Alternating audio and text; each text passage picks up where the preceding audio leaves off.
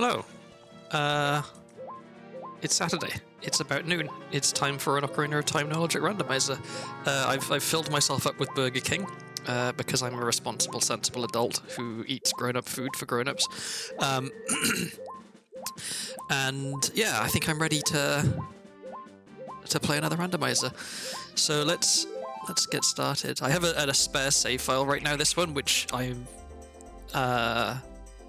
made a save file to give myself every item and turn on debug mode so I can warp around and stuff, because I've been trying to prepare for a collab where I teach someone a bunch of tricks, and obviously it's easier to teach tricks if you can just go to the area where the trick is needed and give yourself the items required to do the trick for each trick, rather than having to play through the game normally. So I've got this spare save file, but I've made a new seed for today, and it's the same settings as we've been using recently. I'm not ready to go to entrance randomizer just yet. I finished work in 2 weeks. I think I will do another entrance randomizer stream to celebrate being done with work, because that'll be a long one. That'll be like 8 hours probably, unless we get 4 impossible seeds in a row again. But that's not today. That's some point in the future. So for today, what are we going to name our save file? Let's see. What is today? The 29th? That doesn't seem very exciting or important.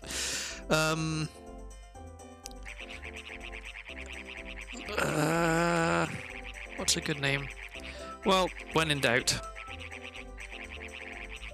we can just go with I'm not feeling very creative today. Okay, so we're starting with Forest Medallion again. I feel like I've had a bunch of seeds recently start with Forest Medallion, and it's actually, camera please, I think it's possibly the best item to start with in terms of dungeon rewards. Hey Punderful, how's it going? Nemo, good to see you, welcome back. I'm getting distracted. Okay, I have to start to write down some notes.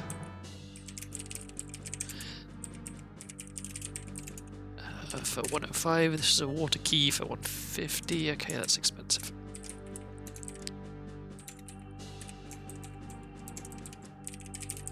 Okay, and do we have anything on the right? It sticks. Okay. How was your trip, Nemo? I hope it wasn't I mean, it's always going to be stressful, I guess, when you travel, but I hope it was more fun than stress. Oh wait, let me grab the rupees here. Okie doke.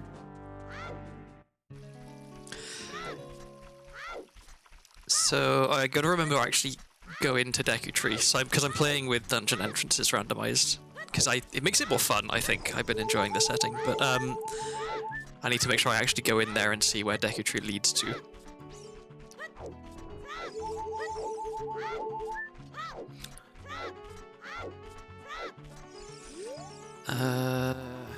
GCG key and Jabu Jabu. Okay, I'll write that down.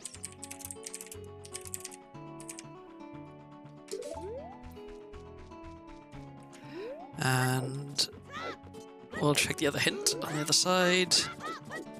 Uh-oh. Bit of a bad angle.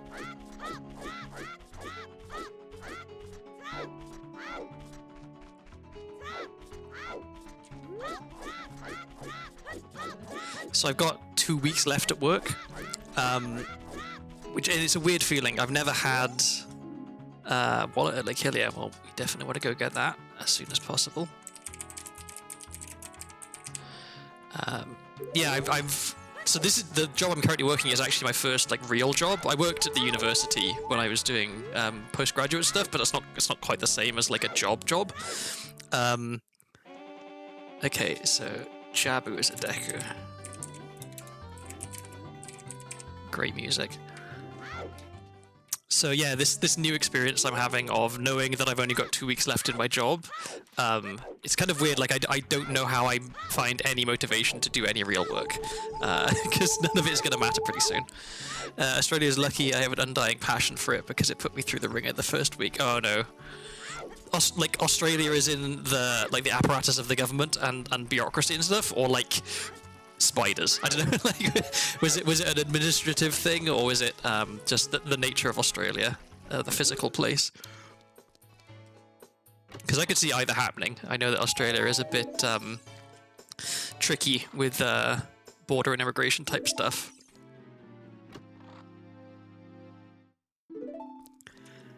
Are we going to find anything good or interesting? Bomb shoes. That is both good and interesting. Can I... Okay, yeah. So the settings I'm currently using make it so that you can only put the cursor in the inventory over items that are actually there. You can't move the cursor onto an empty spot, which does mean that depending on what items you have in your inventory, sometimes it's not possible to actually select something and equip it, which can be tricky. Okay, so Song of Time junk. I got horribly ill on the way over. Oh no, that's always...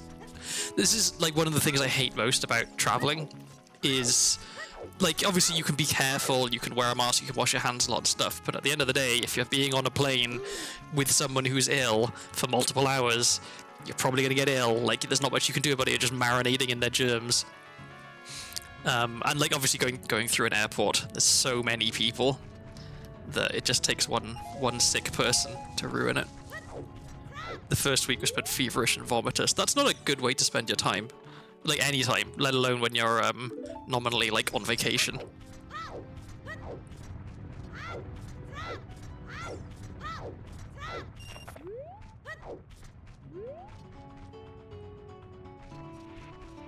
I'm trying to remember the last time I was actually sick.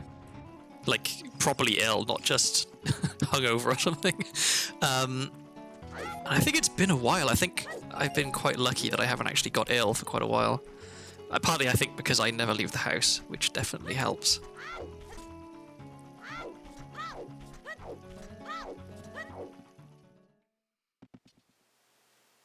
A spirit key, okay.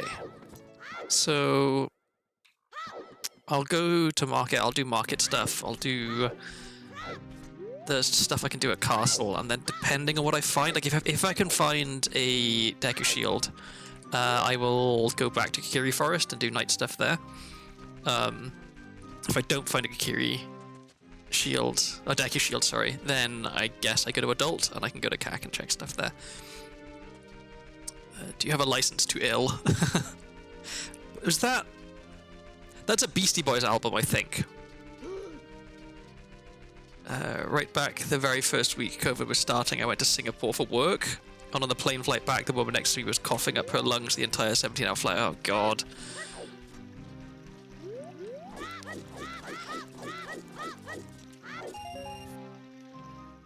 I understand that, like, you're not going to cancel a vacation because you've got a cough, right? But, like...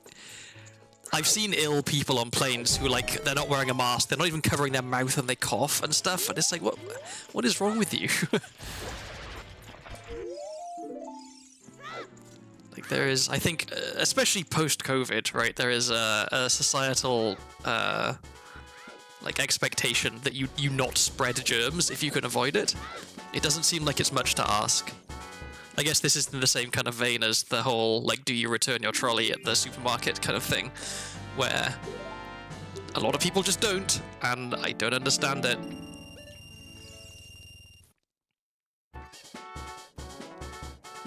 I not only return my trolley, I like to organize the trolleys that are in the trolley return area, because organizing things makes my brain happy.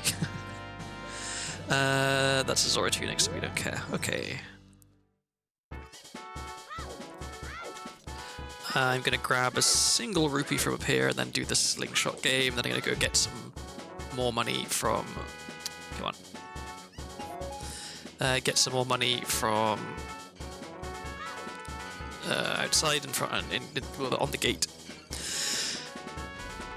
And then I think we're done with daytime market stuff. Since COVID, I keep a decent-sized hand sanitizer in my car. Yeah, I think a lot of people have been doing that. I've certainly got into the habit of any single time I enter my house, I wash my hands. Like, it doesn't matter what I've been doing or how long I've been outside, I come into the house, I wash my hands. Because it doesn't seem like it's ever a bad idea to wash your hands more. At least, we know. Unless you're getting OCD about it. Some money, okay.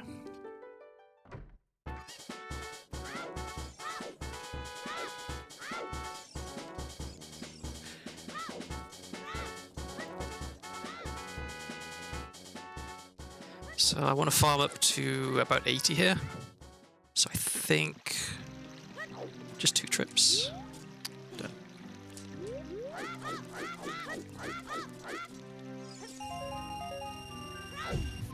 Actually, since we're doing 2 trips, we may as well get both sides here.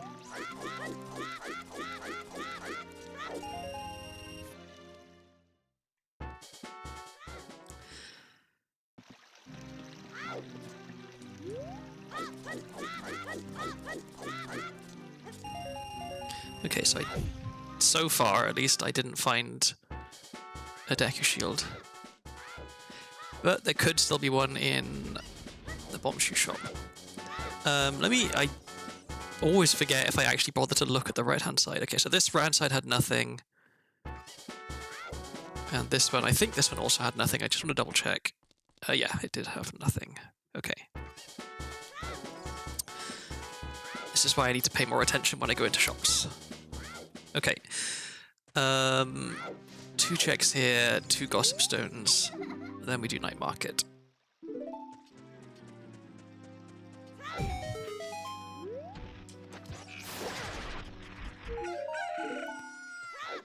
Okay, still nothing particularly exciting. So with choose, I can check quite a lot of things. Like all the various grottos around Hyrule Field I can open up. Kado Cap.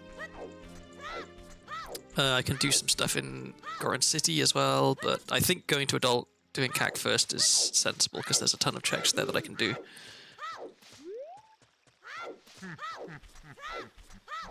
Okay, so the transition to night sound is Ganondorf laughing. That's good to know.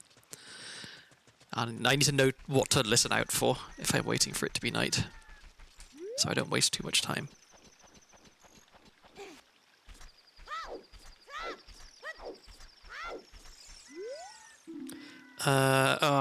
That's unfortunate. Cowan House is actually a good item that I almost certainly will want. So I'll probably have to do Cowan House, which is a very slow check.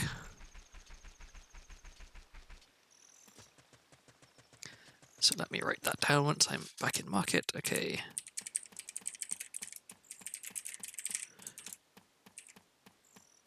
Okay, alright, so just a couple of things to do here, and then we're off to Adult. The other issue is that I've come home to a radically different climate and it's walloped me on top of jet. Like, oh yeah, that's always weird, and like the human body was not designed for intercontinental travel. I think it's fair to say evolution did not prepare us for that. But it's surprising the effect it can have to go from like a hot place to cold place or vice versa in the course of just a day. Okay, we've got a bunch of stuff in here. Okay, a fire key that I can't afford. I'm going to be writing all this stuff down in my notes. And this is the shoe shop. We've got a bow that I can afford and we'll be immediately buying. Except I should have bought the shield first, because this is going to make it so I can't afford the shield, even though technically I can. I don't want to waste that huge rupee. I only need 6 rupees so I can afford the shield. Cheap bow is nice. I've a lot of the seeds I've been playing recently. What am I doing? Have had a lot of very expensive shop items, which is in a way it's good. It means I know where the items are, but it does mean that everything is wallet locked. So it's nice to have one where I can actually buy some good items early on. And like the items that I've got in my notes right now, I've got a water key, which is like not very important, a fire key, which is not very important, and nut capacity, which is completely unimportant. It's just nice to have.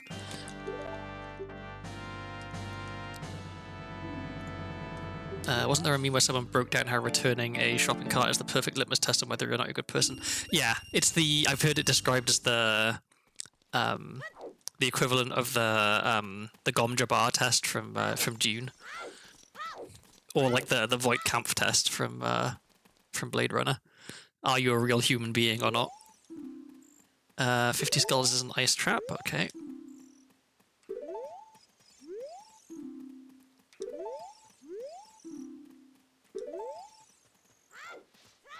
Okay, inside a coffin, that's the one at the back of bottom of the well. If I can remember that, then I can save some time. Dune is honestly really good. Like, it's... The first Dune book, I think, is really good. It's a little daunting at first. Like, I remember the first time I read it, I was like, am I supposed to know what all of these things mean? And I think, like, I mean, there's a glossary in the book, so you can look up what stuff is, but it does just kind of, it dumps you in a world and doesn't do a ton of, oh, that's nice. It doesn't do a ton of, okay, see, now I can't move the cursor onto bomb shoes, so I can't equip bomb shoes, which is bad. It does... It does do world building, but it doesn't do world building in the sense of, like, actually explaining how stuff works. It just kind of puts you in the world and lets you figure out a lot of stuff yourself. And yeah, I think the second Dune book is also fine. I don't have any problems with it. It's when you get to like 3 and 4 is when it starts getting really kind of like off-puttingly weird in my experience. I forget how far I got in the series, but I did definitely just give up at some point.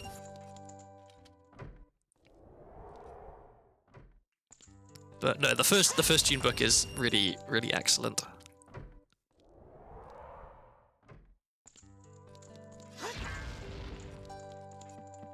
Come on, there we go.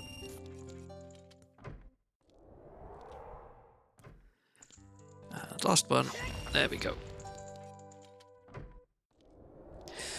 Okie dokie. So, off to CAC.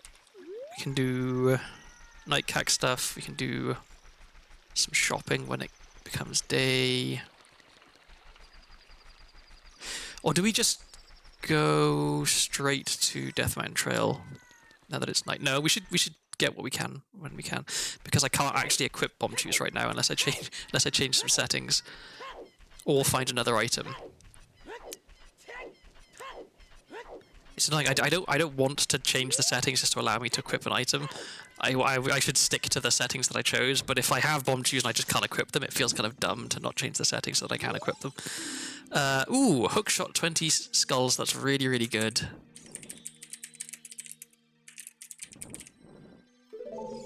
Early hookshot by the sounds of it then. 40 is junk. We know that 50 is also junk. 30 is junk. That's really good as well. 10 is... Okay, 10 is also a gold sculpture token. I just want to see what the description for this. Okay, boots of speed, not a real item. We know that that was nice trap.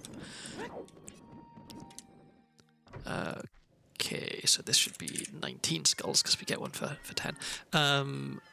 For the longest time, my only touchstone for Dune was the very goofy-looking old movie with what I can only describe as the Campy Spacers Guild.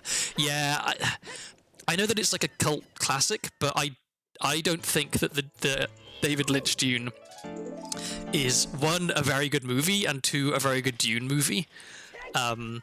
Like, it doesn't... I don't know. For me, it doesn't capture the stuff about Dune that makes Dune really good. And I think that the Denis Villeneuve movies do a much better job of that. They're still not perfect, because no adaptation ever is, but... and yeah, rip David Lynch. I have such mixed feelings about David Lynch. On the one hand, I very much appreciate that he was a great filmmaker, and I'm happy that he existed and made the films he did, but I do not understand them.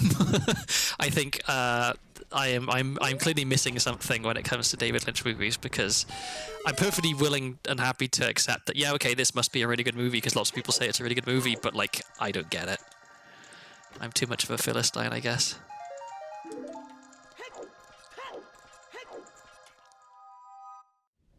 It's like 2001: A Space Odyssey is an example of that. Like, you know, it's held up to be one of these like amazing movies, and I'm sure it is. And if you're a student of film history and stuff, it's very important. And obviously Kubrick was a great director, but I watched 2001: Space Odyssey, and parts of it I was like, oh yeah, this is like a good movie, and I'm enjoying watching it and stuff. Let me just write down that key that I saw.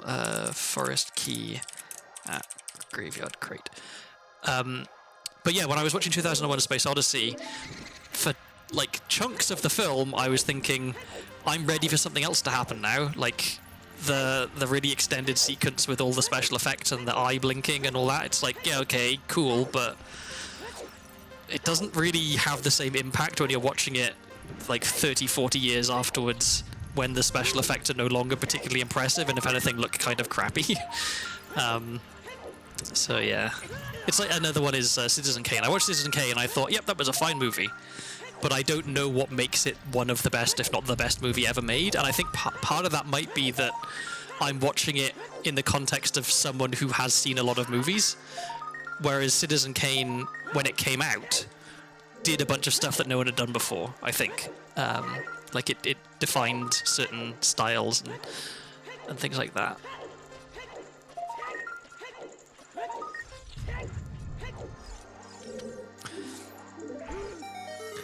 But I don't think that like just because you're the first movie to do something, or like the movie is significant in some way, is any reason why it can't also be just like entertaining and accessible.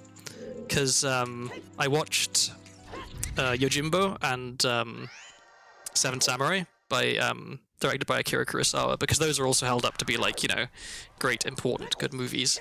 And they're also just like actually enjoyable for me to watch. I didn't at any point feel that time was dragging. One I haven't seen yet, but I really want to, is Rashomon. That's another like significant movie that gets held up as a great example of the craft. Come on. Can't you get nuts from the Pots and Dante's grave? Maybe you can. Maybe I should get nuts. It's funny, I know. Whoops. Damn it. I normally never worry about do I have nuts or not, because I usually get them so early. But I guess right now I don't have any, so yeah, I should go find nuts.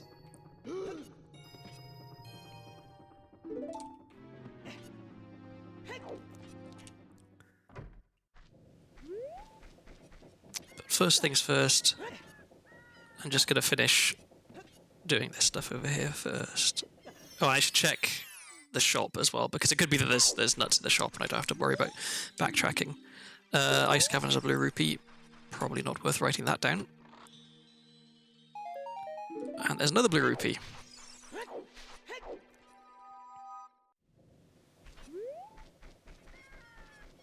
So I'll clip into the back of the shop. If there's not nuts in the shop, I guess I'll go back and farm some from Dampe's grave.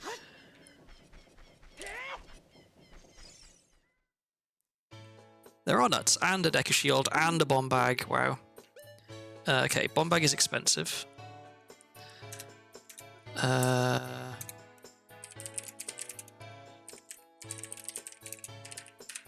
5. A cheap quiver, I might buy that. But more importantly, I need the Deca Shield.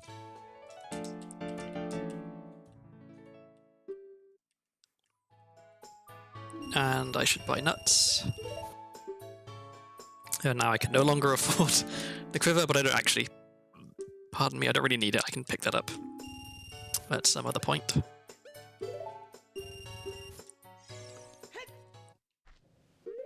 Okay, and I still can't equip Choose. I need to find... What do I need to find? An Ocarina, Slingshot, Hookshot. Any of those would allow me to equip Choose. If I get to some point where I like desperately need Choose, I'll change the setting in Ship of Hakunin that allows me to actually select them in the inventory. But for now, at least. Damn it. Damn it. I'm trying to get to a Sculptular token quickly. I wish I had more consistent timing for this part, because it feels like often I get here just as it turns day, and I miss being able to kill the Sculptular. And I think that's going to happen again here. Yeah, no, that was Navi.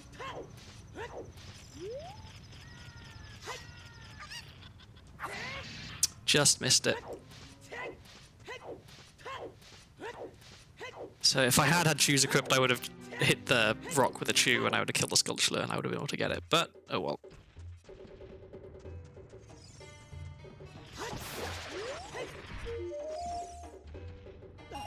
More money, okay. Now we need to get QPA so we can stop the Rolling Goron.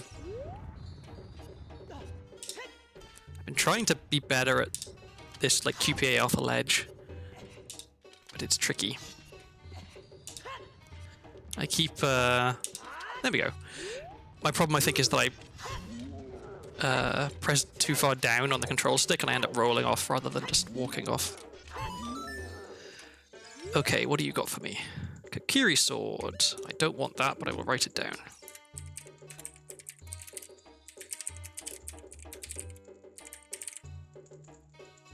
Okay, and this hint is not useful.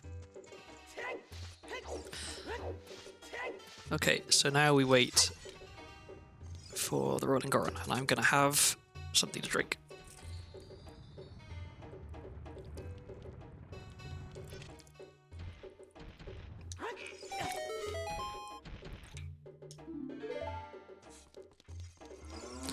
Okay, we can go into Goron shop here, which will hopefully have a good item in it.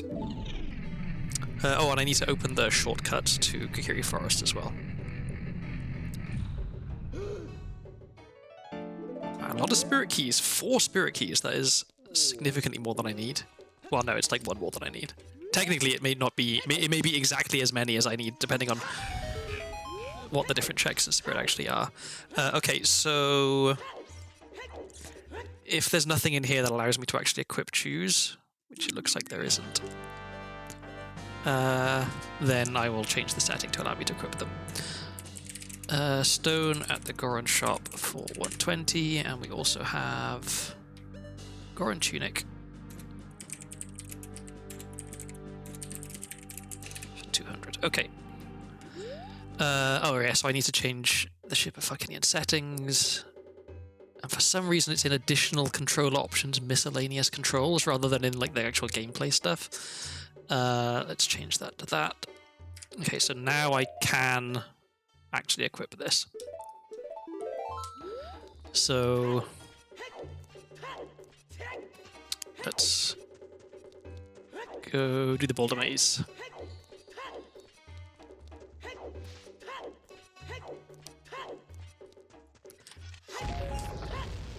Wow, those are loud pots.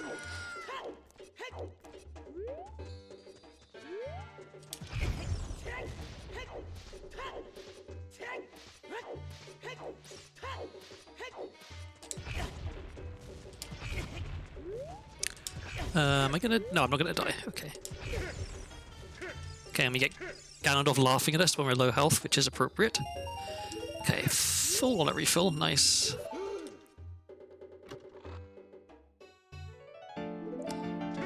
And our first water key.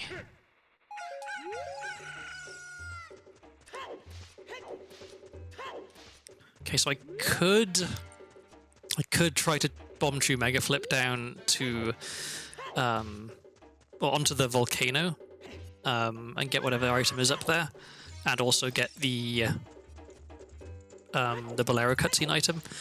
But I'm really bad at chew Mega Flips, and I only have 3 hearts, so I don't really have any time in this area. So I think I'm just going to try and get to the top as quick as possible.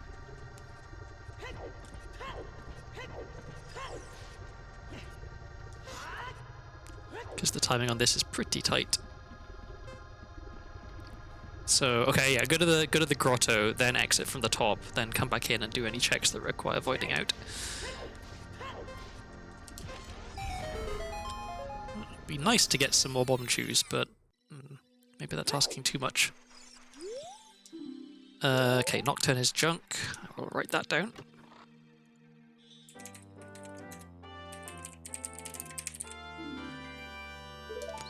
And now we have a bit more health, which is actually quite nice. But nevertheless, I'm going to exit and come back in again, because I'll probably end up voiding out after getting the item in the wall here. And that, okay, that's a purple rupee, we don't care about that. That's a Skull Shield token, we do care about that, because that gets us closer to hookshot.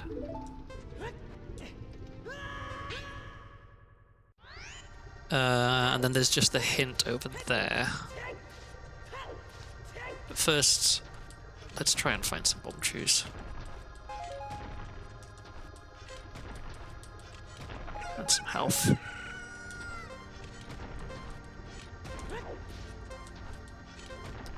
Nothing? Okay.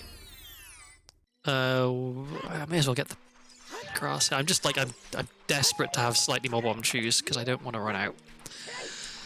Okay. So we'll get the hint, and then we're done here. And I think actually maybe we want to go back to Child because now we have Deku Shield.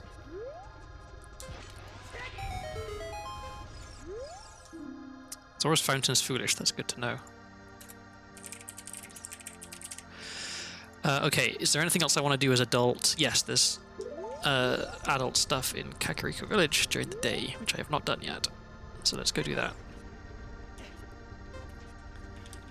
And this is where I really need to work on my time of day routing, because ideally it would be nighttime when I come out of here, so that I could get the sculpture that's behind the rock on this path. Okay. But no, it's daytime, so I can't. I have to come back here at some other point, which is unfortunate. But I can get the items that require explosives here that I skipped on the way up, because I was trying to save time. So we get this.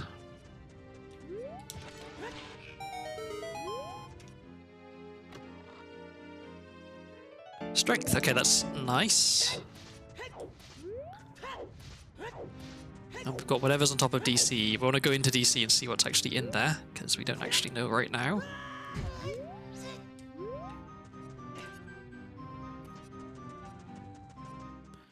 In here we have Ice Cavern, which I can't do anything in right now, but we can write it down.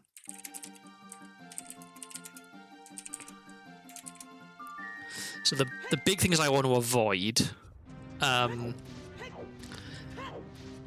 in terms of dungeon entrances, I don't want Bottom of the Well to be the Ice Cavern entrance, because I can't get into Ice Cavern as child and I can't do Bottom of the Well as adult. So that kind of immediately screws me out of a dungeon, or at least some checks. It's not a dungeon that actually like counts towards completing the game. I also want to avoid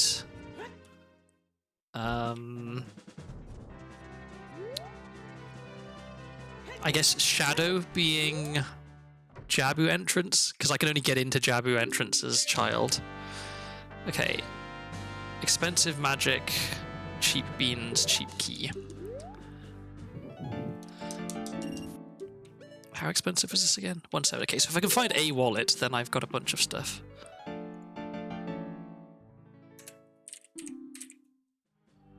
And this is at Bazaar for 170. Okay. Alright, and we even know where a wallet is, which is at Lake Hylia.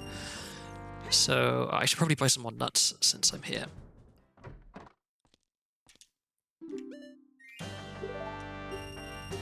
Okay.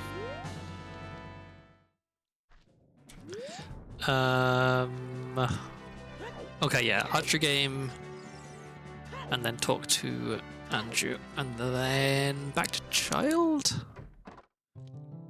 Cheap beans are Britain's delight. I never was a big fan of baked beans.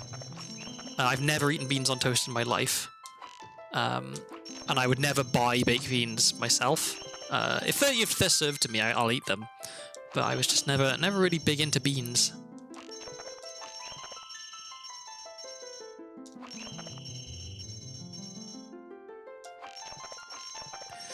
Okie doke. Slingshot, that's really nice. And that means that I can turn off the setting that I had to briefly turn on, which doesn't really matter that much, but I prefer to be consistent about which settings I actually have on and which ones I use. Okay, so back to child. Oh no, I talked to Andrew, then back to child, I think. Because especially now that I've got beans, if I can plant a bean at Lake Hylia, then that means that I can check most stuff at Lake Hylia, and I know that hookshot's at Lake Hylia, so.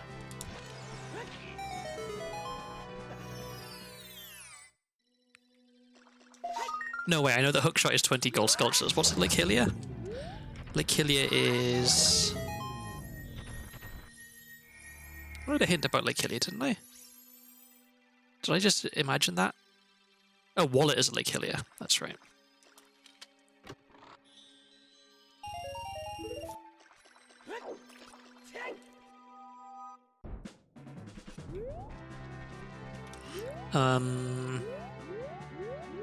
Yeah, just save warp. I've had beans on toast, and honestly, I don't really like the way Heinz beans taste, and that's coming from a great lover of beans. Yeah, apparently the good ones in the UK now are Branston beans. I don't know what's different about them, but that's what I've heard. Maybe I'm just falling prey to the advertising. Baked beans are alright, but I don't see the appeal of putting them on toast. Well, you just get a bit of extra carbohydrate with your beans. Like, you may as well just have them with toast, right? Like, it's basically the same. It's just if you put them on the toast, then it's easier to eat them at the same time, I guess. I don't know. Okay, we want... That can go there. We want to equip, please, that. And let's go and do Bomb Tree Bowling, because we forgot to do that before.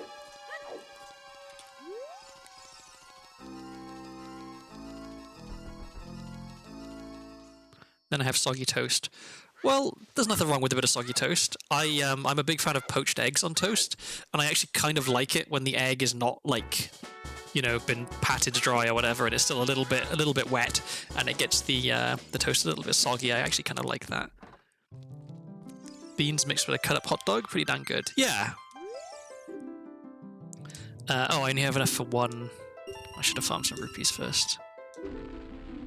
Okay, well, the good news is we don't care about that.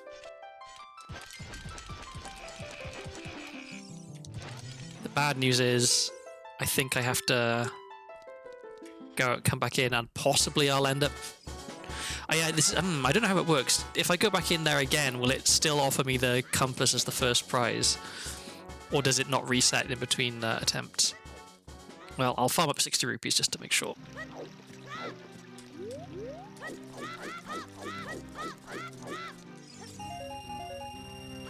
I want to try Branston Pickle for a while now. I want to make my own, but malt vinegar is very hard to find in America these days. Yeah, Branston Piccalilli is another weird one. I don't think I've ever had Piccalilli. I don't trust it, it looks odd. But Branston Pickle's pretty good, honestly.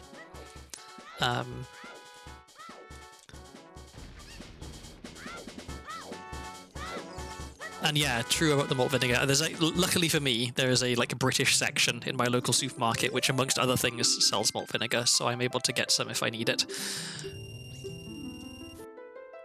Okay, this it does just do the same item. Okay, so I basically just have just wasted 30 rupees. Oh well. Okay, both items junk. Alright, so what was I doing?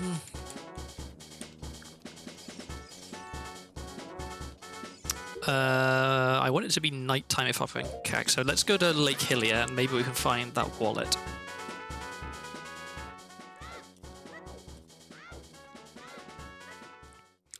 A Branston pickle and cheddar cheese sandwich is pretty good, I think. Whoops. Let's not do that.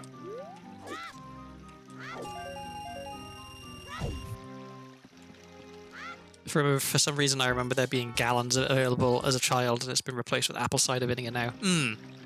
I think, yeah, apple cider vinegar definitely feels more hip, I guess, to me. But obviously I'm horribly biased, because when I think of vinegar, I think of malt vinegar, because that's a British thing. It was funny, we would go on cycling holidays to France when I was a kid. You just go across to Brittany and Normandy, and do I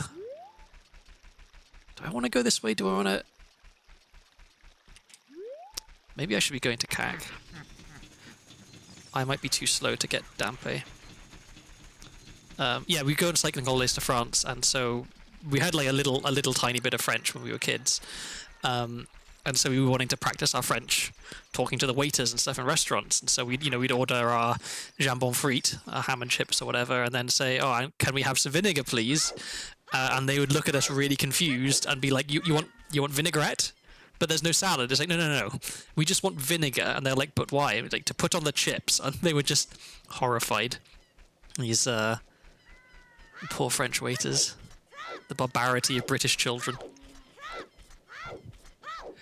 So I'm going straight to the graveyard just to see if I actually got Dampe, because if I didn't, then I'm gonna be sad.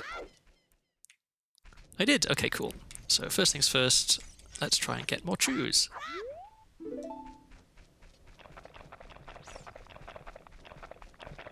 A signal chew drop. Okay.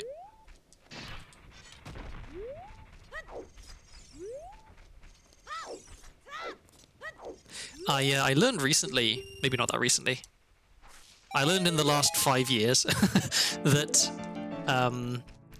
the vinegar that gets used in a lot of the chip shops in the UK is not actually like vinegar. It's like I'm trying to remember how to exactly explain it. It's like it's made from some like concentrated chemical basically, rather than being sort of real vinegar, which I thought was quite interesting.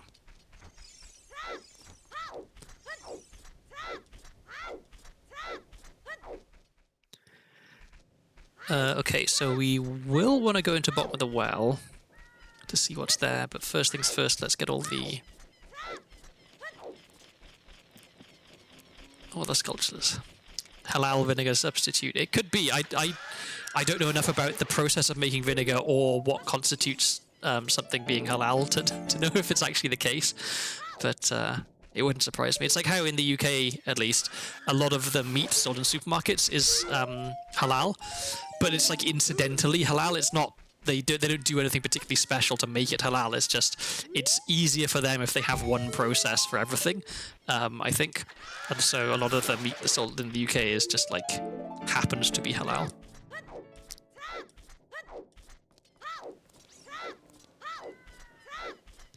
Okay, so we've got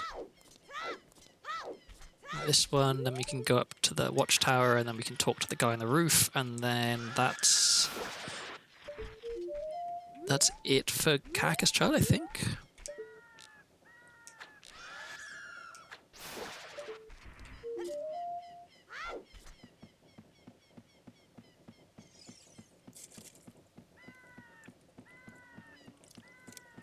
So only six skull tokens. Kind of want some more.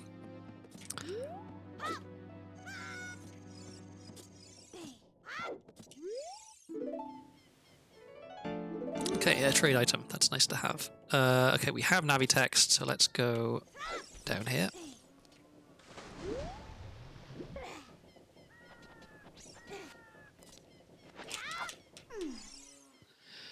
And we hope that this isn't somewhere that I really want to do as adult. Like, if this is Decatry, this is perfect. Okay.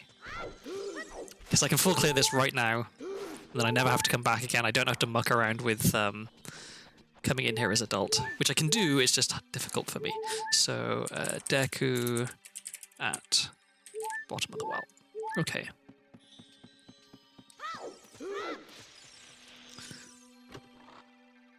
Being enough produces small amounts of alcohol, which certain schools of Islamic jurisprudence still view as unacceptable. That's interesting. I didn't know. I mean, I knew that vinegar and alcohol was a thing, but I didn't realize that it was a that if you were like that strict on the rules, that it would include that.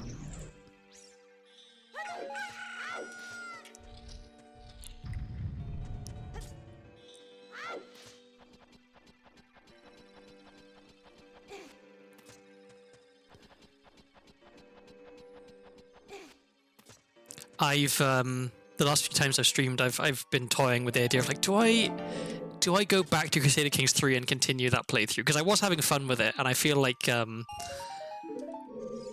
it ended at a like I think we just reloaded a save because everything went horribly wrong.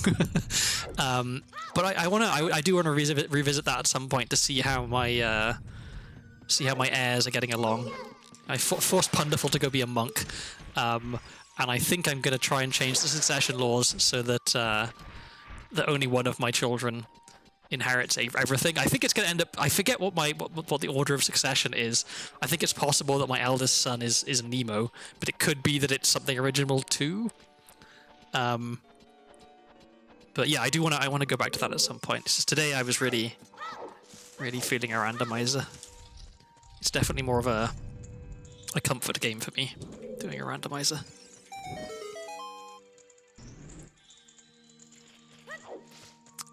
Put the stick away. There we go. Ominous sounding switch.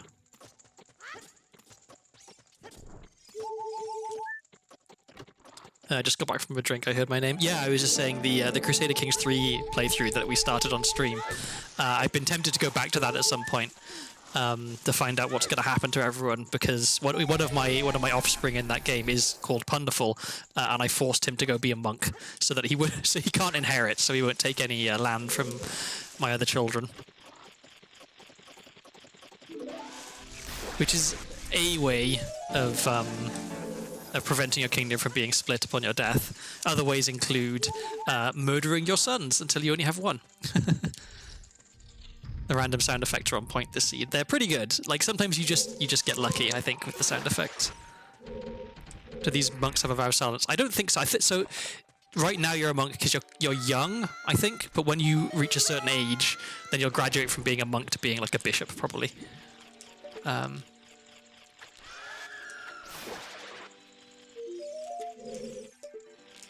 It's really rare for me to do Decutry with Slingshot, I feel. I normally don't have it when I come in here.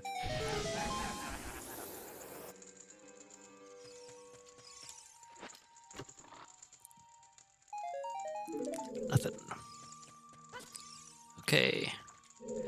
So there should be, it looks like a fairly uneventful Decutry. No particularly exciting items.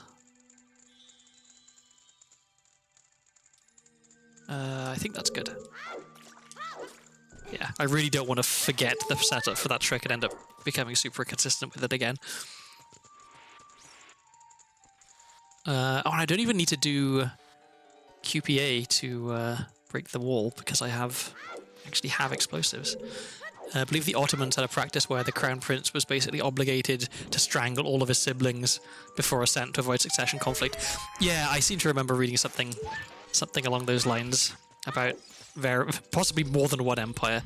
And like, on the one hand, you can understand why it would happen. On the other hand, like, contraception surely better than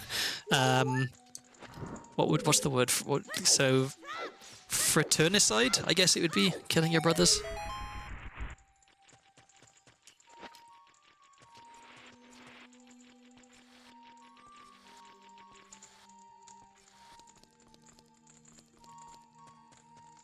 But the default succession law, at least for Wales, which I'm playing as, is partition, I think, which is not good. It means that everyone, like, your stuff all gets split up. And so what I have been trying to do, I think, was I was trying to discover Gavelkind, which is a different kind of succession law, which I think allows me to make it so that everyone gets... Oh, fratricide, that would be it, yeah.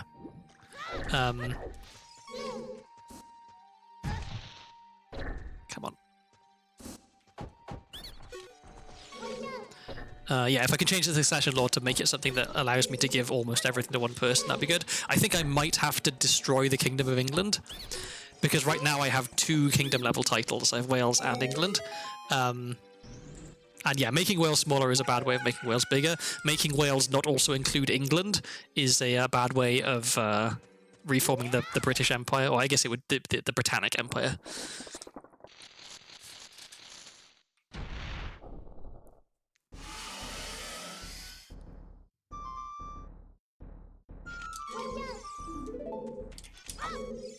Okay. Did I just lose ISG? I did. Did I just break a stick? I did. This is just the world's worst Goma fight. Okay.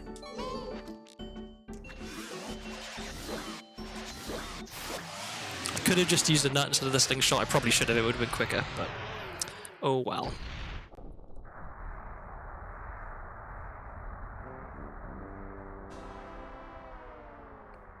Very, very nice boss death fanfare there.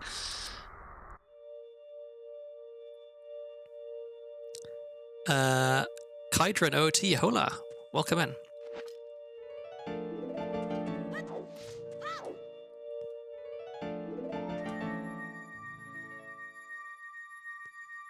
Yeah, joining us just as I've beaten Decatry, which was at bottom of the world. Pen Center, hey, good to see you. How's it going? Okay, so what's next? That's everything in Kakariko at night as child. So let's go back here.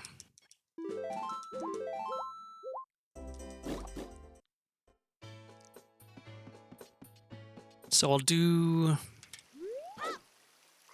What will I do here? I'll get the sculpture, I'll do some stuff in Kakiri Forest.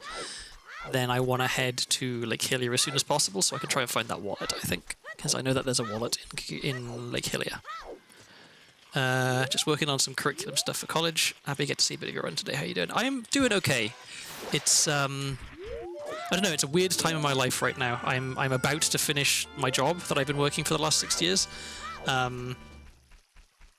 But it's also like just generally kind of stressful and horrible to be in the world at the moment, maybe for a lot of people. So my mental health has not been fantastic lately. But I'm really, really looking forward to being done with my job because I've started to really hate it, which definitely didn't used to be the case. And I'm looking forward to having like a month or so of just not thinking about work. You mentioned watching a lot of movies earlier. Do you have a favorite one? That's a difficult question. I think that I've certainly have movies that I like a lot, but having like a single favorite movie is hard to pin down because I like different movies for different reasons. And there's some movies where I know it's a really, really good movie, but I hardly ever want to watch it. Whereas there's some other movies where I'm like, this isn't a great movie, but I will happily watch it over and over and over again. So let me have a think then. Okay, so I like pretty much any movie which has the Groundhog Day gimmick, where time loops. So I love Groundhog Day as a movie. I really like Edge of Tomorrow, which was also called... what was it called? Live, Die, Repeat was what the other title that movie had. And then there's also the movie Source Code, which has the same kind of basic premise of a time loop. I don't know why exactly, I just really enjoy those types of movies. And then the kind of the king of that genre of movie, for me at least, is the movie Primer, which is about time travel, but was written by people who had like master's degrees in physics, and so all of the science in it is accurate. They obviously, the fact that you can travel in time is made up. But oh, there's a scale. That's nice. But all of the other stuff in the movie is kind of accurate, and they don't do a lot of hand holding in terms of the details and stuff. So I really appreciate that. I think it was made for like $2,000, some incredibly small budget as well, which is always impressive. But then other favorite movies.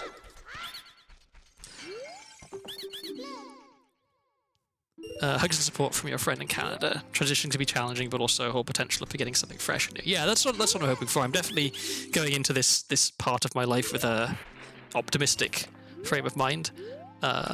Optimism is something I work very, very hard at because I'm naturally really pessimistic. But being really pessimistic just makes you sad. So I work really hard to be optimistic. But okay, so I'm still trying to think of one of my favorite movies. John Carpenter's The Thing is probably my favorite movie overall. The Thing is a really good movie. I think The Thing is one of the best horror thriller movies ever made, certainly. Mad Max Fury Road, I think is the best action movie ever made. I am like, that's definitely a biased opinion, I guess, or like very, very subjective. Like I don't think I could have an argument with someone who really understood movies about why it specifically is. I think it's the best action movie I've ever seen. Let me have a think. Any other?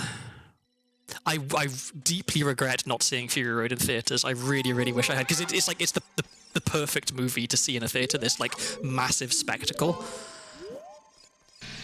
I like a lot of Wes Anderson movies, like just generally.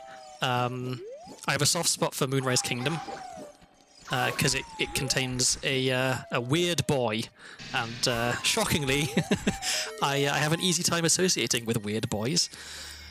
The only movie I've seen in theaters twice. So the only movie I've seen in theaters twice was Inception, and I guess I think I've like cooled down on Inception a little bit since I first watched it, but the first time I saw it by myself in the theater because I was really interested in watching it, and I thought, this is amazing. Like this movie is really, really good, and it was also very reminiscent of a book that I read. That it's like, I don't know, a meme isn't exactly the right way to put it, but like there's this book that people in my family like and have read and often recommend to other people, and it's this kind of like almost a rite of passage in our family of like, have you read this book? And so Inception reminded me a lot of that book. The book is called Only Forward by Michael Marshall Smith. It's very weird, but if you like sci-fi and Inception and dream stuff, I can't recommend it highly enough. So I guess Inception has to go on my list of films that I like. How to Train Your Dragon 1 and 2, both amazing movies. Both of them make me cry for different reasons, which is impressive. Spider-guarded spider in a hole. A spider-guarded spider in a hole. Which spider is that? Oh, I think I know which one that is. Okay, so let me write that down because hover boots are important.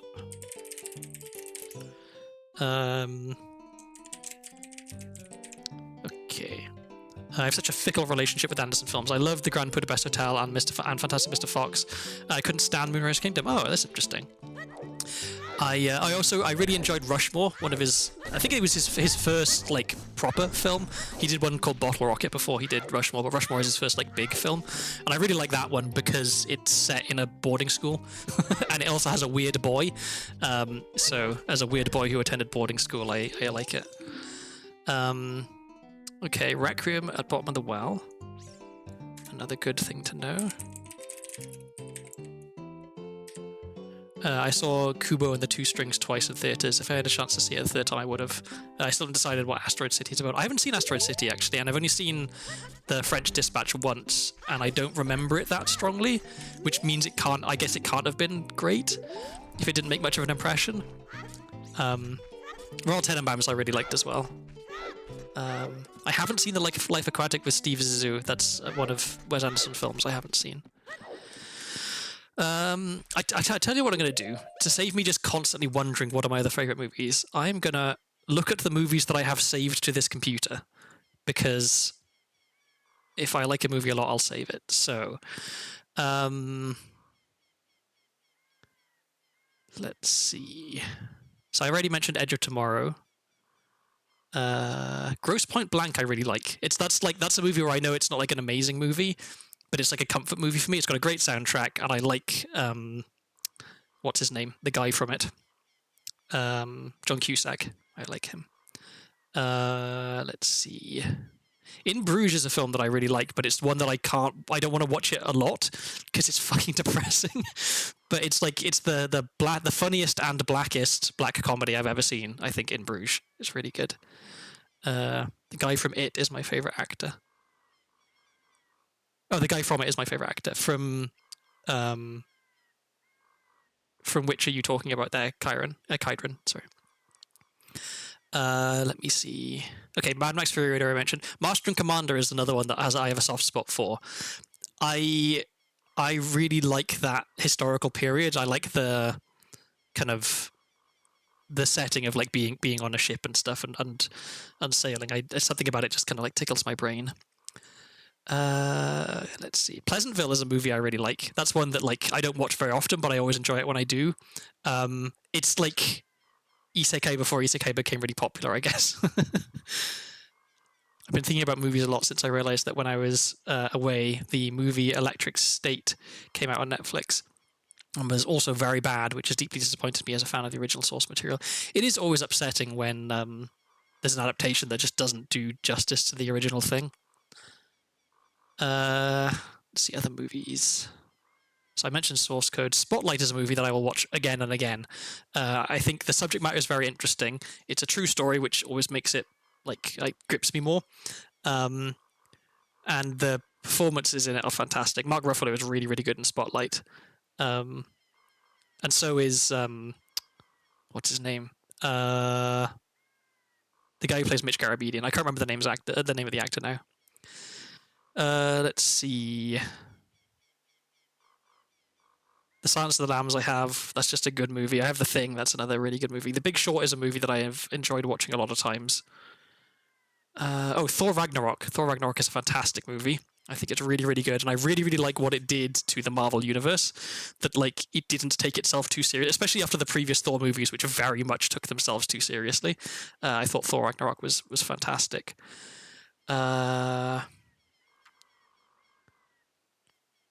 Zodiac is a really good movie that I've enjoyed a lot. I like a lot of David Fincher's movie, I guess.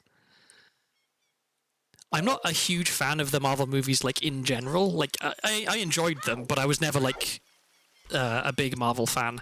But I really like Thor Ragnarok. I think because it's not like the other ones. Where am I going? Let's go to Lake Hillier. Try and find that wallet.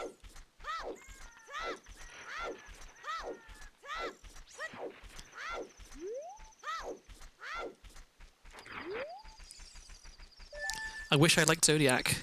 It's such a good cast. You didn't like Zodiac. I'm surprised.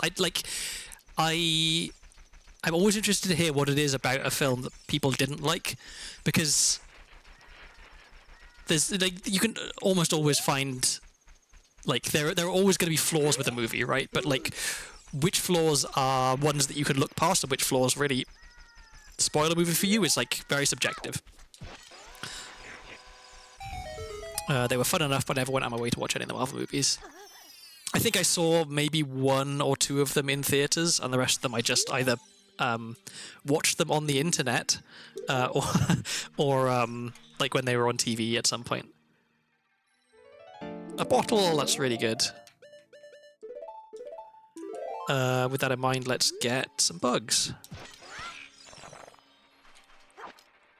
I do not watch nearly enough movies in general. Yeah, I went through a period of like I pulled up I think it was like the AFI top 100 movies, and I started watching from number 1 down to try and sort of improve my my knowledge of movies and stuff, and watch all these great movies. But the problem I ran into was that a lot of the greatest movies of all time are like the greatest movies of all time if you have a degree in film studies. Like, if you're equipped to understand why they are the greatest movies of all time, they're not necessarily the most enjoyable or entertaining movies. And I don't know, call me a Philistine, but I do like being entertained by entertainment. I'm not saying that everything has to be entertaining to have value, but with movies, most of the time, I want to be entertained when I'm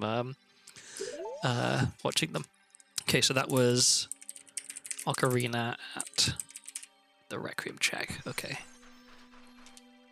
So if we could find Requiem in Bottom of the Well, then we can get an Ocarina, which would be nice.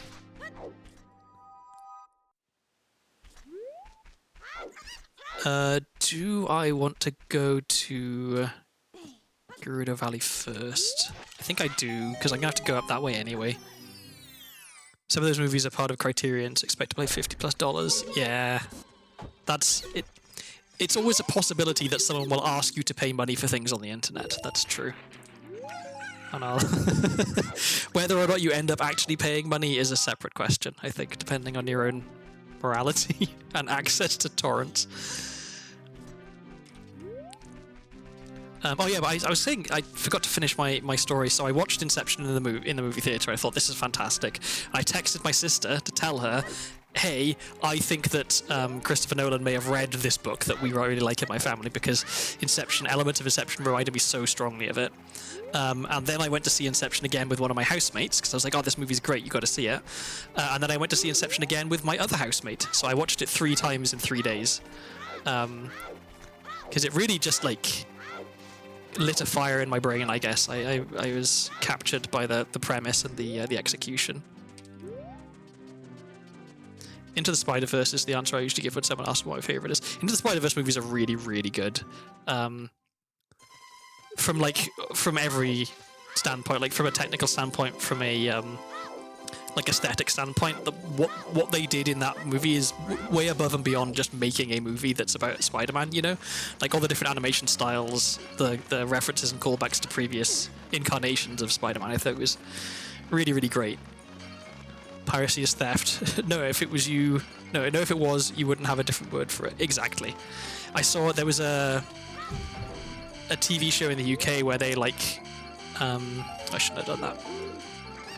They would discuss, like, contentious topics, and it was kind of, like... just man on the street kind of stuff rather than having experts involved, really. But it was like they would... I think the premise was they would like ask people's opinions about something, then have some people talk about it, and then ask people's opinions about it again to see if anyone had changed their minds. And one of the things they were talking about was piracy in one of them, and they had a guy on there who was like piracy advocate, I guess. And someone said, well, like, why isn't it stealing? And he said, well, because after I've taken it, it's still there, right? Like, if I download a copy of a movie, I'm not preventing anyone else from having that movie. Obviously, the person who would have sold it is not getting the money that I would have spent had I bought it. But if I was never going to buy it anyway, then no one is losing anything.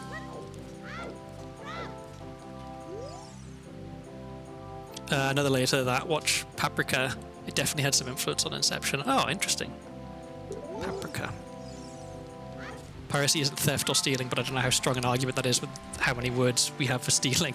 Yeah, I think like the semantic argument I feel is always one of the weakest. Like, it's like, well, it's like the whole thing about is a hot dog a sandwich, right? Like, well, first of all, define your terms, right? What specifically do you mean by a sandwich? And then we can decide, does a hot dog fit that criterion? Or those criteria, I should say.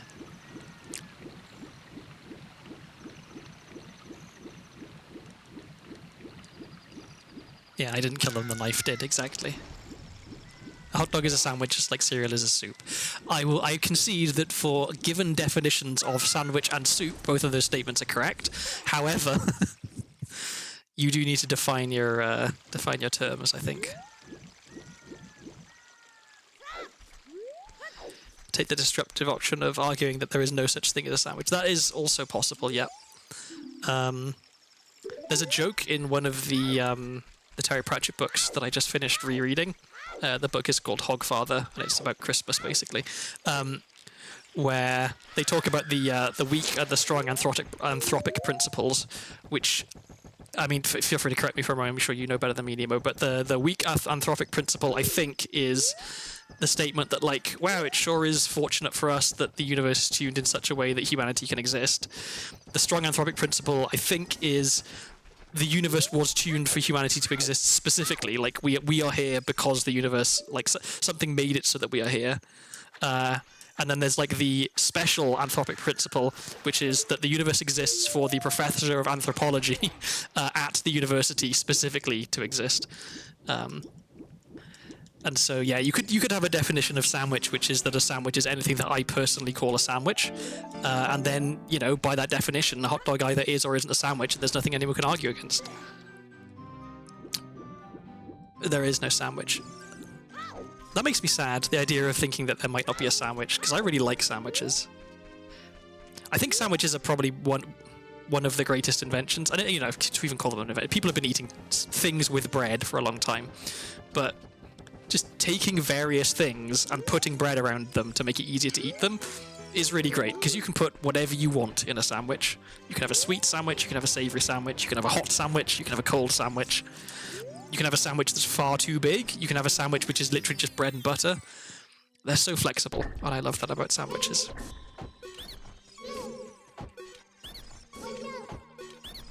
The weak and more reasonable version is basically humans can only observe universes where humans could exist. Okay.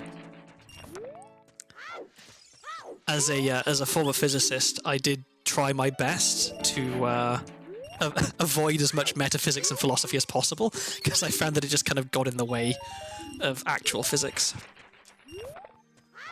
are pancakes with sausage just a deconstructed sandwich? Refer to my earlier statement about please define your terms. I think that's where all this difficulty comes from, is that no one seems to have a clear definition of what exactly a sandwich is. And so obviously people are going to get into arguments about whether something is or isn't a sandwich.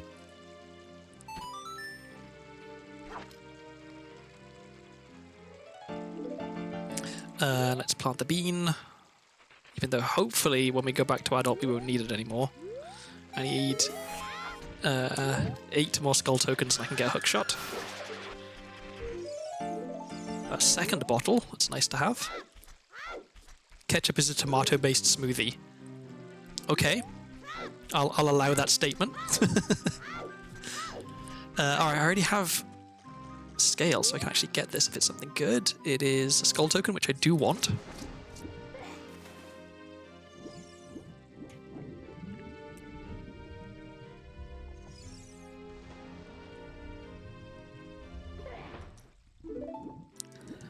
Okay, so now just fishing left to do here as child, and then I guess the adult must have the wallet.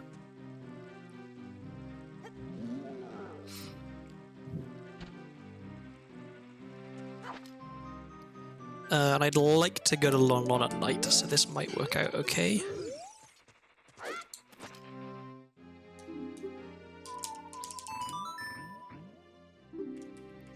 Okay, we do that, and then we go fishing. If we're lucky, then the wallet isn't fishing. If we're unlucky, then the wallet is one of the adult checks. If we're really unlucky, then the wallet is the gold sculpture on top of the tree, or the fire arrows check. Because I can't get either of those. I should learn the trick for getting up the tree with hookshot. Because it's not super difficult, I think. But it's an extra check. And sometimes an extra check is all important. There's an interesting phenomenon where, because of the way it's defined, the US and Britain both have ice cream products that would not legally be ice cream in the other country. The food definitions in America, I think, are they would be a shock to someone from, say, France. Do you know how to hookshot? I do know how to hookshot jump. I know that there's I know you can hookshot jump to the fire arrow check. I know that that's possible to do. I just don't know how to do it. There's a fair few tricks where it's like, I know that you can do this, but I haven't learned it because it gets you like one extra check. And it's like, I don't think I've ever had a seed where I needed the fire arrows check or I needed the check on top of the tree in Lake Hylia. So I've never felt like a real strong motivation to go and learn the trick that would have got me them, if that makes sense. Oddly enough, the US is actually surprisingly protective of what you can call ice cream. Oh, that's interesting. There's a joke, again going back to Discworld, there's a joke in one of the Discworld books where in fact there's 2 jokes that I'm thinking of. One of them is about the chocolate in Ankh-Morpork, which is the big city on the Discworld where a lot of the stories are set. And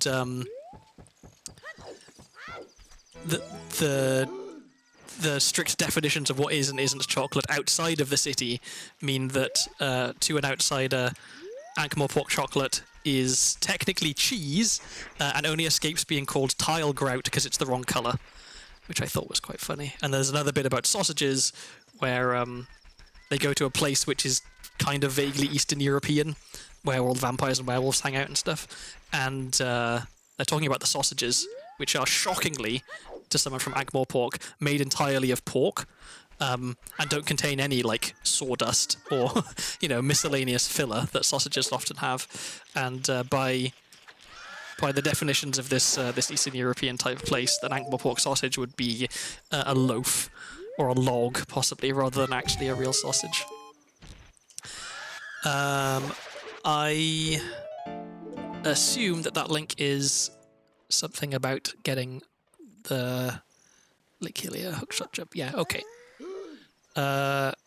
Cool. I will peruse that later, because I don't fancy learning a brand new trick right now.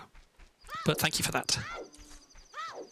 Actually, sausages is a topic where I have a little bit of culture shock with America, because when you say sausage to an American, I assume most people think of that small circular puck of meat you get with breakfast, right? You get like some sausage.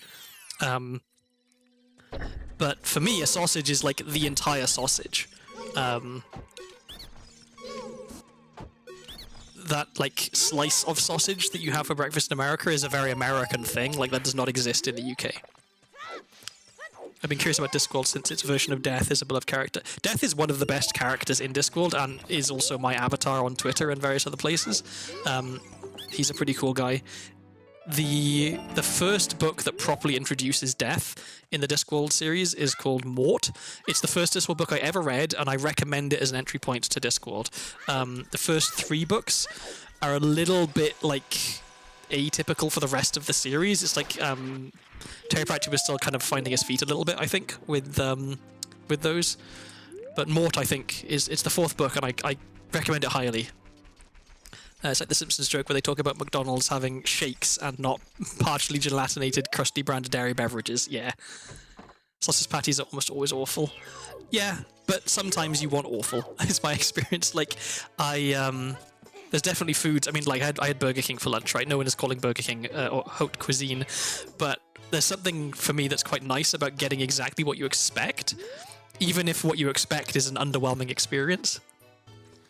I think a lot of people would think of the full sausage. We have those in stores also. Please not judge our ideas of sausage on the unholy work of Jimmy Dean. I will try to withhold judgment, especially as a Brit, like when it comes to food things I don't have a leg to stand on. But, yeah, sausage being like a slice of meat is kind of... it'll weird a lot of Brits out, I think.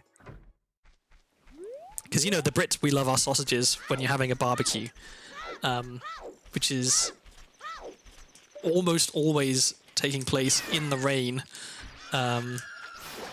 because it rains all the time in the UK. UK barbecues, at least the ones that I've been to, they would make Hank Hill weep, I think. Like, you'll get some sausages and some burgers, and that's probably basically it. There'll be some sad salad somewhere. And if you're lucky, maybe you'll get like a baked potato, or we used to have garlic bread, but obviously the garlic bread wasn't done on the barbecue. And then some chicken tikka, which I think was like a mostly my family thing. I don't know how much other people did that. Give me a bone-in ribeye steak. Steaks is another thing where I'm like in two minds about the US approach to them. Like we went to a steakhouse when I was here as a kid. We came to Florida to do like Disney World and stuff. We went to a steakhouse, and the steaks were very, very big. I can definitely say that. But I feel like that's a thing. Maybe it's not quite so much the same now, because this was, you know, going back a while, like 20 years, more than that. But like, size is not everything when it comes to food. Like, American portion sizes can be enormous, and a lot of the time I prefer to have a smaller but better thing of food. Because I love a steak, but I love a good steak. Having a mediocre steak just feels disappointing.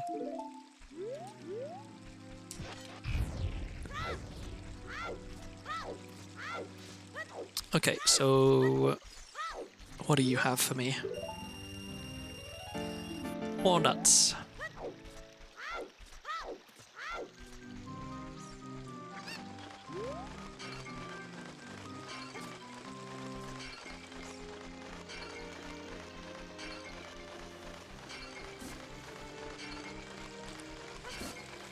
I'm not the biggest steak fan, too much chewing my experience. If your steak is too chewy, then it is either overcooked or a bad cut of meat.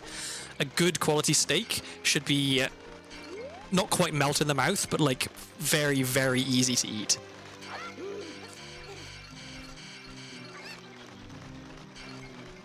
Like, I've had steaks before where like a sensible sized mouthful required like 5 chews maybe, and then it was swallowable.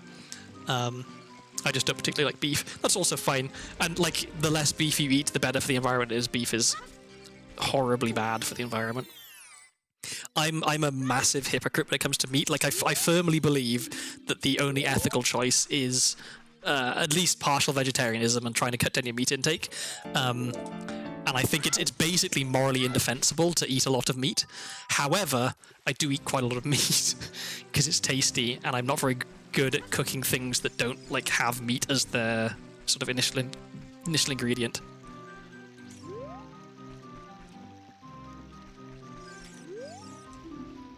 Okay, so the Ocarina of Time itself is junk, but I know that the Song of Time is also junk. Okay, so both Ocarina of Time and Song of Time are junk. Which means I don't have to worry about getting all 3 spiritual stones, which is nice.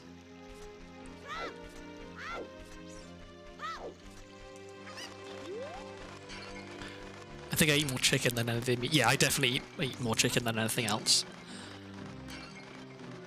So when I first moved to the US to get married, my partner was vegetarian. My partner still is. Well, my ex-partner is still vegetarian, but so I made a big effort to like instead of like every meal being 2 meals, one with meat and one without, I would just eat whatever my partner's having, and like because I'm a grown up, I don't have to have meat with every meal.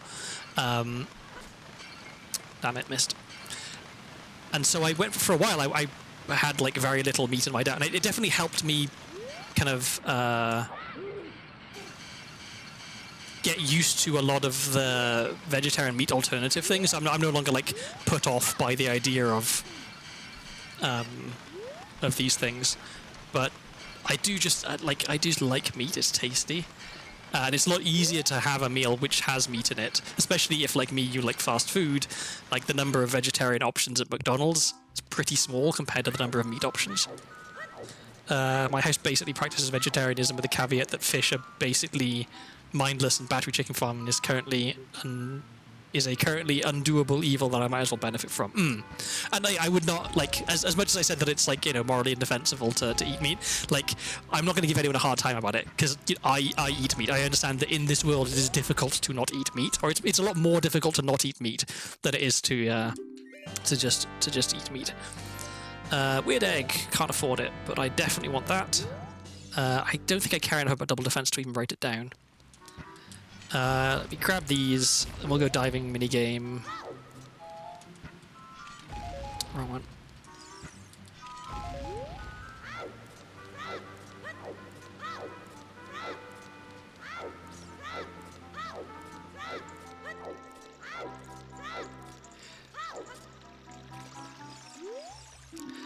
Fire arrows at Sigrist Meadow, okay. Good to know. Let me write that down. My notes are getting really big. I hope I find a wallet soon so I can clear out some of this stuff. So that was... Sigrist Meadow, okay.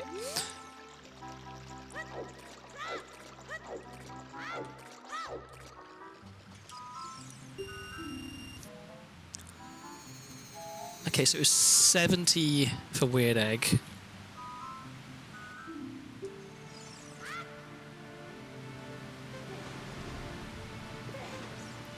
So I might. So yeah, okay. I don't need to buy Weird Egg until I'm just about to leave. So I'll check. Oh no, I know Fountain's foolish, so I don't need to check Fountain. I do need to check Jabu Entrance. So I'll go check Jabu Entrance. I'll hope that it's not Shadow Temple. Or Spirit Temple. If it's Spirit Temple, that's deeply unfortunate, because then I don't think I can beat it.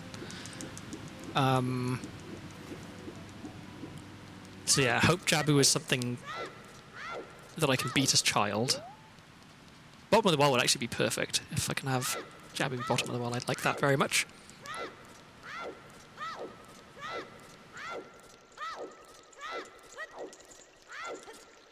Hey kid, you want some money? Throws rupees over a waterfall. I wonder if that would work in real life. You stand at the top of the waterfall, a kid comes up to talk to you, and you just, you throw $100 bills off the edge. Poacher's Saw. Okay, so if I go back to CAC at some point, then I can trade that in as child.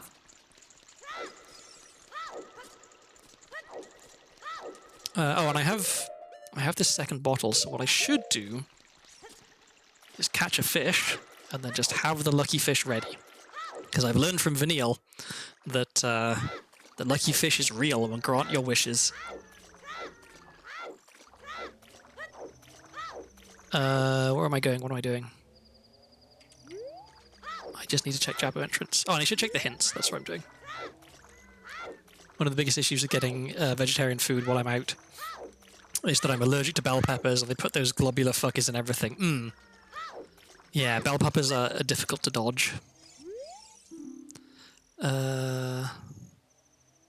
Okay.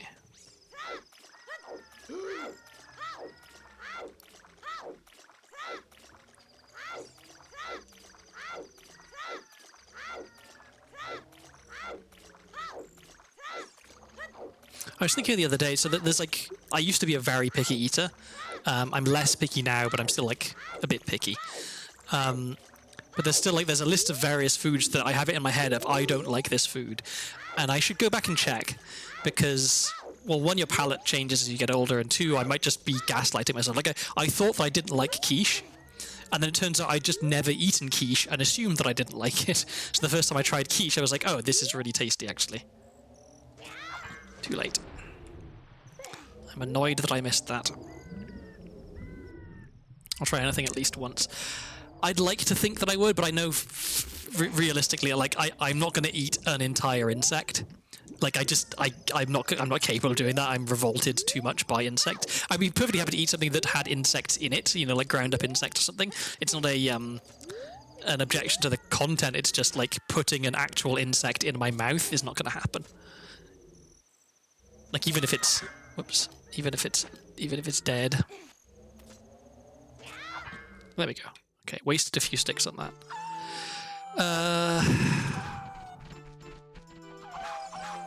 You can do a little bit of stuff in here. So that was... this might be a problem. Can you beat Forest Temple as child? I can't equip bow, and I don't know if slingshot hurts the pose.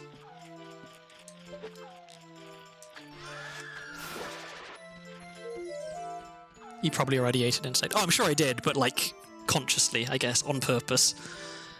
Let's see. So this was Forest at Jabu. I really, really hope that this is not one of those dungeons that you have to be adults to beat. I know that so like beating Phantom Ganon is definitely doable, but I don't know the boss key skip. And in fact, I don't do boss key skips, so this one could be tricky. Actually, they're pretty similar to shrimp, but I don't think I enjoy the shell. See, I don't actually like most seafood.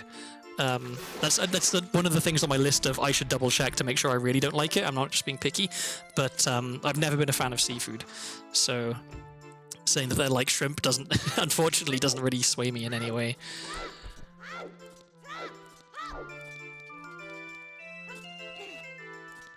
Okay, so we can check what this is, even if we can't get it.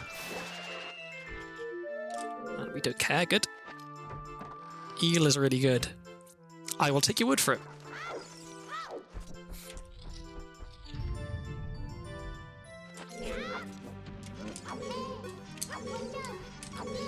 Come on.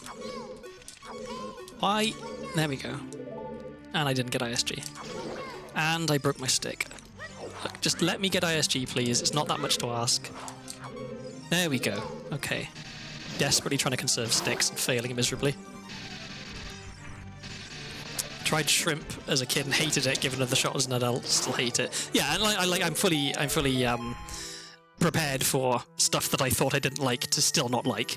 But I think it's important to check. Don't let like a bad experience as a kid put you off for the rest of your life.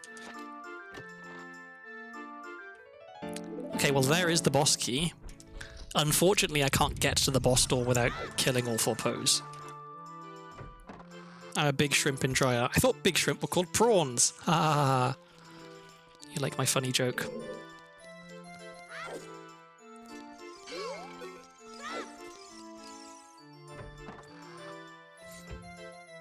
Let's see.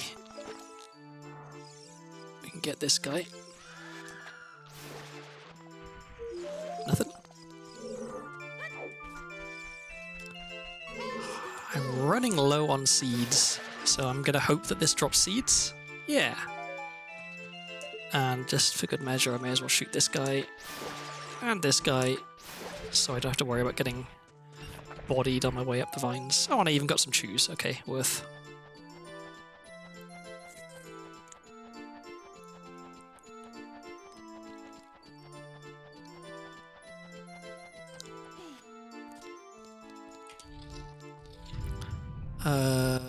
Okay, this room. 4 shots of the slingshot. I really didn't want to waste a stick on that guy. I guess I could have got ISG and killed him that way, but now I only got 2 seeds left. This is a poverty seed on items. Let's see. I can get another stick here. Oh, I guess I can't get another stick here. I thought that would cut him and make him drop a stick. I guess not. Okay. I'll go high on this one. Leave me alone.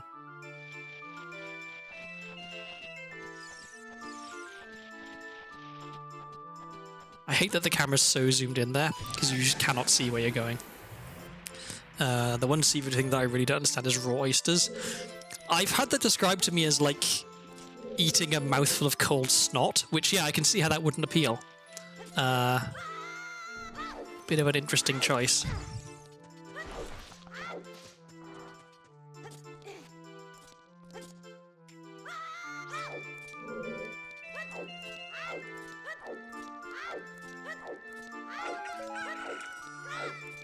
Okay, so after this chest, I think that's all I can do in here for now. Sea urchin is pretty bad, the taste isn't good, and it has the texture of slime with sand in it. There are definitely certain things where I have to question why exactly is this a thing you eat. And I think for some of them, the answer is because at one point in time it was the only thing we could eat, and then we gaslit ourselves into thinking we enjoyed it, so we carried on eating it. I've had some good sea urchin and it's almost pate, like, oh, that's interesting. I'm a fan of smooth pate, I'm not a big fan of chunky pate. We wanted more money, so let's do the diving game again. Oh wait, no, we wanted to light the torches. Let's light the torches, we can farm our more money from outside the shop, but who knows, maybe lighting the torches gives us money. I've had calamari once, I'm surprised how much I liked it. I've had calamari, and I don't really remember it. This was one of our French holidays. Someone had calamari and I tried a bit and I was like, oh, that's not too bad, but it was such a long time ago that I don't really remember it. The impression I have is that calamari can be quite chewy. There's kind of like a rubbery texture to it maybe, but maybe that's just like bad calamari. Sushi is something I really want to try more of. I'd like to like sushi because I'm a massive weeb, but because I have it in my head that I don't really like seafood. Every single time I go to a sushi place, I would have to, like, I wouldn't want to, order a bunch of sushi and then not eat any of it because I don't like it. So I'd have to go with someone else who could eat the sushi I didn't want, or whose sushi I could try. But every single time I've gone out to get sushi, it's been with a vegetarian. So I haven't really had the opportunity to try a bunch of different types of sushi, which is what I'd like to do to figure out which ones I like. Okay, so this is going to be a little slow. We're farming 6 rupees at a time, but 2 more trips and we'll have enough for weird egg. Pate is basically unavailable in the United States, and I get terribly jealous when I go to Canada and it's plentiful and cheap next to the cheese section. It's strange to me that that would be the case. Like, I don't know, what is it Americans have against pate? One thing that always makes me laugh, talking about the placement of stuff in supermarkets, in the local supermarket to me, they have a British section, right? And it has a bunch of British things in it. It does not have the Marmite. The Marmite is in a different section of the store. For some reason, and this is consistent across multiple stores in this chain, for some reason the Marmite is in the cake baking section. not the putting on toast section where it should be, right? Marmite should be next to the peanut butter and stuff like that. No, it's in the cake baking section. I think because it has the word yeast on it. And I love the idea of someone who doesn't know any better buying Marmite thinking it's something to do with cake making and making the world's worst ever cake. Because there is no possible way for you to involve Marmite in a cake without ruining the cake. And this is coming from someone who loves Marmite. It's not a cake accompaniment. A bottom of the well key. That's very nice for when I eventually find bottom of the well. I didn't check this hint, did I? What do you got to say? Shooting maturity got stuck. Okay, we already got that one. A surprisingly good place to get it is Canadian IKEAs. Oh. I used to be a Vegemite hater on principle, in the same way that, like, I don't know. I don't know if this is me or if this is being Welsh or being British. There's just this like casual xenophobia. Anything that's different is inherently worse. But then I actually tried Vegemite and it's fine. I have no problem at all with Vegemite. I think I prefer Marmite because I'm more familiar with it. But Vegemite is also good.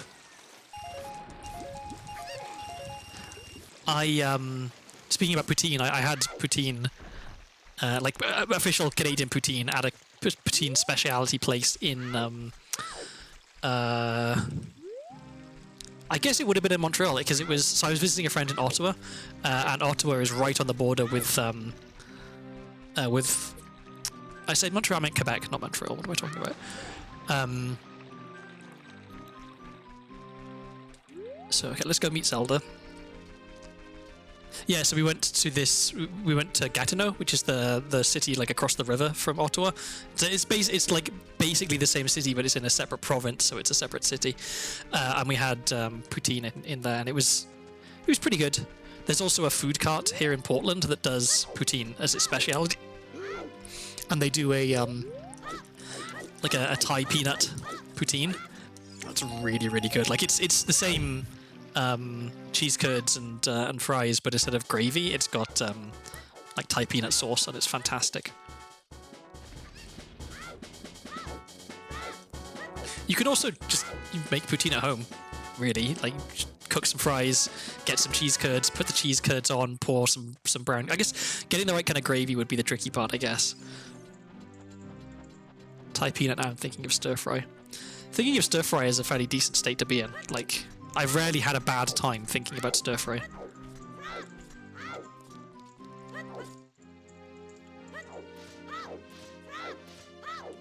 I'm a big fan of peanut butter type stuff in general. Like I'm infamous for my cheese, peanut butter, barbecue sauce, and mayonnaise sandwich, which can also be a grilled sandwich, so the cheese is nice and melty. And I have my my go-to depression food, which is like cheap, crappy ramen noodles. I've already got that guy with cheese and peanut butter and barbecue sauce. Damn it! Some might say that dessert stir fry is hard to make. I think it's a cakewalk. So the ban button is right there, Punderful. Like, all I have to do is click, and and these terrible jokes will go away forever. No, I'm kidding. I'm kidding.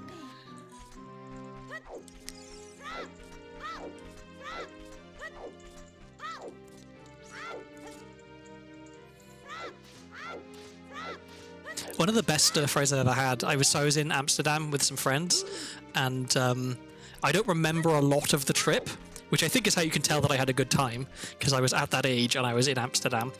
But there was a place there. It was like a relatively inexpensive street food type place called Walk to Wok, and I gather that it's since it started in Amsterdam, and I think it's now like kind of been exported around the world a bit. But it was like cooking you stir fry food while you wait, and then giving it to you in a little container to walk around with, and it was very, very tasty. And I think only partially was my enjoyment due to the substances that I had ingested earlier in the day. I think it would have been delicious even if I had been sober.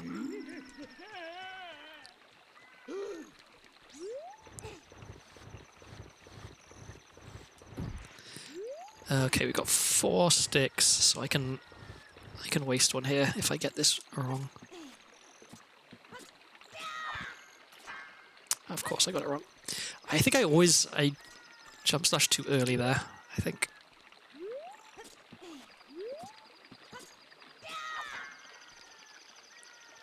I should really go make lunch, but I don't want to. Yeah, making lunch is a hassle. Which is why I had Burger King today, is because I did not want to make lunch. And as I always do when I order fast food, I ordered far too much, so I also have my next meal sorted. Let's see. Okay, now I can go. Let's put on Bunny Hood. Now I can go to Lon Lon during the day and talk to Talon and Malon.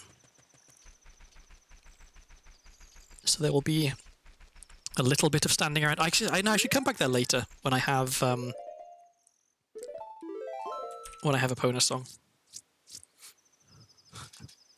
Walk into Mordor has potential, but I feel like people would just constantly be saying that one does not simply walk into Mordor and no one would ever go to your restaurant.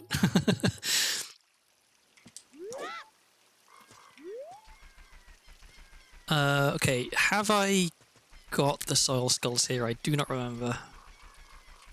I think I might have done. I have not. Okay. Well, let's get them.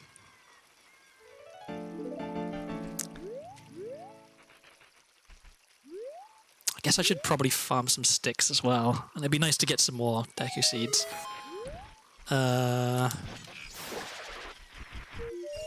Oh, there's a wallet. Okay, that's really, really good. Because that means I also know where a second wallet is.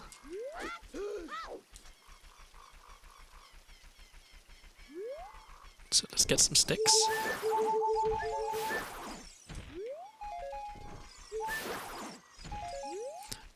I was whoops, wrong way. I was reminded my cousin texted me the other day, and he reminded me of so we went to see the Lord of the Rings movies in theaters when they came out, and they came out around Christmas time, and so my cousin was visiting every single time we went to see, so he was part of the the family tradition of going to see the Lord of the Rings movies, and I was thinking back to the first one. It's the only time I think that I've heard an audience in a movie theatre cheer for something that happened. The bit where Aragorn cuts the head off the big Uruk-hai in the fight near the end of the movie, the whole audience cheered. It was great. It was a big theatre, and it was a kind of a more old-fashioned one where the it was like an actual theatre, and they were using it to show movies, and so it had the upper balcony area of seating and the lower area, and we were at the top. The movie was so long there was an intermission halfway through, which I think was a sensible choice, because yeah, those movies are very long. But yeah, that was a really, really fun experience, getting to see those in the cinema for the first time. Okay, so now that we've got our wallet, what do we want to buy? Was there anything in Kokiri Shop? There was a water key in Kokiri Shop, and also nut capacity. I haven't done Ocarina game yet. Let's do that.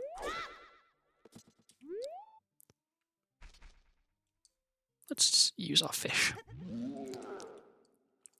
If I use fish for OI, then I don't have to worry about losing the fish.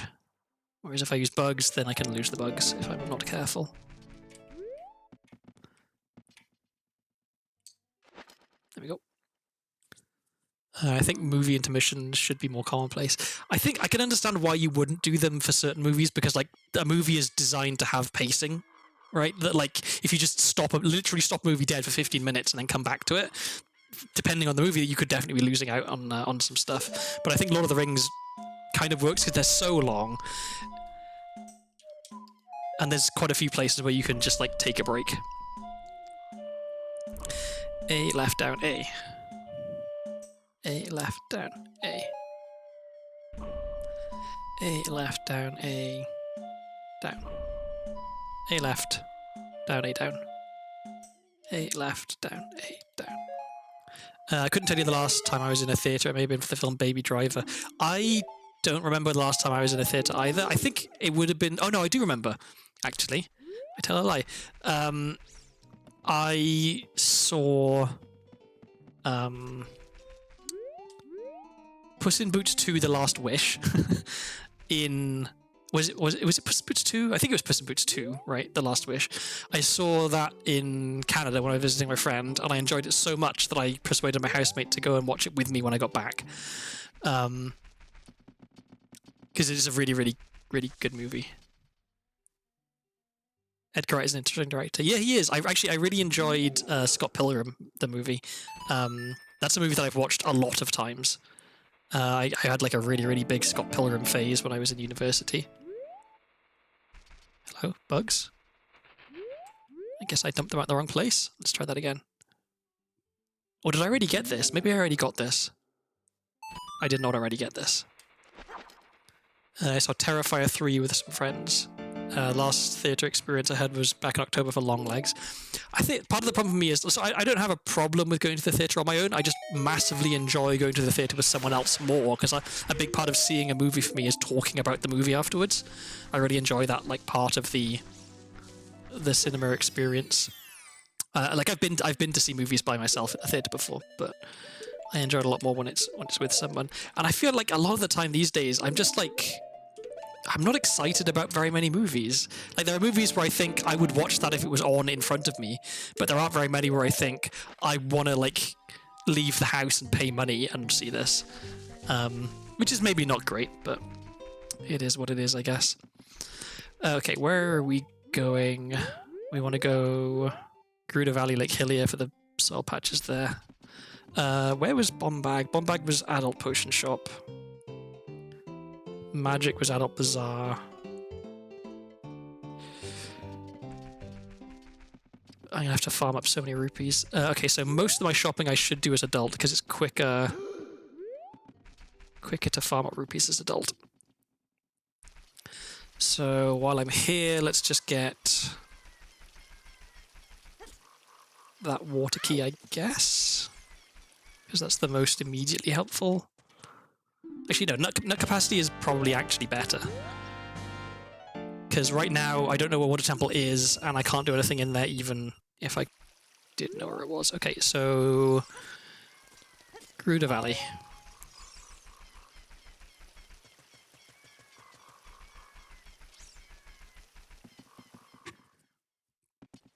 I think, thinking about movies and watching movies, the most movie watching experiences I've had recently have all been VTuber watch-alongs. I really, really enjoy movie watch-along streams. They're some of my favourite types of streams that a VTuber can do. Either because they're watching something that I already know and like, and I'm really excited to see their reaction to it, or because I've never seen the thing and I want to watch it with them and it's like their favourite thing and they can, like, you know, provide all the context and stuff. Or if it's a smaller VTuber, because you get to actually, like, interact with them while they're watching the thing and you both get to, it's like watching a film with a friend kind of thing, which is like, that talking about the movie is one of the parts that I really, really enjoy. So I think my one of my favourite watch-alongs that I've been involved with recently, well, not that recently, was Narissa Ravencroft from Hololive watched the BBC Pride and Prejudice, and I have watched that a lot of times because my sister was obsessed with it when she was younger, so she watched it, like, over and over. We had the VHS, and it was on, like, it was either on 2 VHS cassettes or 3, because it's so long. So I was very familiar with it, and obviously Narissa was familiar with it, having watched it before, and a massive fan of Austen and Regency drama type stuff anyway. But as you might expect from the audience of a standard VTuber, you know, is mostly like 20-year-old dudes, most people had not heard of it, let alone seen it before. So it was really fun getting to see the chat experience this thing for the first time, and, like, really get into this, like, silly drama about will these girls ever get married in Regency period England.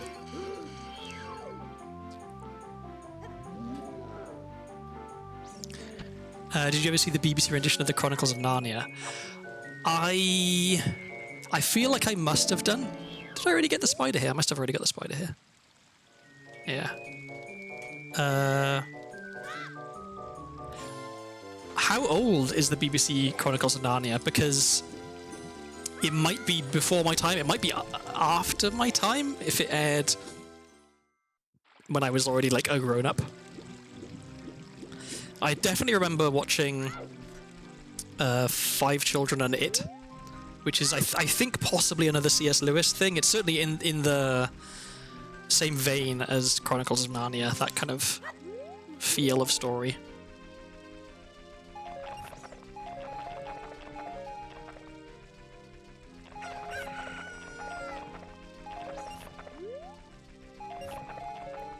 Wow, a lot of good luck with the choose here. This is great. Okay, so I have Eyeball Frog, right? Yeah, let's trade Eyeball Frog since I'm here. If I can equip swap. Or should I equip swap? Let's make it... I think it's easier for me to do it on the left, so let's do that.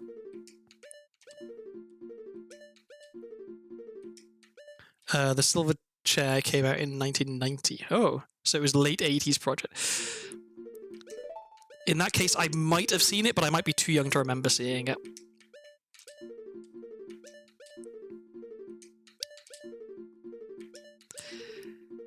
Why is equip swap the hardest trick in the game?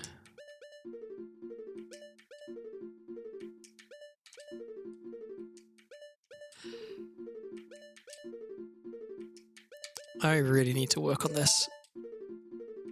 There we go.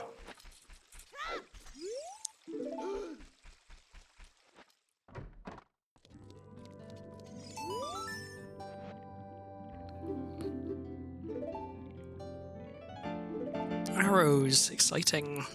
Okay, so we want that back there, and then that goes back to Bunny Hood. We don't need to farm anymore. We do want to go to CAC, I think. Oh, I have 19 sculptures. We definitely want to go to CAC so I can pick up the hook shot.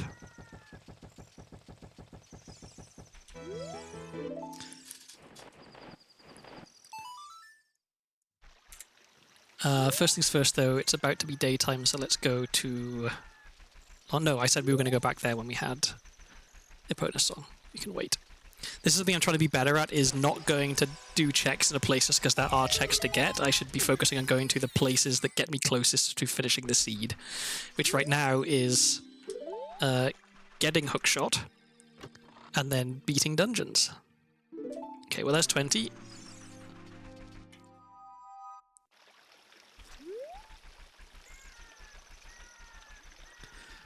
So we're gonna go get hookshot, and then I should also trade poacher saw when I'm in CAC. So I should wait for it to be daytime. Oh, no, let's confirm that this is actually where hover boots are, because I got the hint for it. I'm pretty sure this is what it meant. Yeah, okay. So we can get hookshot, we can come back here, we can get hover boots. And then I really want to find bottom of the well, but maybe the sensible thing to do is to just go straight to adult, because I can't easily check fire temple entrance as child. I can't easily check water temple entrance as child. I could check forest temple entrance with hookshot. So that's one place I could do. I could check... have I checked DC entrance? I think I have, right? Yeah. I can check Shadow Temple entrance, so I should do that actually. Let's equip this. First try that time. And I think I haven't returned the cuckoos to Andrew yet, so let's do that as well. Thrower's Wind, that's nice to have. That means I can equip someone's adult. We want that there, and we want... sticks. We had the VHS as a child, and I feel insane whenever I mention them because no one I've ever met has any strong memory of them. I feel like I might have told this before, but this is like such a good sort of coincidence type thing. So when I first was getting to know my my ex-partner, like we got to know each other like over time on the internet really well, and then decided, okay, it's time to meet in person. Let me fly over to the US and we can meet. But his parents were understandably a little bit wary of some random dude on the internet coming over, so they wanted to talk to me briefly before I came over, just to like allay their fears, I guess. And so they found out that I was Welsh, and they were like, "Oh, that's interesting," because apparently for them it is a family tradition to every year watch the TV, the joint Canadian-British TV movie A Child's Christmas in Wales, based on the story or like poem by Dylan Thomas, famous Welsh poet. This is a story that most people, even in Wales, are only vaguely familiar with, and I'm reasonably sure that a lot of people in Wales have never seen the movie. And yet it just so happens that the family that I ended up marrying into, who live in the US and have no Welsh ancestry whatsoever, have a family tradition of watching A Child's Christmas in Wales every year, which I thought was just fantastic. Okay, so we are doing this, and then 1, 2, 3, 4, 5. And then we get ISG. I said we get ISG. There we go. And then we light the torches, and then we should be able to go into the Shadow Temple entrance, and we hope that it's bottom of the well, so I can just get bottom of the well out of the way. I guess, actually, if it's bottom of the well, then I should go and pick up Hookshot first, because I forgot to do that.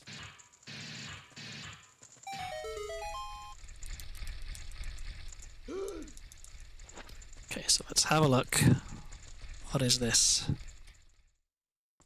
It's Shadow, okay.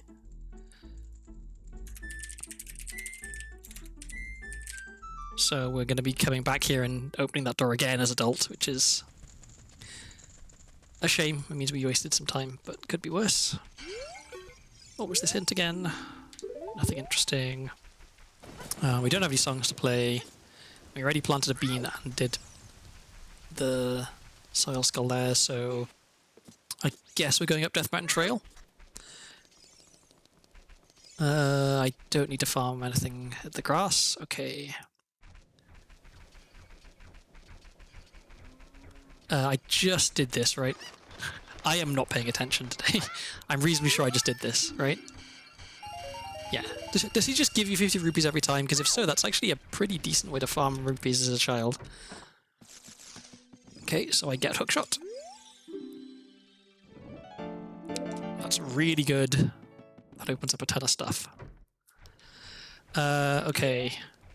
So I think what I'm doing here is the soil patch outside the longest cavern. Then let me think. I think it makes sense to do Goron City stuff as child, because there's a few checks I can get in there. And then I won't have bombs, and I don't want to try and chew Mega Flip down in Death Mountain Crater, so I think it's back to adult.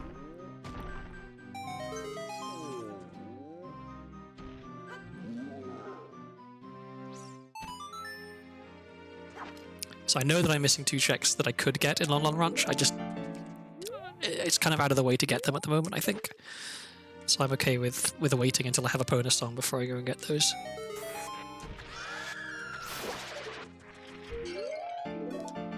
GCG key, that's my first one.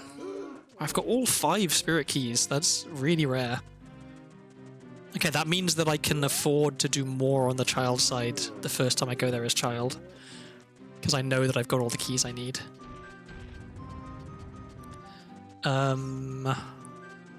We probably also want to go up to the top of Death Mountain Crater as child. So we'll do Goron City stuff first. Go and get the skull token from the crate over here.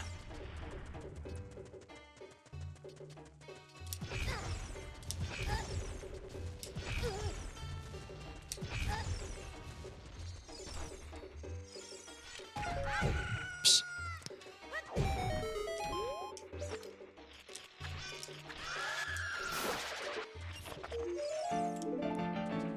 Stick. Okay, so we have no hammer.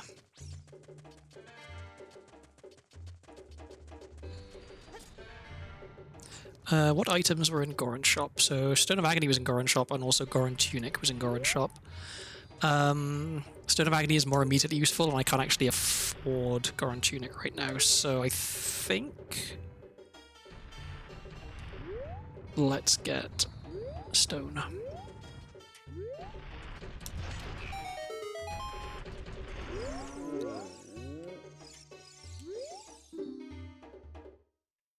Okay, I do not need any more skull tokens, thank you very much. Let's go get Stone. That was interesting. So I could light the torches and try and throw bomb flour into the pot, but I don't think it's worth it. It's only one check, and it's a pain in the ass to do. So I think I'll skip that for now. And let's just go up to Death Mountain Crater.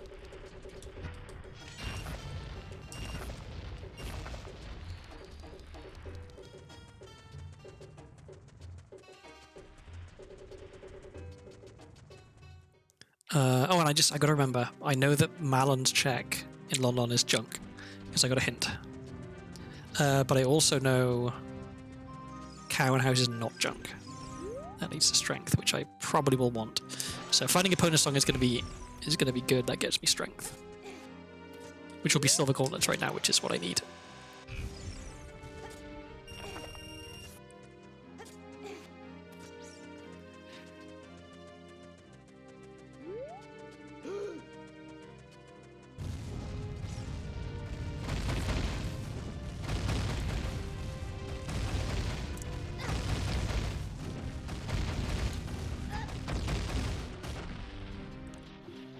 I don't actually know if it's possible to... Well, I guess it's possible, you just have to get lucky to make it through all of that without getting hit.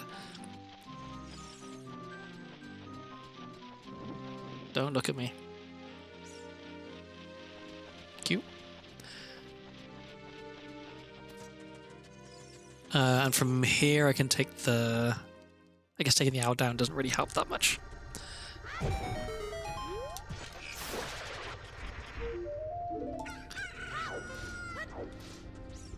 Okay, so this guy is my last check in here.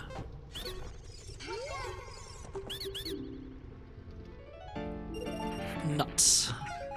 Okay, where are we going next? Is it just back to adult? Let's see. I have hookshot. Does that let me... I should really try and find Bottom of the Well. But it'll be easier to find it as adult, and then I'll know where it is. Okay, let's think. Anything left to do before I go back to a line? Done. Scarecrow Song. I think I'm ready to go back to adult. I guess now would ideally be the time that I went to Sacred Forest Meadow and talked to Soraya, because now I've actually... Do I do that? Yeah, let's do that. Because it'll be a long time for me to come back this way, and if I'm lucky and the Forest Temple entrance is Bottom of the Well, then I can actually go in there and do that now.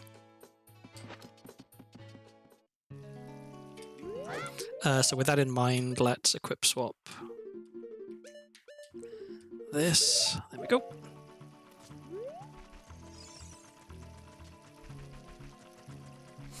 Okay, I need to tidy my notes. Okay, I've got that. And I also know that fire arrows are in Sacred Forest Meadow, so it's possible that I can get those. Oh, and I forgot to get the hover boots, even though I said I was going to get them.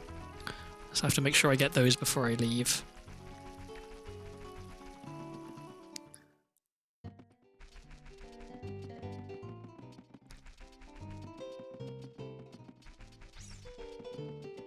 So yeah, all the way to the end here.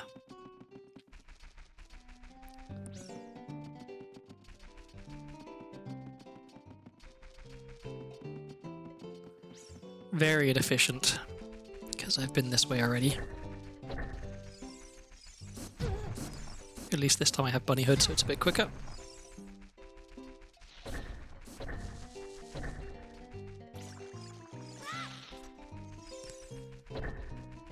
It'd be nice to have hammer. If you have hammer, you can stun all of the Deku Scrubs in the area from like anywhere, basically, which is nice. Okay, so I should get an item right now. There's fire arrows. Okay, good. It is good that I came back here. Not that I have magic right now, but I know where it is and I can afford it, so I'll be getting it very shortly. And this is DC, which is good to know because I'm going to want to beat this as adult. Okay, so we can do a bunch of stuff right now, I think. Still don't know where bottom of the well is, which is a little bit concerning.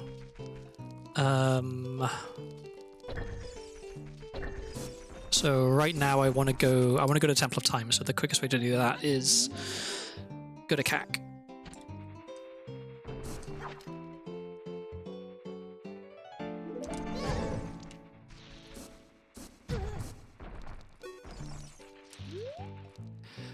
What am I doing? Oh yeah.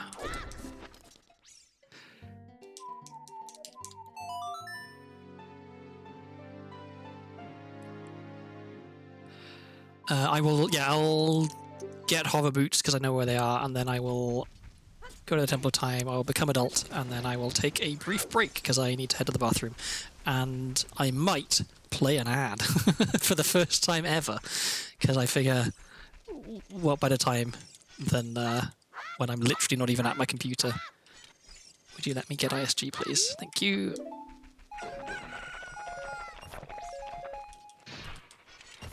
Just try and get a few extra chews. A momentous occasion indeed.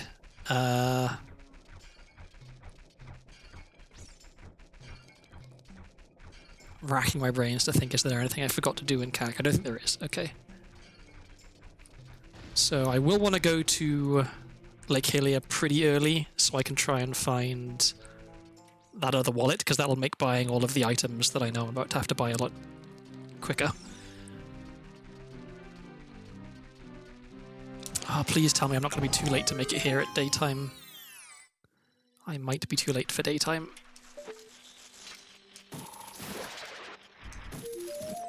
Okay, so the only items that I'm really missing now are hammer, iron boots, and boomerang. I know where magic is.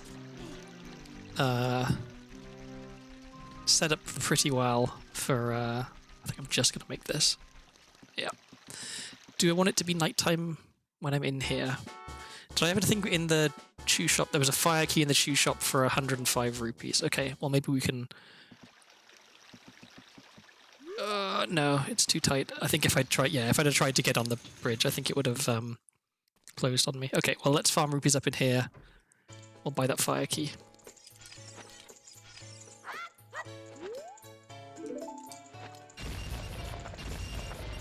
This is one of the most satisfying rooms with ISG. These pots are very loud though. Okay.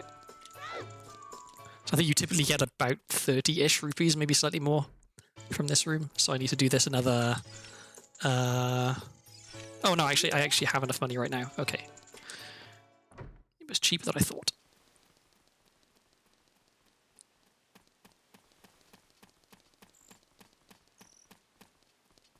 So since I have the lucky fish, I could try and do the treasure chest game, but it would be a bad idea. Oh, I should have bought the huge rupee first, since I'm here anyway, and it would have just given me free money. Oh well, never mind.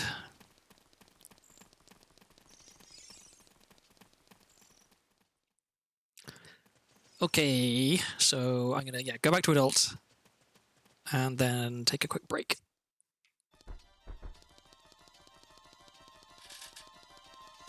Spooky music in the Temple of Time.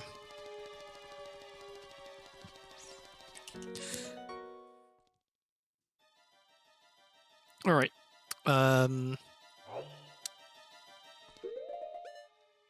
Let me set up my Be Right Back screen. And we do not need an explanation. Be Right Back kind of covers it. Okie doke. I will be back shortly. let me play an ad. And if you get the ad, please let me know what the ad was, because I'm curious what kind of stuff is going to be advertised on this channel.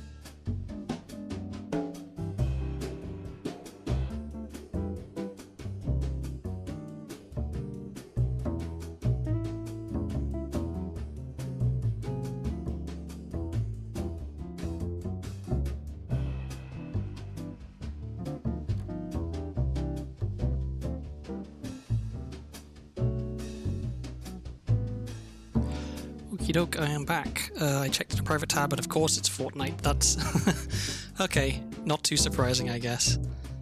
Let's go back over here. Oh yeah, we want Bunny Hood.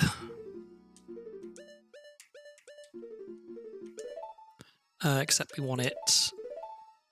Damn it. We want it to be there. We want hover boots there. We want bottle there. Let's put that there for now. Okay. So we've got 3 dungeon rewards already, including Greg. So I think it makes sense to go and beat DC, since we know where it is and that we can beat it. So let's go and do that straight away, except... No, first let's go to Lake Hylia and learn Scarecrow's song and also hopefully find that wallet, because that'll give us a ton of money. And we're about to go shopping, so we want a ton of money. Unfortunately, we have to go all the way across the other side of Hyrule Field.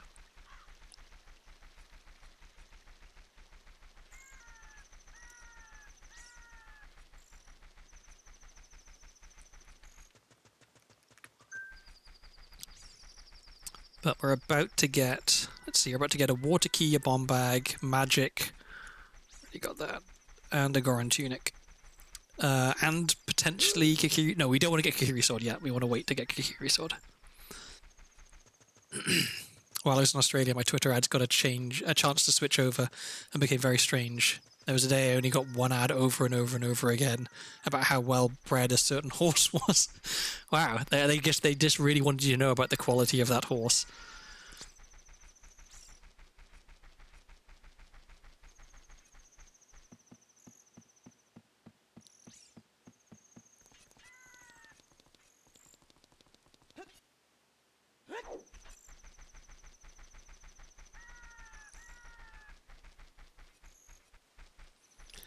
Okie doke, so we did plant a bean, so we can actually do this side first. And if we're lucky, then the very first item is a wallet. And if we're slightly less lucky, then fishing is a wallet. If we're unlucky, then neither of them are a wallet, and it's going to be something that we require iron boots or gold scale for. Horse race betting is very popular in Australia. It doesn't surprise me. There's our wallet. That's really, really good. Okay, Scarecrow song. Actually, let's ride the leaf all the way to fishing. And then we'll go get Scarecrow song on the way out. Oh, except I want to check Water Temple entrance, just for information. Because if Water Temple is... fire, I guess I can do some stuff in there. If it's water, I can't do much. If it's spirit, I can't do anything.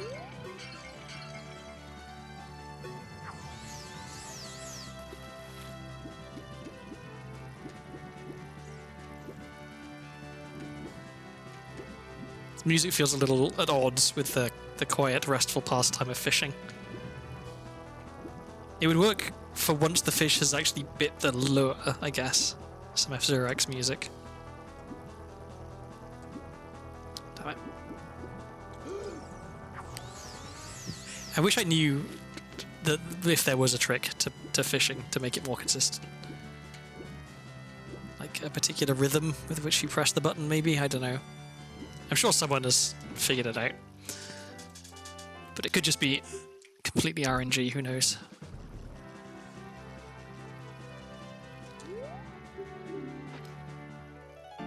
Nothing.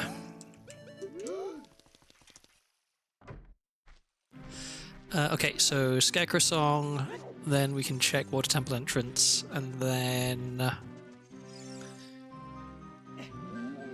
where are we going? We're going shopping.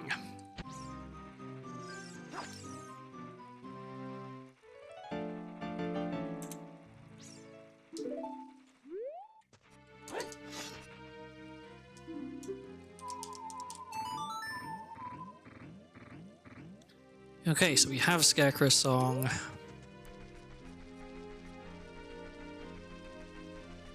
So let's see. Potion Shop and Bazaar are my main places I want to go to. Can I get any more chews? Yep, that'll do. So to get there quickly, let's play this. Okay, so yeah, I know where Shadow is. I don't know where Spirit is. I don't know where Water is. I don't know where Fire is.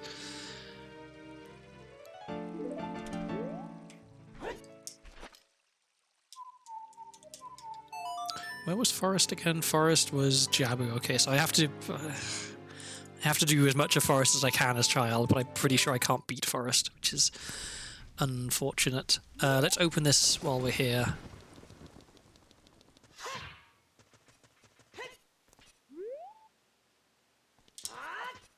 Might take a couple of attempts, because I'm not great at this.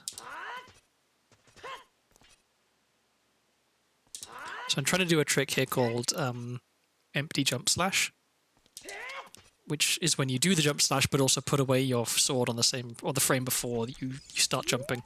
That gives you a glitched damage value. And then if I combine that with the infinite sword glitch, which is not working for some reason. There we go. So now I'm swinging my sword every frame, and that sword has a glitched damage value. And one of the things the glitched damage value does is set things on fire, so I can now light all these torches with my sword. It's a little bit annoying to do it with the Master Sword, because the Master Sword is kind of short, so you can't just run past them, you've got to stop near them in order for the sword to be high enough to actually light the torches.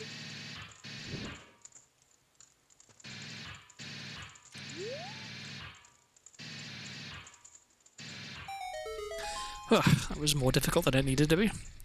Okay, 2 shadow keys. I have hover boots. I should do the shopping first. Let's not get ahead of ourselves. I know there are items I want to buy here.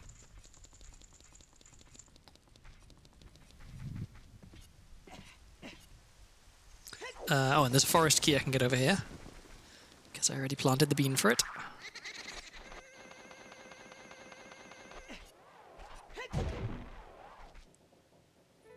So that's 2.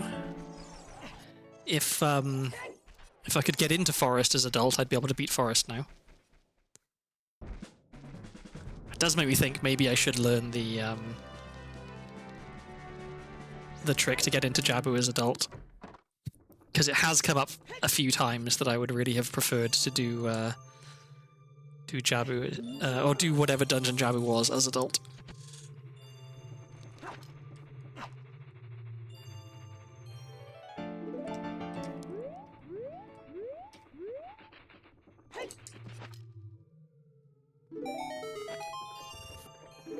₹5. Exciting.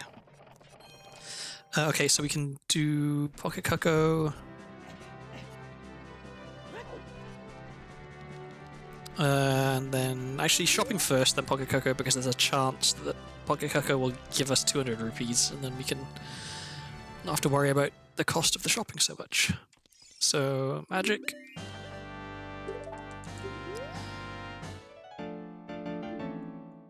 That's very good. That is a required item. And bomb bag. We may as well get the bigger quiver while we're here.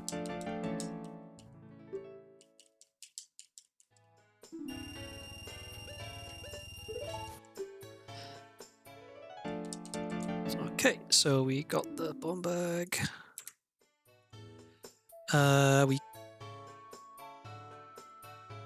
Did we get that fire key from the shoe shop? I don't remember. Maybe we didn't? I'm gonna check. I should have done this when I was... Fire Temple Spot. Yeah, okay, we did get that. Sorry, this is just me making sure my notes are up to date. Let's save, because it's been a while. And then... Pocket Cocoa.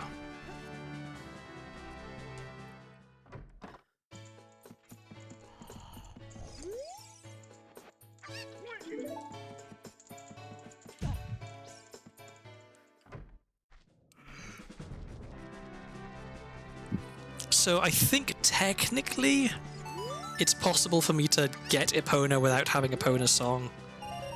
Look, what did I say? We should do our shopping first, just in case that gives 200 rupees. Optimal plays there. Okay, so we wanted to go and beat DC. DC was at Forest.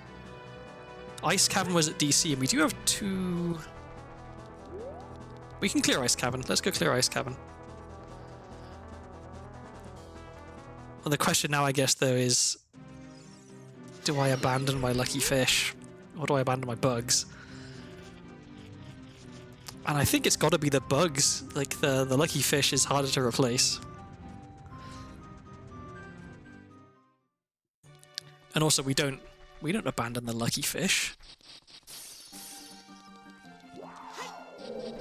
It's just not done. Oops.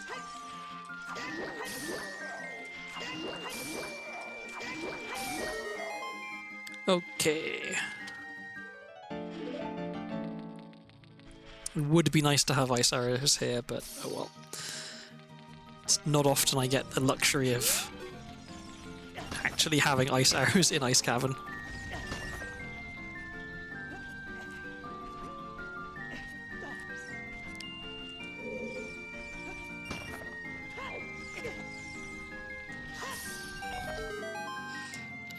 Okay, so...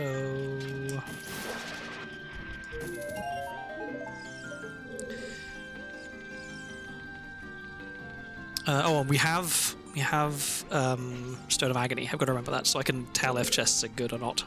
I don't actually have to open them. So I should be able to peek this chest. I think it's kind of difficult with this one because it's slightly far away. That did not look like a gold chest. Let's just dump our bugs in the fire.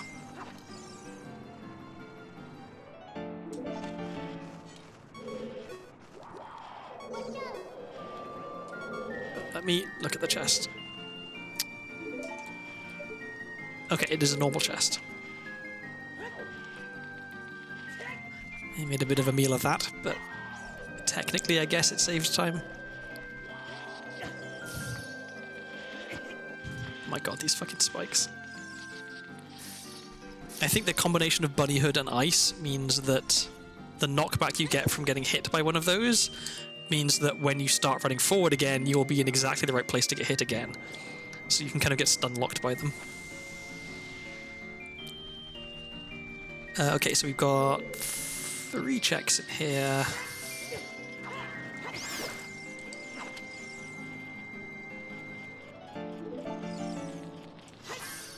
Okay, we don't need the skull token. This is nothing, and this is also nothing. Okay. So now we melt this ice, then we go back to get more blue fire, because it's quicker that way.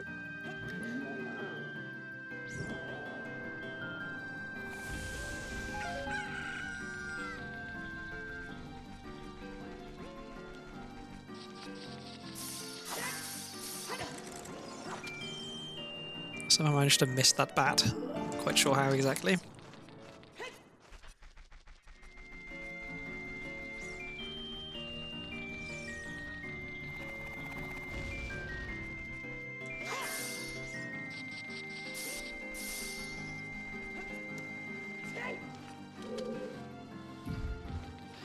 So yeah, just the sculpture in here. I always forget. I think, can you make this with? No, not quite. So we'll want bombs. Cool. Well, at least the explosion got him. Oh my god, my timing is so bad.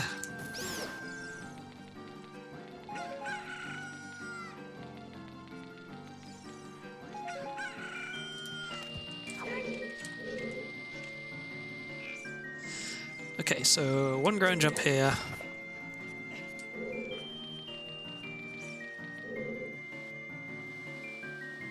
Gotta remember, this is totally unrelated to what I'm currently doing, but I've got to remember that the sculptures on Deathman Trail have not been got yet. I need to make sure I go back and pick those up. And then we jump attack here, we get that one. Okay, we did not get frozen by one of the bats, so that's okay.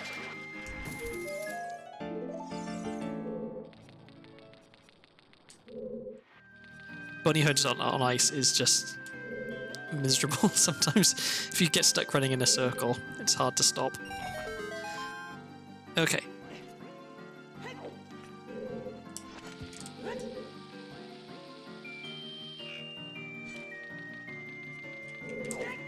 Huh, I didn't get it. It's weird. Okay.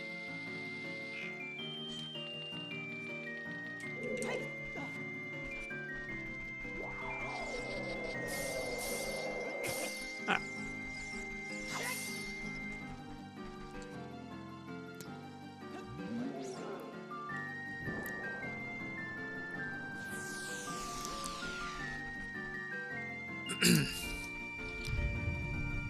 Okay, fight the Wolfos. And we get these two checks. I think I already got a hint that one of these is junk, but we'll get them both. And then we can tick off Ice Cavern as being done.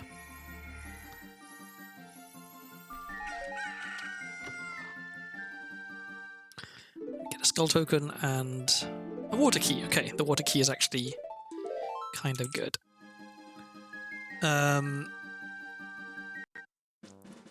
So that was Ice Cavern done. And we're on our way to Forest Temple.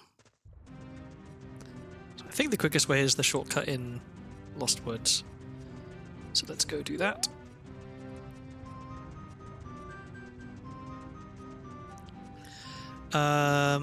Oh, Goron Tunic in Goron City. We want to buy that. So let's go get that. And then we can get the Scrub Grotto that's also in Goron City.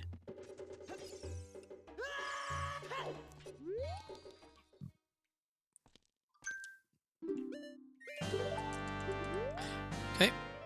That's one more thing to take off. So let's equip that. Nice orange colour.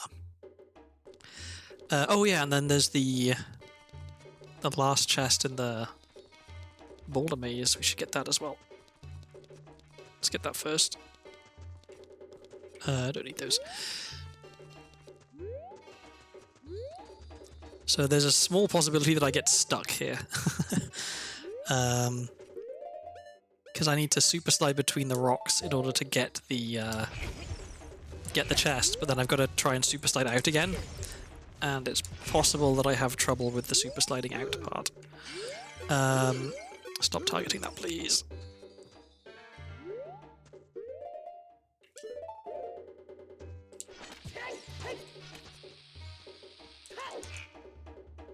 Okay, in, no problem, and it's nothing. Well, let's open it anyway, maybe it's rupees. It's not rupees. Okay, now I've got to try and super slide out, which is the tricky part.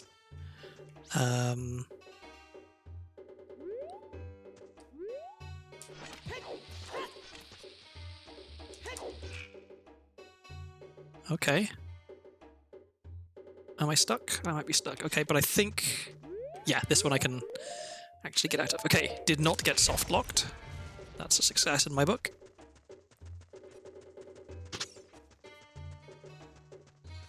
So there is... So the easy way to get this next check, or these next checks, I should say, is with Goron Tunic and Hookshot. You can do it with Song of Time, to get the Song of Time blocks to come in. There is a way to do it without Goron Tunic, which uses that, basically. You gotta take damage, and then very quickly hookshot that before you take damage a second time. I haven't ever had to use it, but I want to try. I think it's possible the timing is more difficult than I expect. But it could be useful, because there's 3 checks here. So not needing to have Hookshot or... not needing to have Goron Tunic to be able to get them is pretty good. Third water key, okay. We found Bolero as well. So I will play Bolero after I go to beat DC, maybe. Because I want to beat Dodongo's Cavern so that I can... Damn it. So that I can immediately go into Ganon's Castle and get all the checks there, because there's a lot of checks in Ganon's Castle.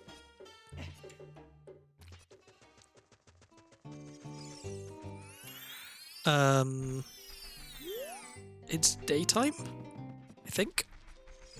I want it to be nighttime. Okay, let's... This is a bit annoying. Let's leave, make it nighttime, come back in. It shouldn't be long before night, I think, judging by the lighting, unless it's early morning.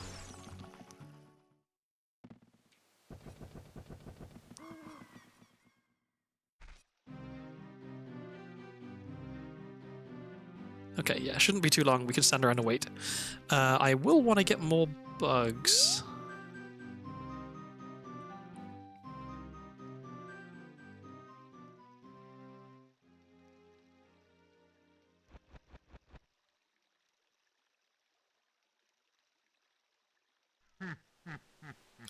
Okay, that's nighttime. So now I can get this sculpture up here. Oh, and there was a key in the Kokiri shop which I should get.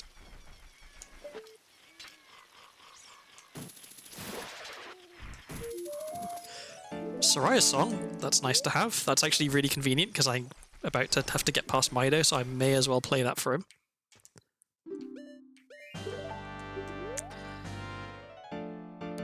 And I have Kujira, right? No, I don't. Why did I think I had Kujira? Okay, never mind. So we don't need to do the adult trade stuff, but we can kill some Skull Kids and get some money.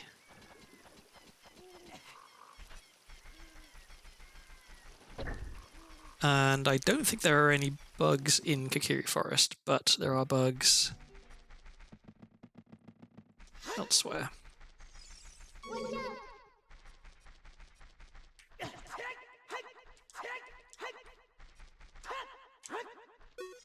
That was pretty quick. We'll do that one more time.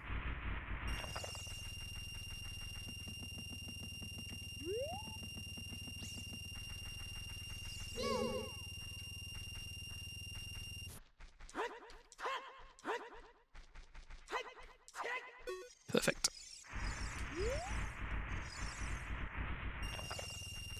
Alright, so now you want to get bugs and then play a song for Mido. Oh, they don't have bugs. Bugs will definitely be down here. Okay.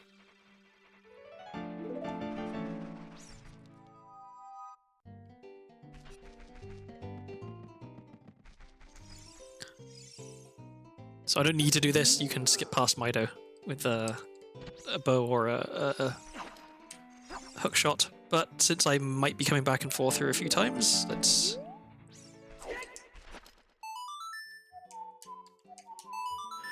Let's play this for him and just get him out the way permanently. We can run through as easy as we want.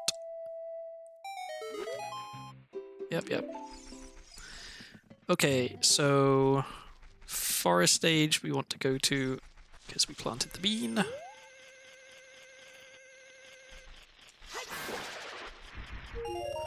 Nothing.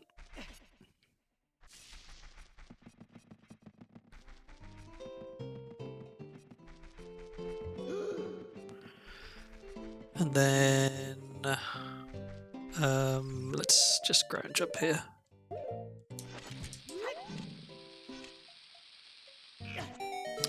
That is not what I meant to do.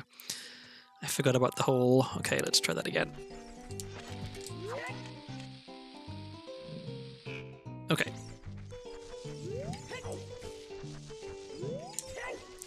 Would you backflip, please? What? Okay, I guess you can't grab on there. Good to know. It's... Wow, I'm really bad at ground jump today. Okay.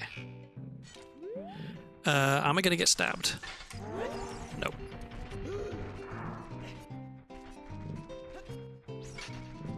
Was a little nerve-wracking going for the ground jump there, because I'm never sure where the moblins are.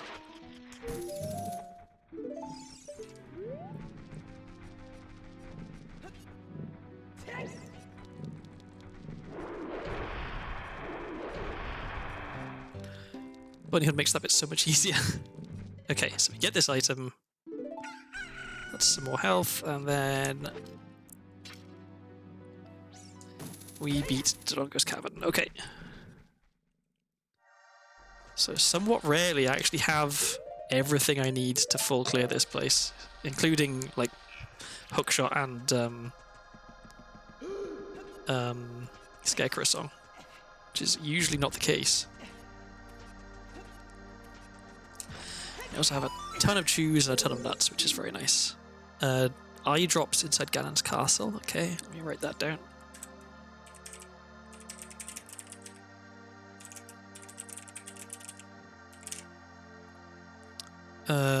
Did I buy the water key in the Kakiri shop?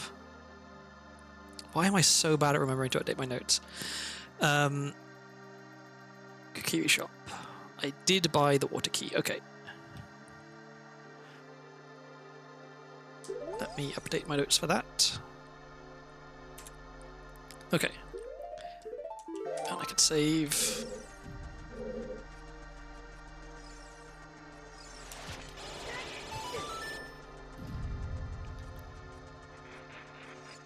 So I'll kill this before I try and play Scarecrow Song, because if it's a junk item, I don't want to waste time doing Ocarina items. It is not a junk item, it is a very good item.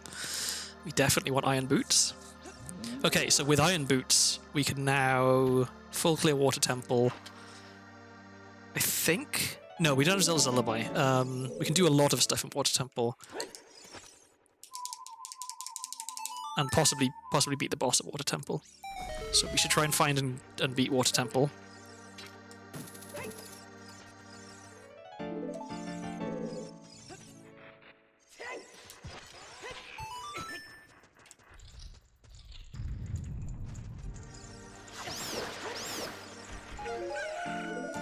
More bomb chews.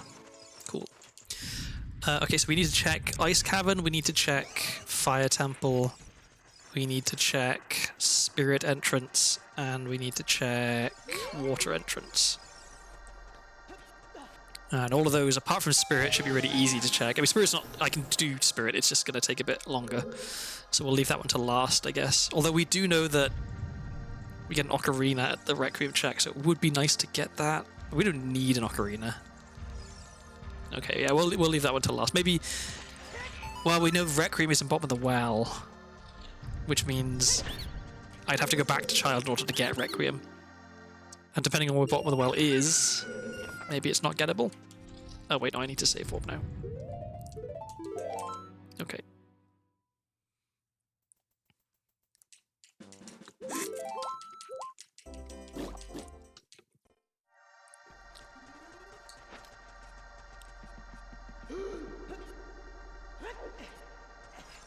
Almost didn't make that jump.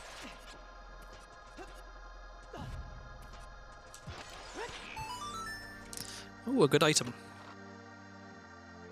Din's Fire. Okay, that's helpful. And you have nothing. Okay.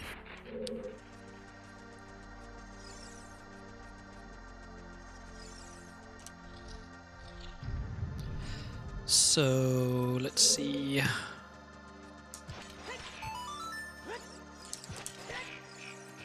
Damn it. Where do I want to go after this? Okay.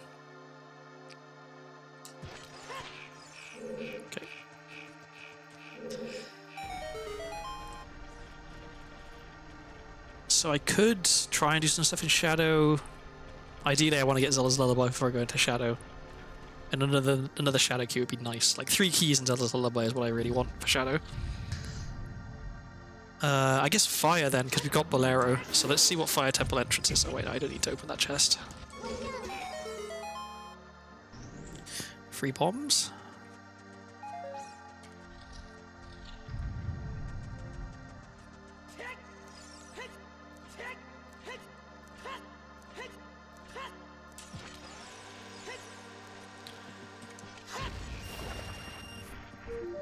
Okay, this is a sculpture token. Good, we don't care. And this is money, we don't care.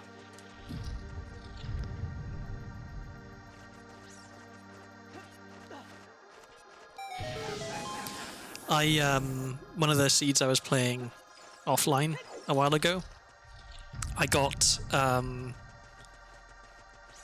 longest cavern was a Jabu Jabu entrance, which meant that I had to do it as child because I don't know how to get into Jabu as adult.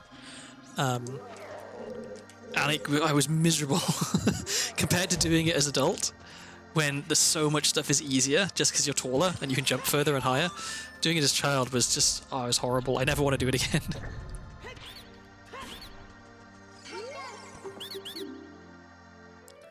Arrows and a fire key. Okay, so that's 4 fire keys. So we can do a decent amount in fire. In fact,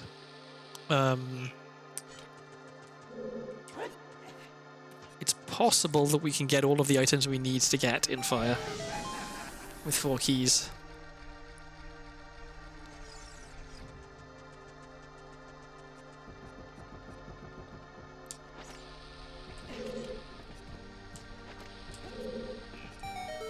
Did I time that right?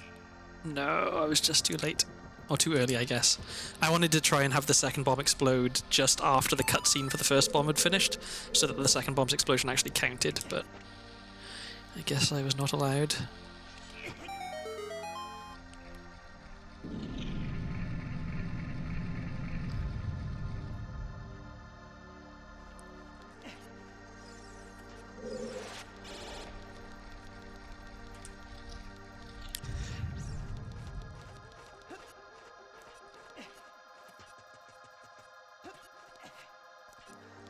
We can get some extra bombs or choose here.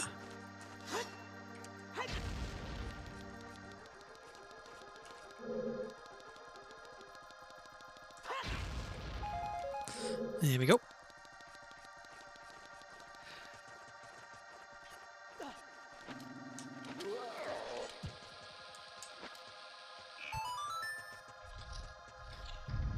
So just this, and then the chest, and then the boss item, and then we're done in here.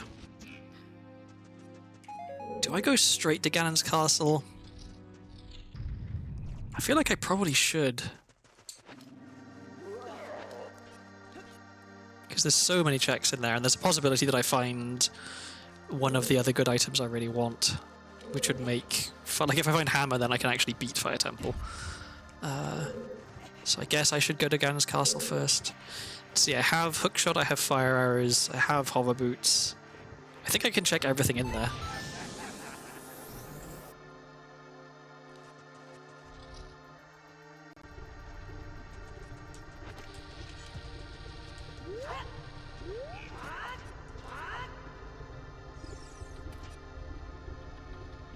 What music are we getting for King Dodongo?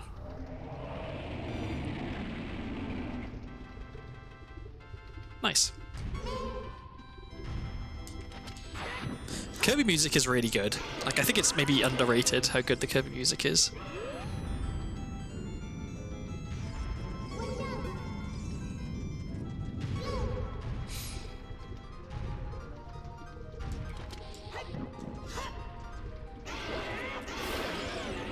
There we go. Okay, so that's 4 dungeon rewards. That means we can get into Ganon's castle. Which means we can check a ton of stuff. In fact, the only thing we can't check, I think, is the check that requires a small key in Zelda's Lullaby and Light Trial. So, all but one. So let's go do that, because that is a lot of checks. Screw it. Let's get more health. We're going to have a healthy seed. Okay, we don't care about Spiritual Stone, so we would have preferred that be something else. But I think we got a hint that Nocturne is junk anyway. So, yeah, okay, so Nocturne is junk. So both of the items for Ocarina of Time. We can just save up here. Yeah.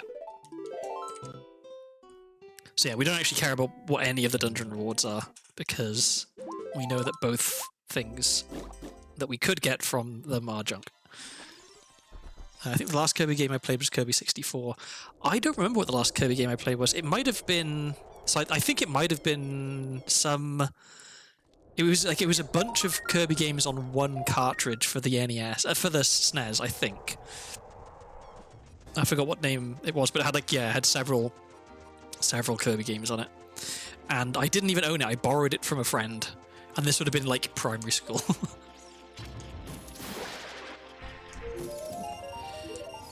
Okay.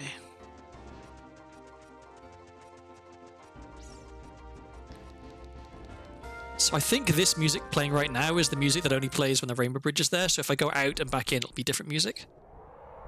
Or just no music? Because there's no music in Ganon's castle? I guess, yeah.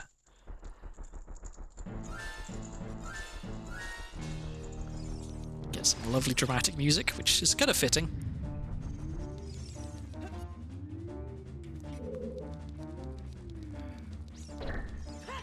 Oh, perfect. It all fall with one nut. You love to see it. Okay, hopefully some of these have some good items. So the seed I played yesterday off stream, just for fun, Ganon's castle was absolutely loaded. There were like 6 good items in here. Like 3 of the scrubs there had good items. Several of the chests in Light Trail had good items. Like it was, I got so much good stuff in here yesterday.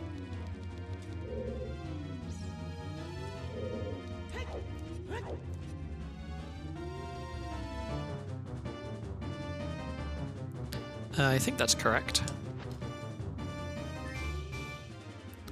Well, time will tell. Will we clip through the block? Well. I really like that trick. I don't know, it's just something about it appeals to me. Because it's relatively easy, but what you do seems like something that should just be impossible. Like, I have no idea why it works. And I know that it's something to do with the camera angle, is like having the camera clipped partly into the wall is what allows you to do that. There's eye drops. Well, we had a hint about those, so I can remove that from my notes. Cool, we got a nice trap. That's all we need in here.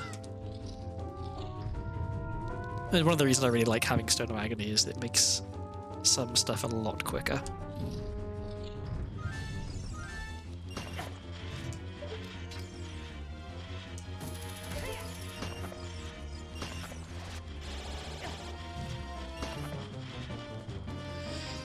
Okay, that's that room. I hate that room, honestly. I think it's because I'm bad at dodging the spikes. But, yeah, that room is irritating. Come on.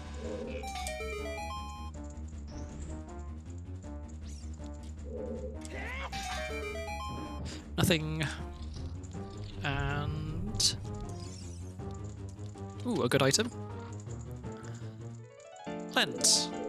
Okay. Well, that means I can do treasure chest game. And I guess it makes a few things in Shadow slightly easier. If I can find that 3rd Shadow key I was hoping for, then Shadow becomes quite appealing.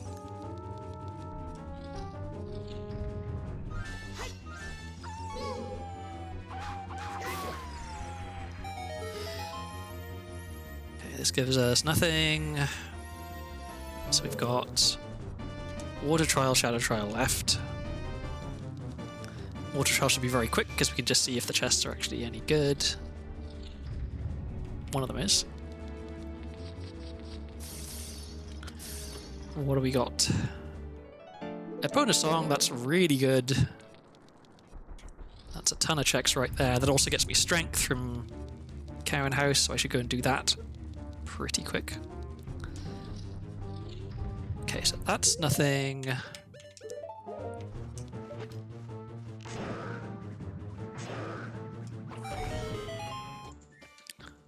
Okay, and now I was just gonna say, I often kind of suck at this bit, as you can see. Wow, and I can't aim. Okay. There we go. Okay, let's not get hit by the skull. There we go.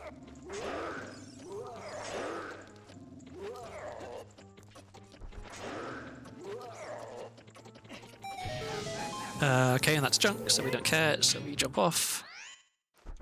And now just the boss key, for which we will want bombs.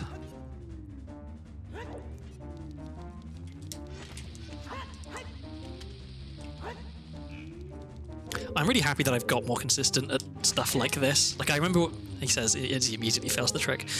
Even just getting ISG off a bomb was something that I used to have a lot of trouble with. Whereas now, that was pretty good. Pretty smooth.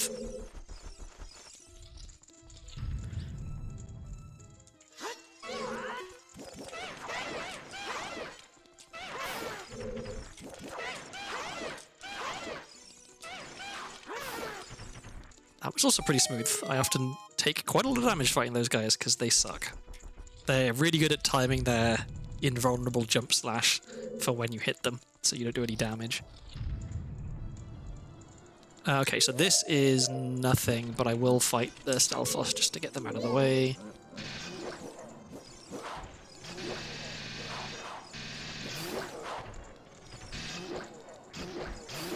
Okay. So we were going to play Bolero. And we can find out where Fire Temple leads to.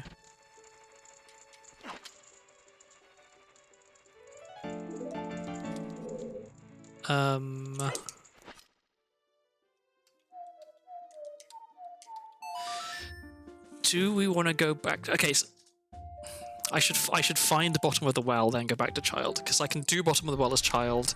Then I can also like plant the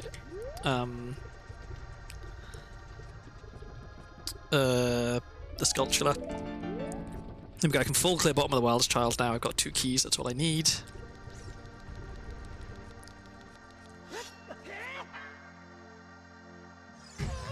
So yeah, hopefully this is... It is! Bottom well, perfect, okay. So we're going back to child. Then I can do all the cows. I can get an ocarina, because I know that Requiem is in bottom of the well, and that the Ocarina is the check that Requiem would normally be. So I can find Requiem, play it, go and get an Ocarina, and then come back. So we want to go to Fire Temple, yeah.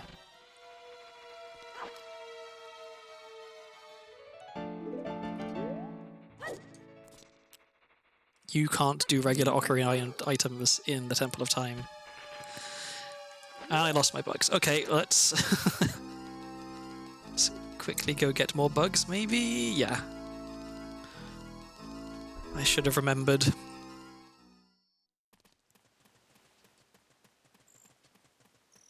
You have to put away Ocarina items in Temple of Time. Oh, and we can do treasure chest game. So let's do that while we're here.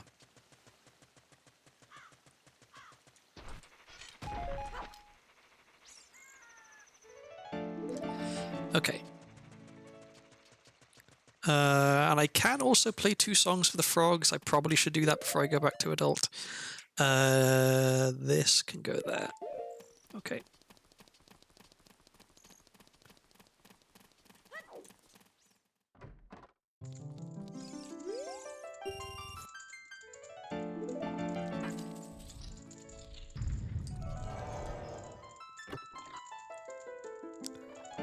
And I guess I will want Ocarina items out of here, so we'll do put away. Okay,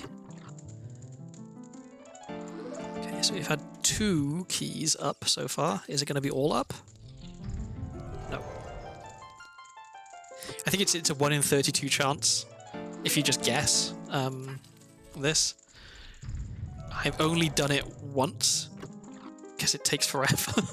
But the time I did it, I was trying multiple times, not getting it. And then I got the lucky fish in my inventory, and I tried again, and I got it first try after I got the fish. So, lucky fish confirmed lucky. Okay, so that's junk. For this, we'll use the fish to play the ocarina because there's no chance of me messing it up and losing the fish if I get the timing wrong. There we go. And it was that one. Okay, so we want to do the bugs and then go into bottom of the well.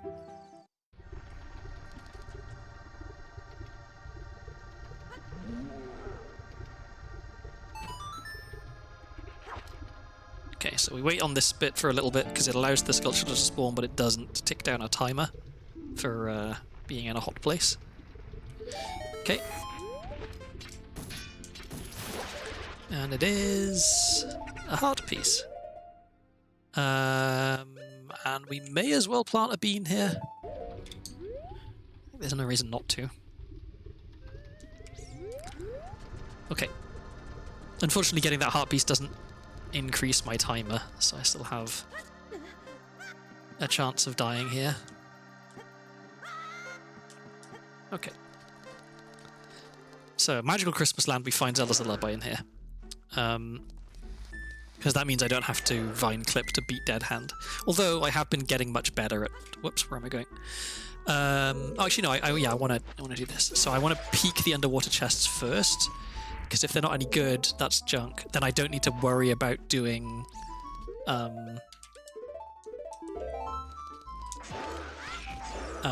don't need to worry about doing blank A in order to collect them. So we'll get this. There's Requiem. Do I immediately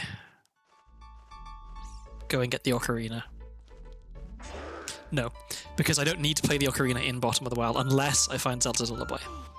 So if I find Zelda's Lullaby, then maybe it makes sense to go collect the ocarina before I do the rest of bottom of the well. I think even in that case, it's probably not sensible. That is a key, so I probably do want to pick that up. So let's go get blank A.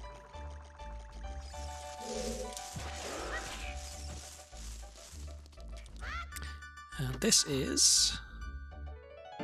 There's Zelda's Lullaby. Okay, this is... Wow. Could not have asked for a better outcome. So now I don't even need to do blank A. I can just play Zelda's Lullaby. That's very fortunate. Because as fun as doing the vine clip and swimming around out of bounds is, not always the most consistent at it. Okay, and that should be our second to last ocarina items we do in the run, because once I'm done in here, we're going to get a real ocarina. Okay, so let's go get this chest. Except we won't get it because it's junk. And then we can check this chest, junk. We can check what this is.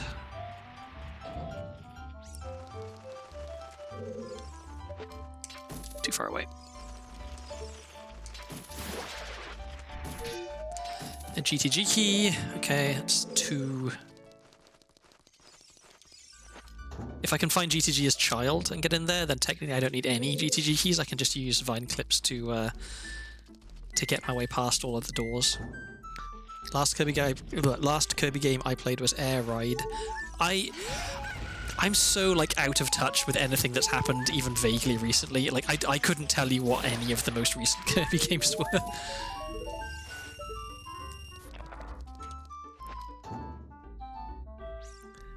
Okay, so real quick, grab this key. I got a hint earlier that the item in the coffin over there was junk, so I'm not going to go bother picking that up. Another fire key. Okay, 5 fire keys is enough for me to do pretty much all of fire. The only thing missing is hammer. Okay, so next we'll get these. I was very happy when I discovered that this is a trick you can do.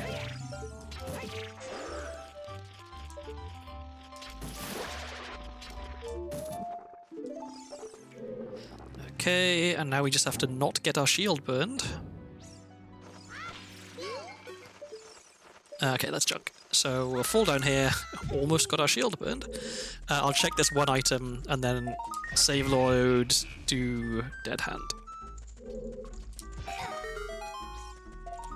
I may as well open this since I'm already here. Okay, a little bit of extra health.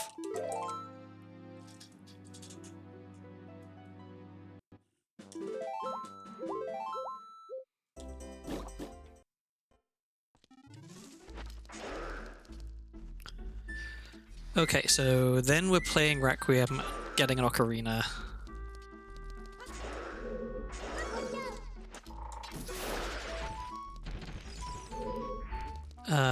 After we've beaten Dead Hand. So now that we have Zelda's Lullaby, that also opens up some other stuff for us. That means that we can now beat Shadow Temple if we can find the boss key with only one extra small key, which is definitely doable. So I should go to Shadow as adult next.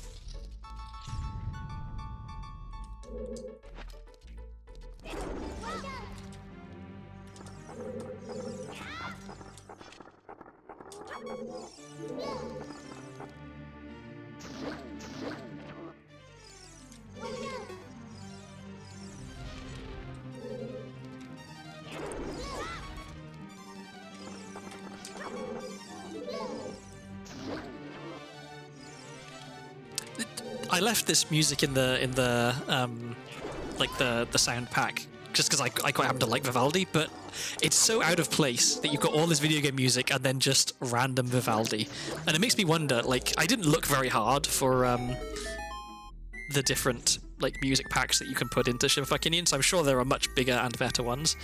But I'm kind of wondering, like, could I do an all classical music one? Would that be a nice highbrow randomizer? And discuss the finer points of Tchaikovsky while smashing sculptures with sticks. Okay, so we're done in here. So we want to play Requiem. I was totally on autopilot when I left the room. I didn't need to do that at all.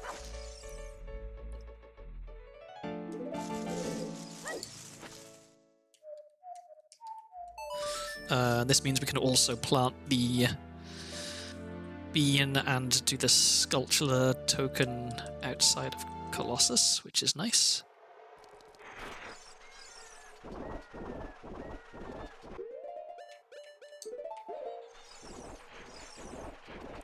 So what do we hope Spirit is?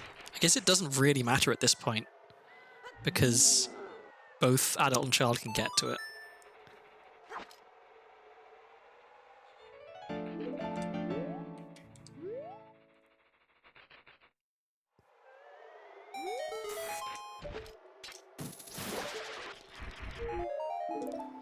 Okay, we'll check this hint, and then I will hop into and out of there.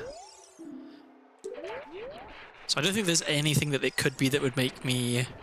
Okay, there's a shadow key up there. Let me write that down. Shadow key.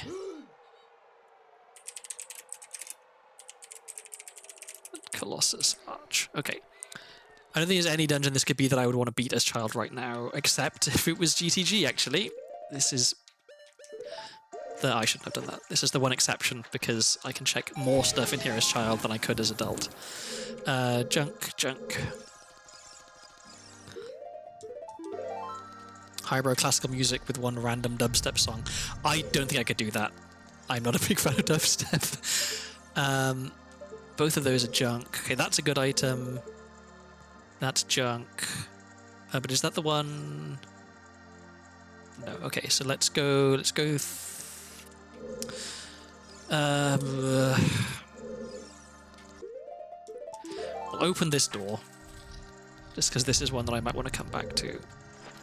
I can check both of these. Actually, wait, no, I should open this one as well. Get this item. Okay, there's another good one back there. Boomerang, that's really good. Okay, we might be in go mode. Well, we might be in light arrow mode. Let me try and clip through here.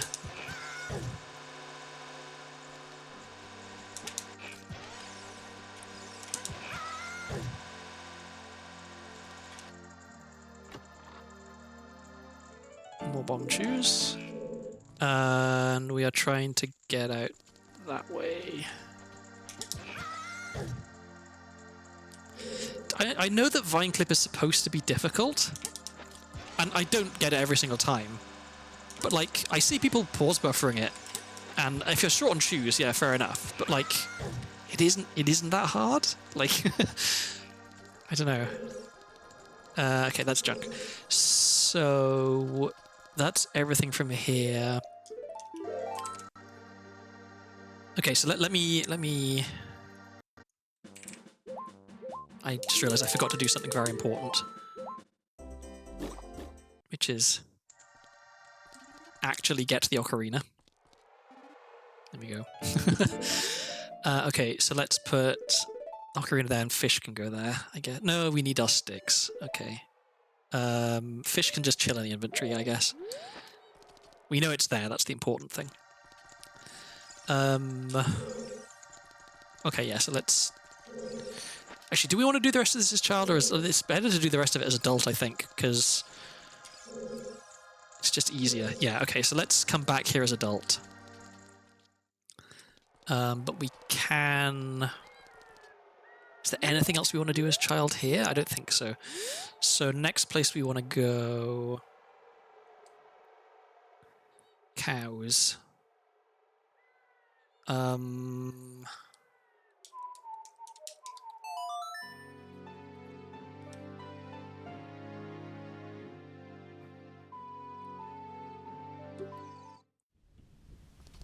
Oh, here's Zelda's Lullaby, so let's do Royal Family's Tomb. Let's do that as adult as well, actually, because it's easier as adult. So I normally wouldn't do this, I wouldn't skip stuff, but I think it makes sense, because I think I'm almost in go mode. So maybe what I should be doing is thinking about which dungeons I can beat right now. So I've already beaten 3, no, 2, I've beaten 2, and I've got an extra dungeon reward. So we already beat Deku, which is at bottom of the bar. We've already beat DC, which is at Forest. We need to go back to Deku to beat Jabu. We can do that as adult.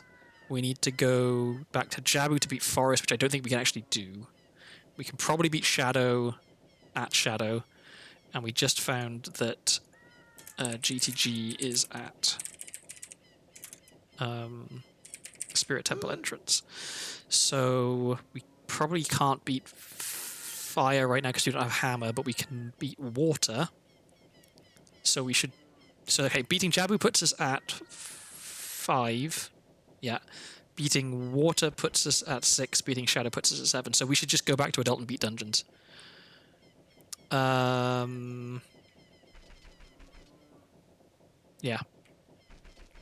The only checks that exist as child that I can't get as adult right now, I think, is the cow at the bottom of Gerudo Valley. And I think that might be it. Oh,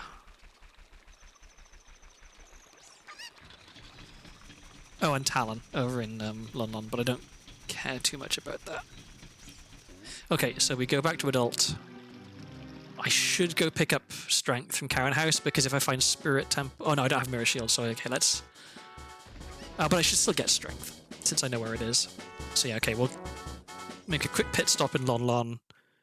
Then we'll go pick up strength on our way to the Deku Tree entrance, which will lead us to Jabu. Yes, okay, that's our route.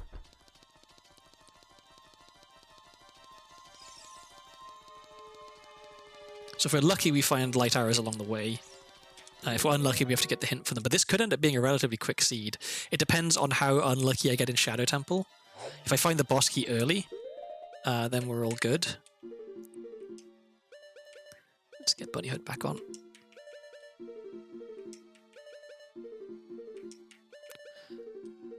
Bunny Hood, please. Why is a cup stop so difficult? There we go. Okay. Except we want that to be there. Hookshot goes there. Ocarina goes there.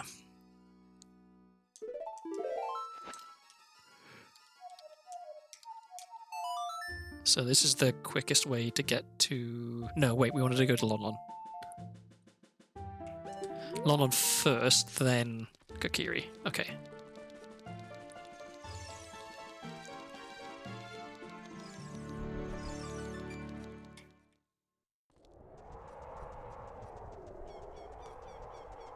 So I think I just skip straight to the boss and don't do anything else in Jabu.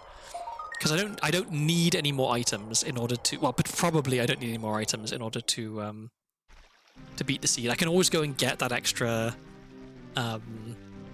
Shadow Key outside of Colossus, and I think I will do that before I go and beat Shadow Temple, because having that third key means I think pretty much guarantees that I can beat Shadow.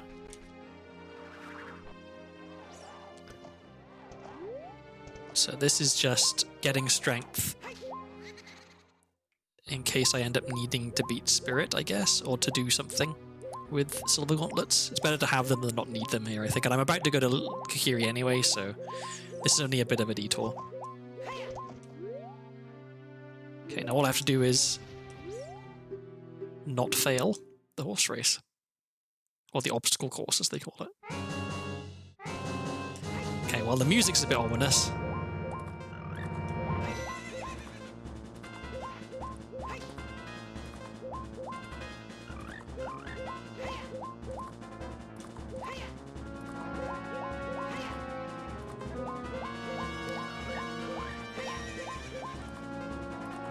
Trying to take a nice tight inside line here.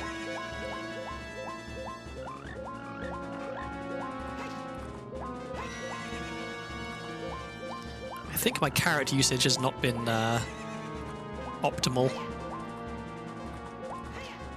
but that's okay. Okay, you just need to not fail to jump this fence. There we go, and we should be okay. There we go, a nice 48.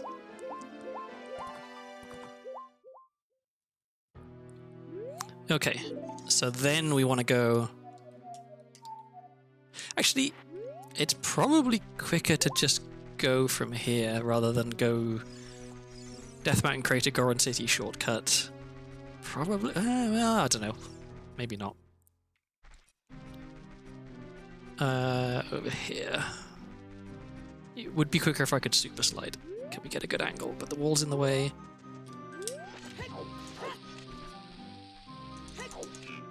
Okay, well, first try super slide at least. Did I get a good angle, or am I going to hit a tree? I got almost a good angle. Just didn't quite get in here. Oh well. I don't care about it being nighttime.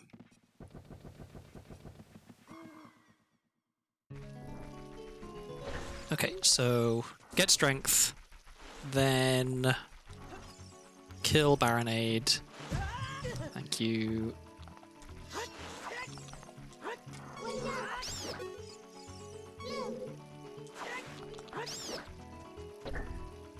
So I want to kill this and get nuts, not sticks.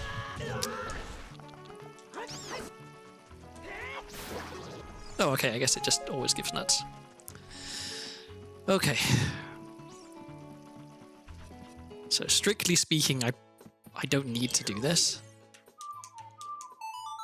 Because I should be able to beat the dungeons required with what I already have. But it's nice to have silver gauntlets.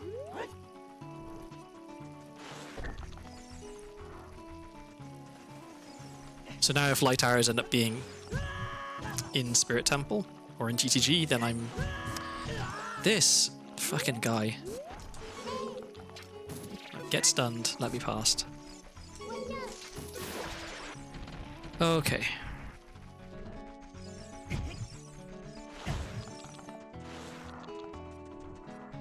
So, Jabu... Yeah, let's just beat Baronade.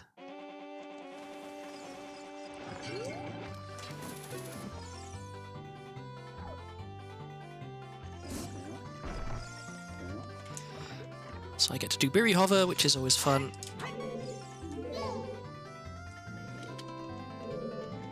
Whoop, he almost got me. Okay, come here.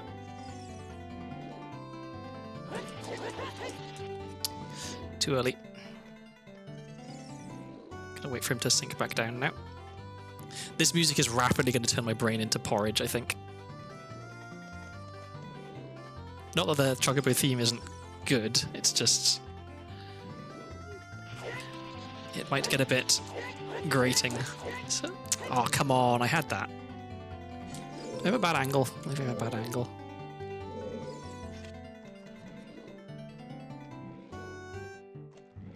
Okay.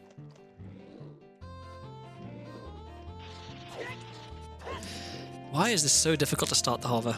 I swear I've not had this much trouble before. I definitely still have... yeah, I still have ISG. Okay. Alright, come here. Am I just timing my jump wrong? Ah, what's going on? Maybe I need to wait for it to come closer? This trick is supposed to save time. I'm supposed to be able to just kind of go directly to the boss. But I suck, so it's not happening. Okay, I think I need to wait for the Biri to get a lot closer before I start backflipping. But isn't this fun? You get to watch me but practice a trick live on stream. Which I should have known how to do already, but... come on. I swear I've done this first try a bunch of times in the past with no problem. I don't know what's going on today.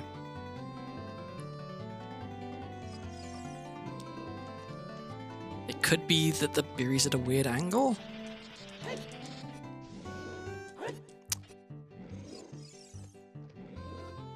This is starting to get annoying.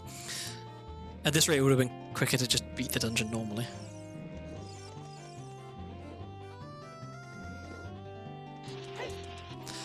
What is happening? Why is this not working?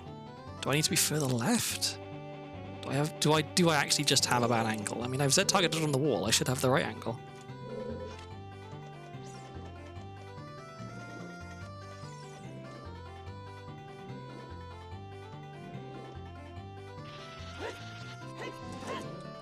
I don't get it. I do not understand why this isn't working. Maybe if he comes at me from the left, it works better. Okay, come here, please.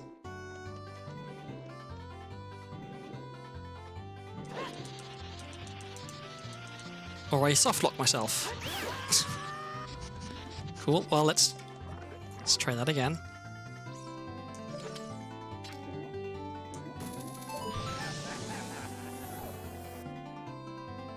So this is where I've got to try and not get tilted by a relatively easy trick which I've done many times before, just suddenly not working for some reason.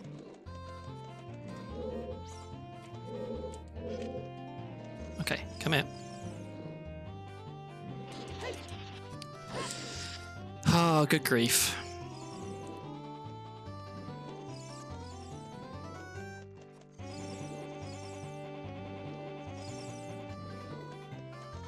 Okay, maybe a more frontal approach works better.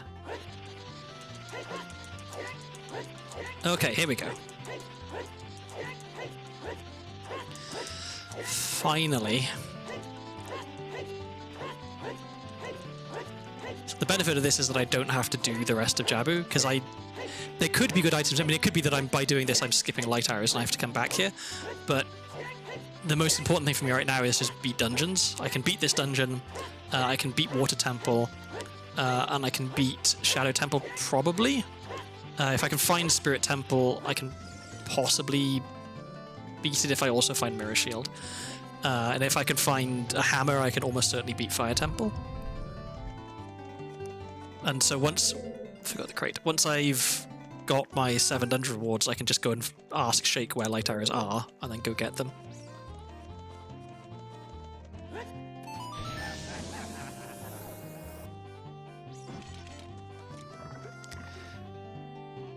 Oh, I want this. For some reason, this shot is harder to make as adult than as child. Or at least I found it harder to make. It may not actually be harder, I might just suck. Okay, so we will check this since it's right here. It's nothing, and so we will want Boomerang instead of Bunny Hood.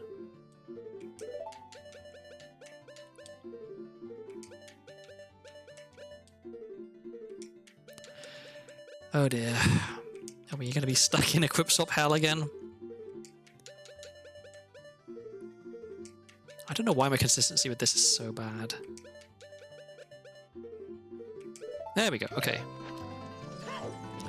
Oh, now it feels like I'm running through treacle because I don't have bunnyhood anymore.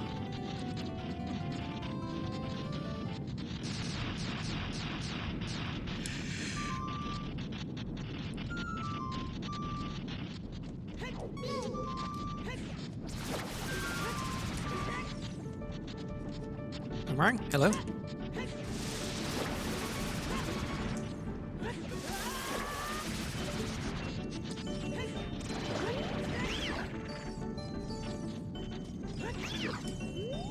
Oh, I missed one. Oh, great. Okay, well, we've got a lovely slow Baronade fight. Okay, at least I didn't miss that bit. That speed things up a lot.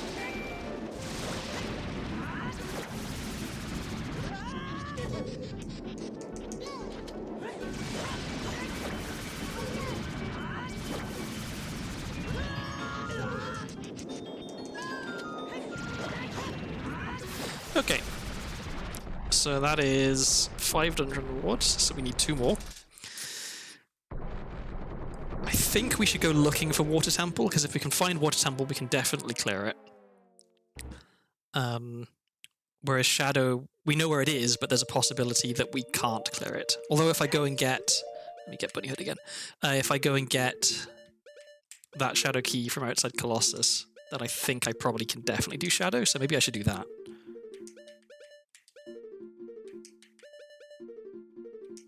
Come on.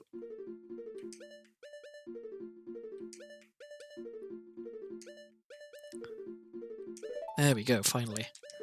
Okay.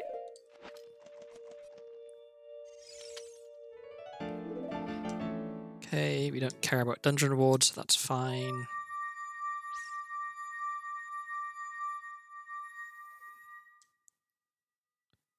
So, okay, first things first. Get that Shadow Key, then we'll go to Shadow and we'll do what we can do in Shadow, which is probably clear Shadow.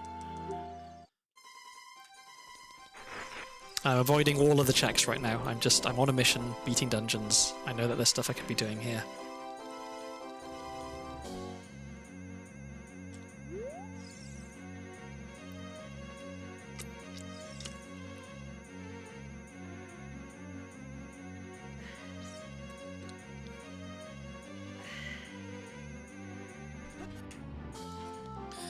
Okay.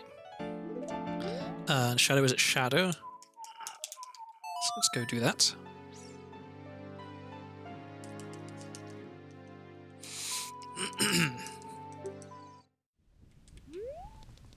And I already I already opened the door, which makes life a bit easier.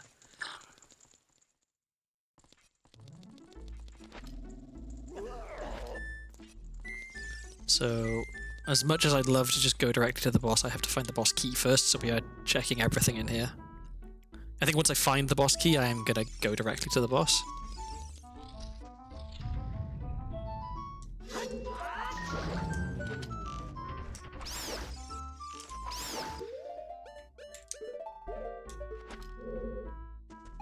I'd like some health. Okay, there's a heart. Even if this is a junk chest, which I'm standing on, I think I'll open it anyway, just in case it's a piece of heart. Just for the health refill. Okay, well, it's a good item. What would be best here? Long shot would be lovely. Hammer, okay. So, in fact, we are going to Fire Temple, which is... we don't know. Okay, so we just need to go looking... Where am I going? We need to go looking for dungeons next, and if we find water, we beat water. If we find fire, we beat fire. So we're in super duper go mode right now. We just need to find these dungeons.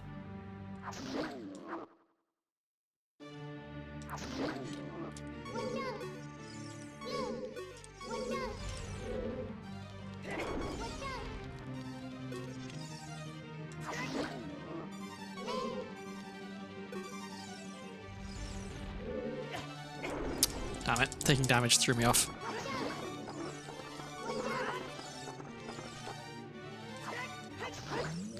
Okay. And Dead Hand gives me... Gives me what? Nothing. Okay. Actually, let me open that just in case it's health. Because I am a bit paranoid. It is not health.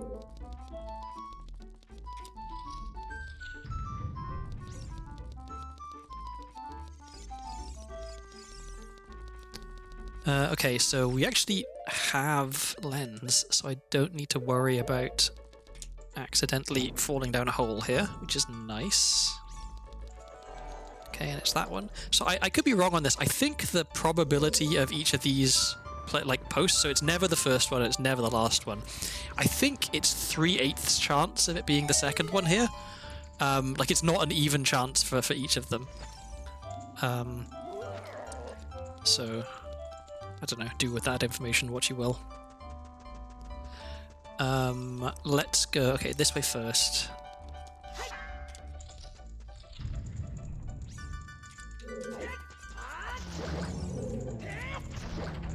Oh, damn it. It's just slightly off to get the 2 hits on that one. Not the boss key. Okay, so I need to save... I need to save 1 key to open the door before the boss door. But that means I can spend 2 down here. Check all this side, and then save scum if I don't find anything good.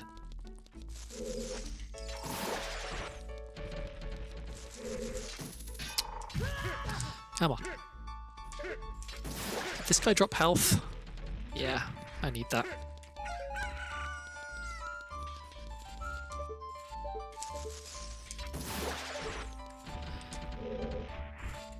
Wow, they're being very sparing with the hearts. Yeah, and I don't have anything in my bottles I can drink.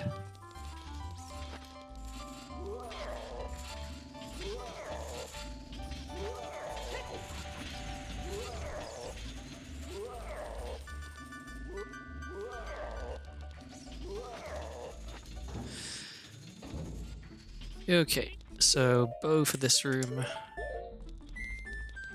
I know there is a trick where you use the hook shot to just like clip through the gate by hook shotting the like, but I don't know what the setup for it is. I know it's not difficult, I just never learned it, and honestly, it saves like a few seconds, not super high priority. Okay, so the chest on the left is nothing. Chest on the right is also nothing. The sculpture token is nothing.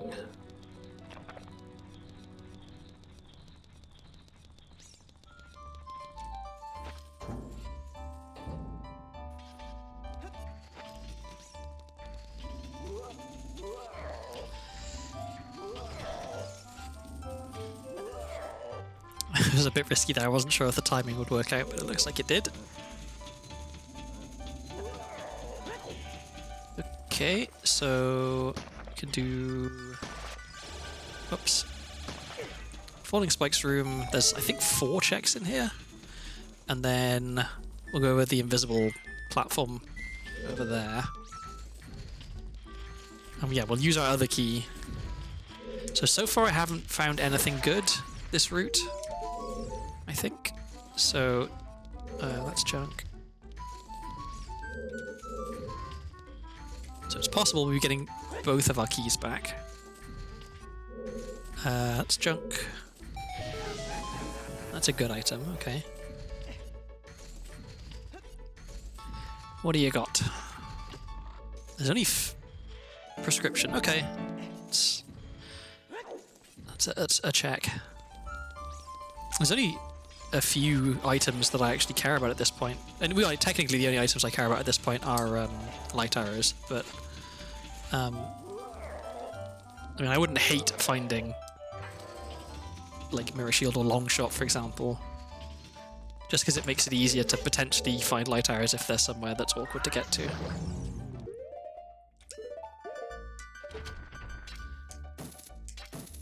So, okay, yeah, I should write down prescription.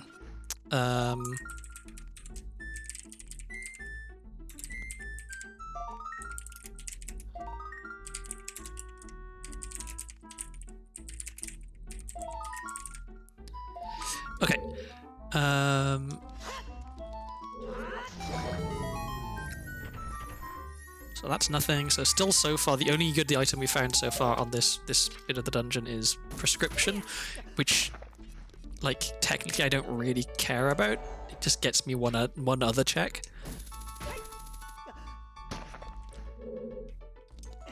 Oops, I pressed the wrong button.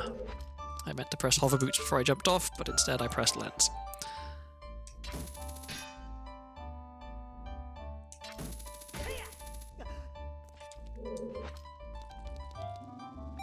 Okay, so now we can check this room.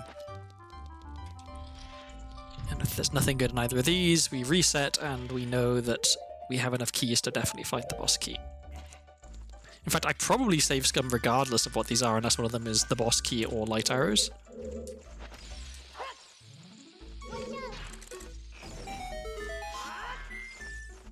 Okay, we've got money, which we don't care about, and the boss key. Okay, so we do want that. So that's good, we can just go straight to the boss and beat the boss now.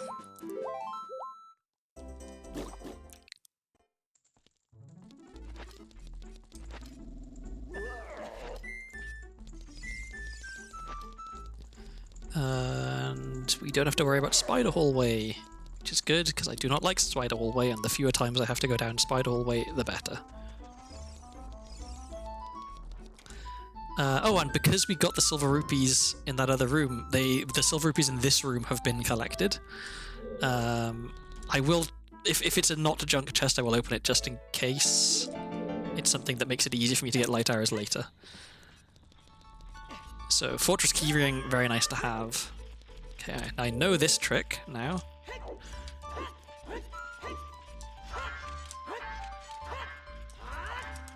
Yay, consistent setups, we love them.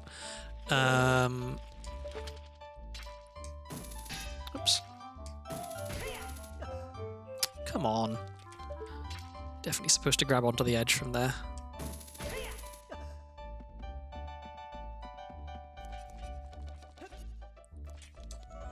It's the wrong item.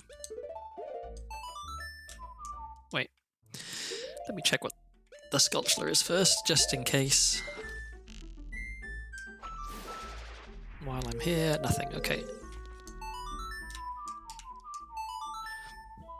I think I'm going to set Furrow's Wind in the room before the boss door, just so if I get a hint saying light arrows are in shadow, then I don't have to do the boat ride again to get to the far side of shadow.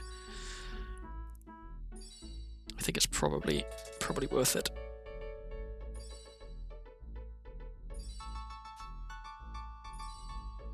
Because this is tedious. I don't want to have to do it twice.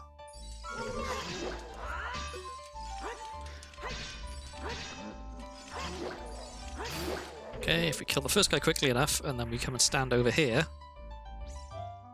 the second Stalfos spawns out of bounds, and you don't have to fight him.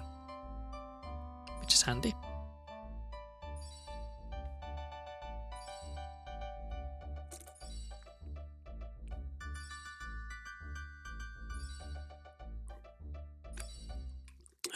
Sorry, excuse me. Just enjoying a bit of drink.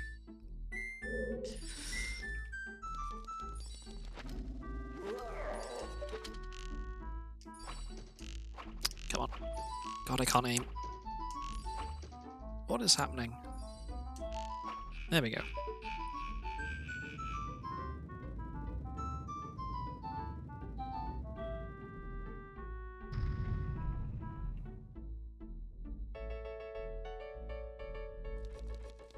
And now we get the rare luxury of doing the room before Bongo Bongo with lens and hover boots. Because quite often I've had to do this room without lens or hover boots, and it sucks.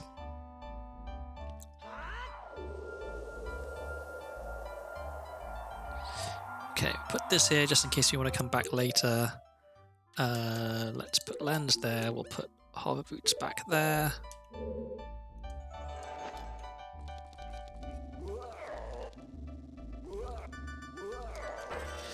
Okie dokie.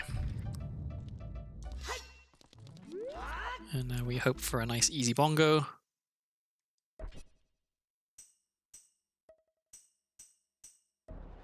Interesting drum noises.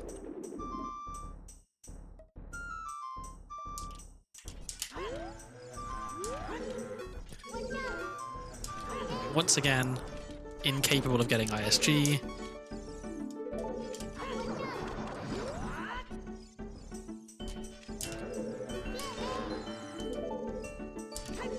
Oh my god, why is this so difficult? Okay, there we go, finally. Jesus. Okay, we hit one hand, we hit the other hand, and we hit the face.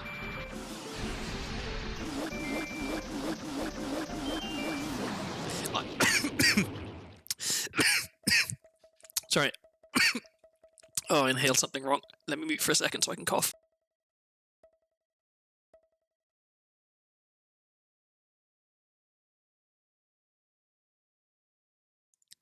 Oh, okay. Sorry. I inhaled some saliva. I would not recommend it. It's not a fun time. I was just going to say, ISG really makes Bongo Bongo trivial. For which I am very glad, because otherwise that fight could suck quite badly. Okay, so now we're just looking for one of fire or water. I don't know which one would be quick. I think fire would be quicker. Possibly. It depends. I mean, it depends where we find the boss key in each of them, I guess. Okay, so dungeon entrances we haven't checked. So we haven't checked GTG entrance, ice cavern entrance, water entrance, or I think that's it actually, right? Because we have checked fire entrance. Fire entrance was something bottom of the well. Let me write that down. That wasn't in my notes. So we found bottom of the well, ice cavern, and GTG. We found forest shadow. So we haven't found fire, water, spirit. Okay, so there's three entrances we haven't checked, and they are water, ice cavern, and GTG. And unfortunately, they're all in different places. So easiest to check is water. So let's go to water temple. Quickest way to water temple is just this, I guess. Yeah, it's running from CAC. Okay.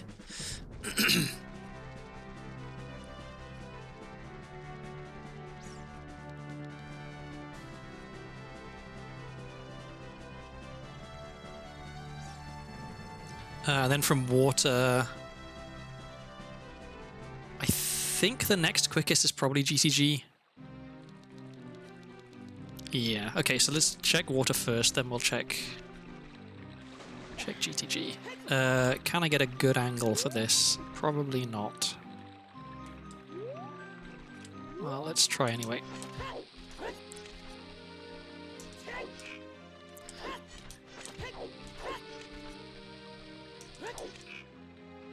I think what happens here is I hit a fence and get stuck, but maybe I got an okay angle. Let's find out. I think if I do hit the fence, I'm probably stuck because I'm at a shallow angle, so I'm not going to slide along it. Okay, never mind.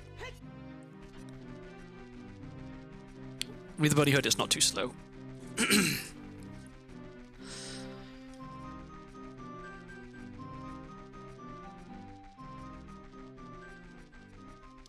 So if we're very lucky, it's Fire Temple, and the very first chest we check is the boss key. If it's Water Temple and we're very lucky, then yeah, there's a few places it could be that would be trivial for it to be the boss key, and we can get it really quick.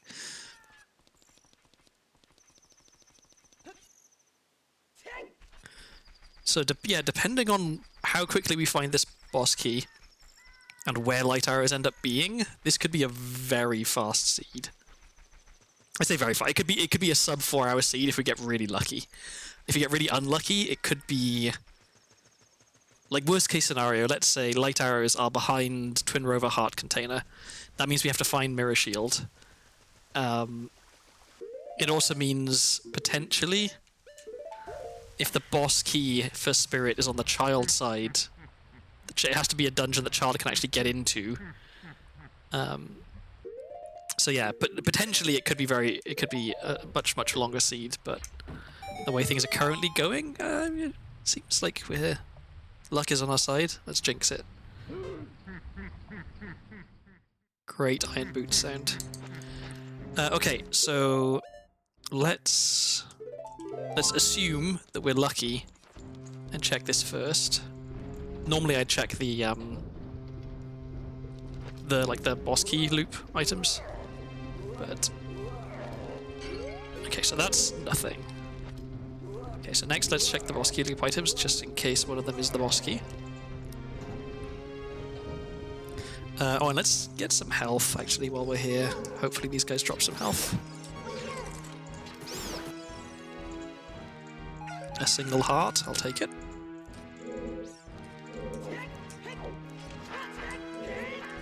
So that trick is actually quicker. Like, even though I have hammer, that trick is quicker than using the hammer, so why not?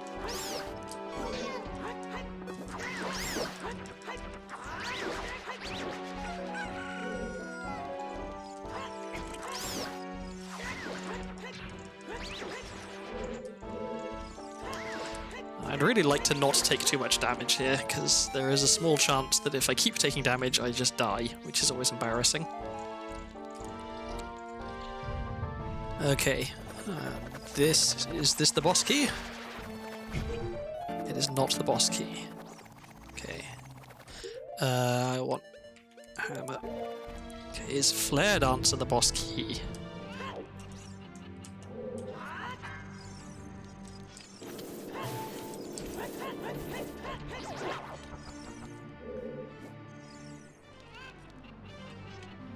Is Flare Dancer making chicken noises? Is Flare Dancer mocking me? It's rude. It definitely is. Whoops. Okay, well that was my fault for standing in the wrong place.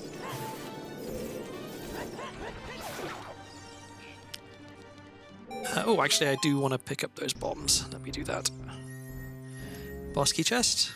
No, but it is a good item, so I should get it just in case it's light arrows.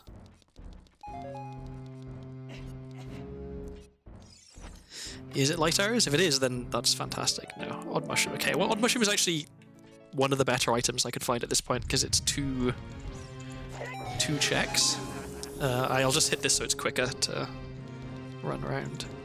And then I'm reasonably sure that's all the keys I need. Although, no, it's quicker if I don't spend any of those keys. Okay, so yeah, none of the... Let me write down odd mushroom. Okay.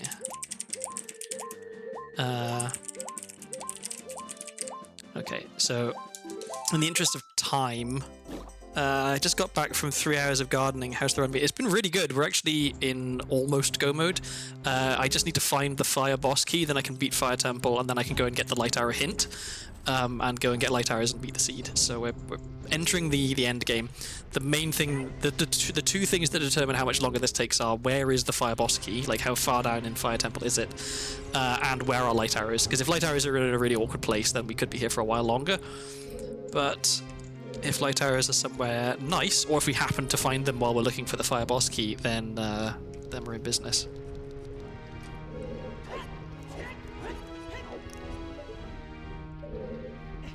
Come on. I had a bad angle for that, I think.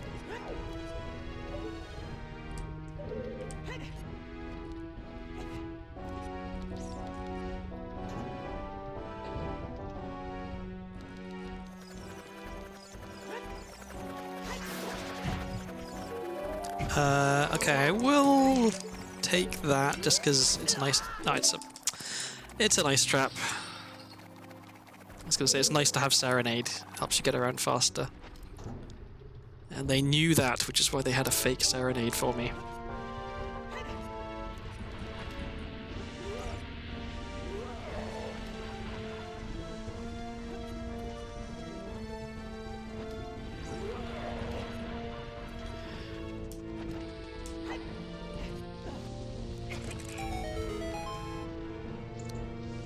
Serenade turned into Serenada, indeed. Very, very rude.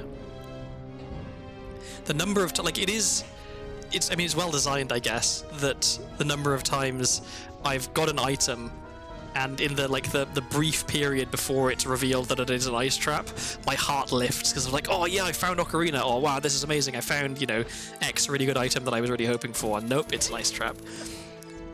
Just the little delay, just long enough for I don't think I've ever done that before. That was really weird. And now I have no health. Cool. But yeah, the little delay, just long enough for you to get your hopes up, is wonderful. Okay, so I'm gonna kill the keys. Because one, I don't want them killing me, and two, they might drop health. They did not drop health.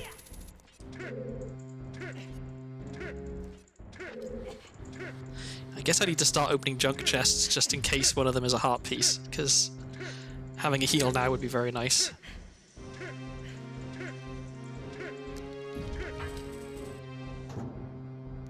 Oh, and I'm about to damage boost here. Well, not damage boost, I'm about to take damage here, so... These guys, I think, never drop health. I think they only drop magic. Yeah. Okay, well...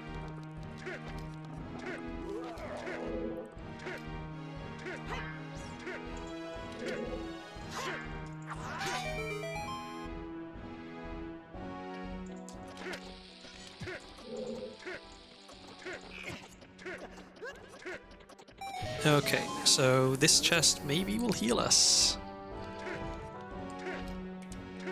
Just so we can stop Ganondorf making noises at us. Nope, it's nuts. Okay. I need to be careful because I could actually die, and that would be bad. So. Oh, and I want hammer. There we go. I didn't need bugs. And I probably also want Ocarina, not lens.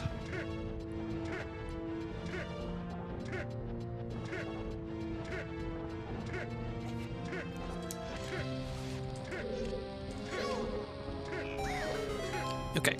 And I have 2 keys. No, I should do this the way that saves keys, just in case. Because I don't want to find that, oh yeah, light arrows are in CAC and it's the odd potion check and I have to come back here for odd potion. Okay, that is possibly a piece of heart. I really, really need the health. I've got half a heart. Come on. More nuts. Okay, I really don't want to die to a boulder here.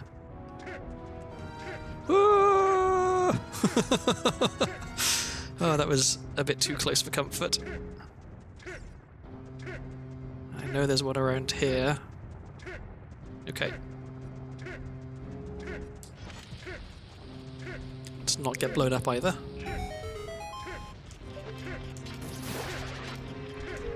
There we go, okay. A little bit of breathing room. Ah, the peace and quiet. We no longer have Ganondorf making noises at us. That's a key. What key could this be? If it's a fire key, then that's actually kind of nice. Another water key. There's far more water keys than we need. Okay, so we're still, yeah. Let's conserve keys here just in case. We'll go down and back up again. So this is slower, but sensible, I think.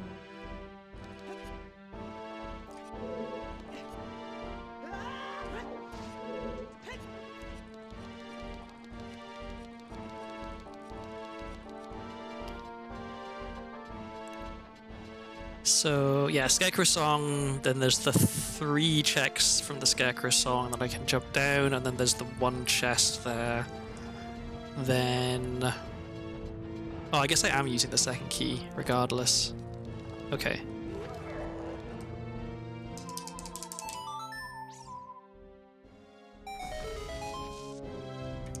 Well, hopefully the boss key is one of these and I don't have to worry about key routing.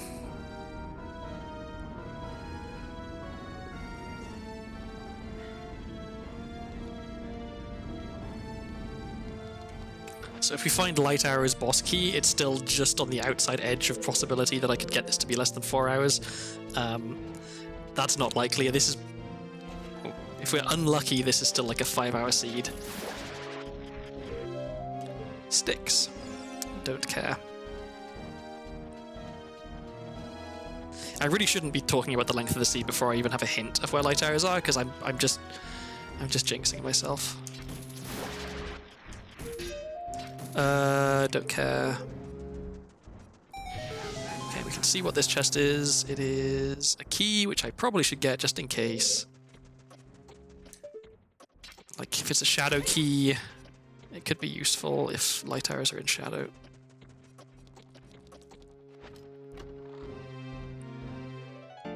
It's totally useless. Cool.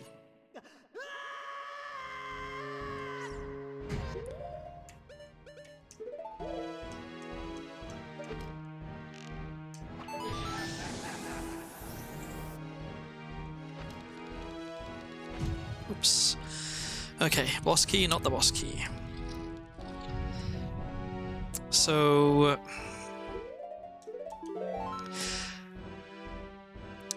yeah, I'm gonna jump down and come back up again. This wastes time, but it saves a key, and it's unlikely that being able to go and get what are they called? Odd mushroom is going to be the thing that makes the difference between this being a quick seed and a slow seed. But I'd rather not take the chance. If it turns, whoops, damn it. If it turns out that light arrows are behind odd mushroom, then I don't want to have to find a fire key in order to be able to go and get odd mushroom in order to be able to go and get light arrows. So this wastes some time, but possibly saves a lot of time if it ends up being the case that I need odd mushroom.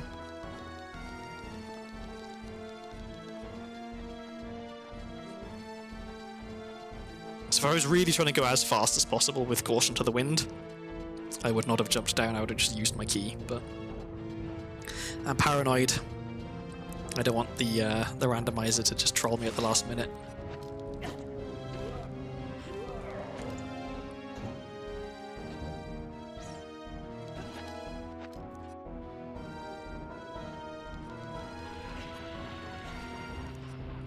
So, yeah, not very many checks left in here, actually. It is also possible that the boss key is Volvagia's heart container, in which case this dungeon is impossible. And for some reason, that seems to happen disproportionately often with Fire Temple for me. Like, I don't think that it's that Fire Temple has fewer checks, and therefore it's more likely that it's behind the boss key. I could be wrong on that, though. I don't know, but it seems like if I get an impossible dungeon, more often than not, it is Fire Temple. There's the boss key. Okay. So it is not impossible, and in fact, we are now about to go and beat the boss. I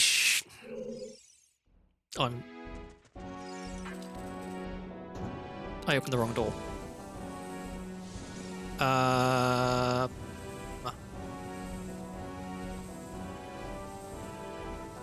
Did I save after getting the boss key? I hope I did. I did not.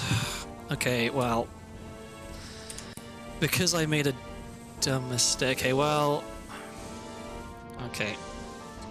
I was gonna say I should check the rest of Fire Temple while I'm here, because it's gonna be a pain in the ass to come back. Whoops. And that... come on. That remains true. So, let's check the rest of the stuff. Yeah, I came out the wrong door. I didn't mean to come out that door, now I've wasted a key. So my whole thing earlier about this will waste some time, but if it turns out... watch this be light arrows now, come on. No.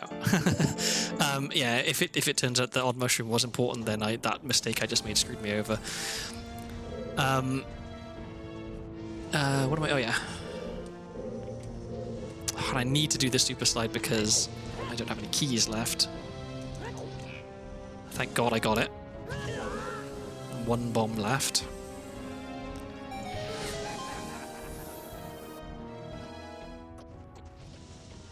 So yeah, the only reason I'm doing this stuff now instead of immediately going and getting the light arrow hint is that if it turns out that light arrows was something here, it would be really slow to have to come back and check all this stuff again. Because I'm like deep into Fire Temple now. So let's just, yeah, finish this off while I'm here.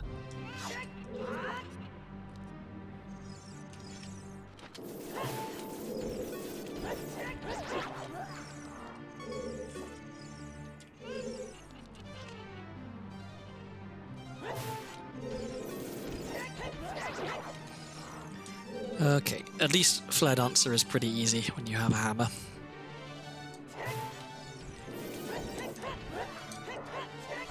It's easier if you don't miss the crouch stabs. Okay. Definitely made that more difficult than it needed to be. Of course, it had to be immediately after I talked about how easy Flare Dancer was, of course. Okay, so we've got one check left here, I think, right? Just the hammer chest.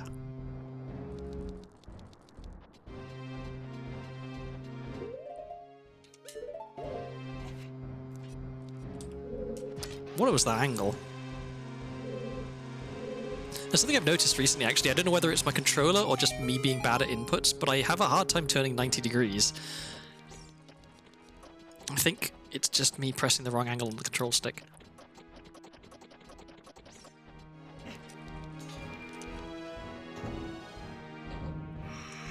Okay, so as soon as we step on this switch, we get the little cutscene which shows us the chest. If the chest isn't a good chest, then we just save warp to the boss. It's not a good chest, okay. So now we just really, really hope that Odd Mushroom was not important, because now getting it is going to be more difficult, because we've got to go and find a fire key.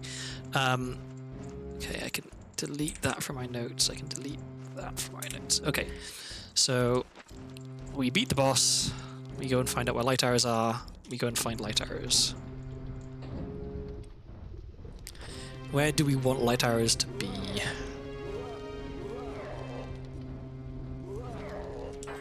I don't know where the best place for them to be would be, really. We don't want them to be in Forest Temple. That would be really bad, because Forest Temple is child only. So there's a bunch of stuff in Forest Temple I probably can't get.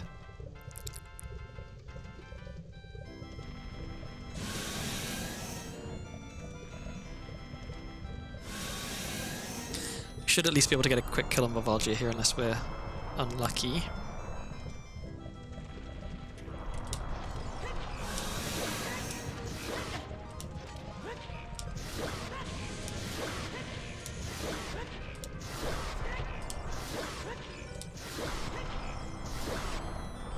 So I don't actually know how many hits you need to get to guarantee a one phase.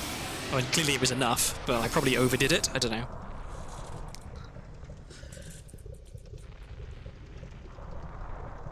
I never keep count of how many it is either. And I know it's different if you have Begoran Sword, you need fewer of them, but I tend to just spam as many as I possibly can, just to be on the safe side. Because it's rare that I'm like super short on nuts or chews. And it doesn't speed the fight up to not do them, I guess. It's just you're conserving resources. Okay, light arrows? Light arrows? Light arrows? No. Begoran Sword? Yeah, okay, that'll make killing Ganondorf quicker. I always try to get 8 when I have the biggie sword, I think. This is definitely one of those things that I can just Google it and find out what the answer is. Okay, so let's go and talk to Shake and find out where light arrows are. And somewhat frustratingly, we can't talk to the Shake in Temple of Time. We have to go talk to the Shake in Ganon's castle, right? Yeah. Shake likes wasting our time. I will say though, it is nice that they put Shake outside the trials, so you can talk to him there instead of having to go all the way to Ganon just to get the light arrow hint and then reload.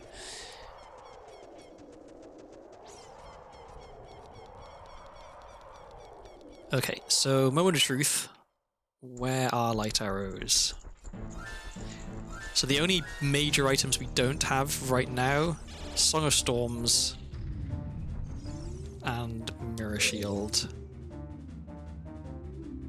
Lake Hylia has light arrows. Okay. Alright, I think we can check everything in Lake Hylia then. Oh, unless it's shooting the sun or the high up sculpture, in which case I can't get those without Longshot and or beating Water Temple. Unless I learn the trick that someone earlier posted a link to, so maybe it's time to learn that trick. It's not like Link has anything important to be doing. It's true. I mean, he's the hero of time, right?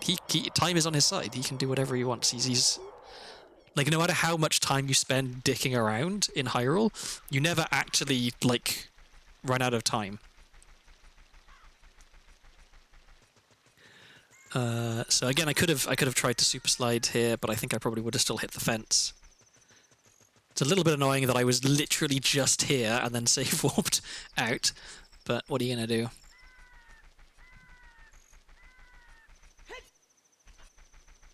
If only the Serenade that I'd found had not been an ice trap.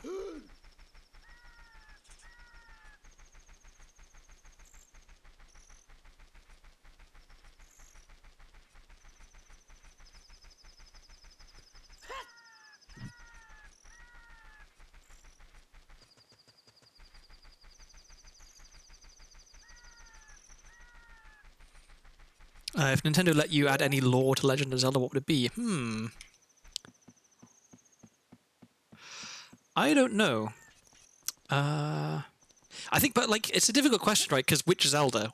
Because there's a ton of stuff that's in the lore of Zelda, but it's like only specific to one game. Like the fact that Wind Waker exists doesn't affect Ocarina of Time, because like it happens after it in the timeline or whatever. So there's a bunch of stuff you could add that would be like pretty inconsequential. I don't know. I haven't actually played that many Zelda games. Thinking about it, I played a ton of Ocarina of Time. I played a little bit of Majora's Mask. And I played Wind Waker, like I played all through Wind Waker twice, I think. And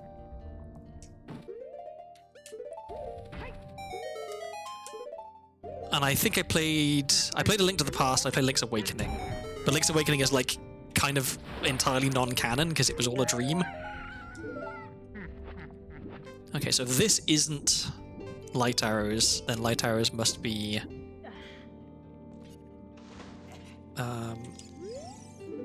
one of those two items that I mentioned. Okay, well there is a Fire Temple key, just in case we end up needing it. We're going to be just too late to shoot the sun here, I think, unfortunately.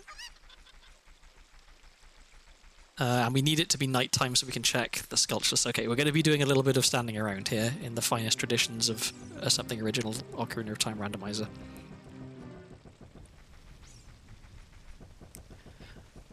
But maybe I take this time to briefly watch this video about how to get these items, because I know that it's possible to get up onto the tree with hookshot. And I know that in order to get the item over there with hookshot jump, you have to get up on the tree. So I'm gonna watch this video.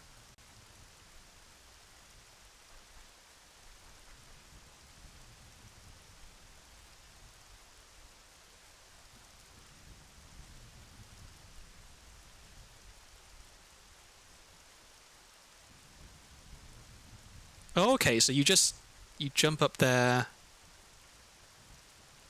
once.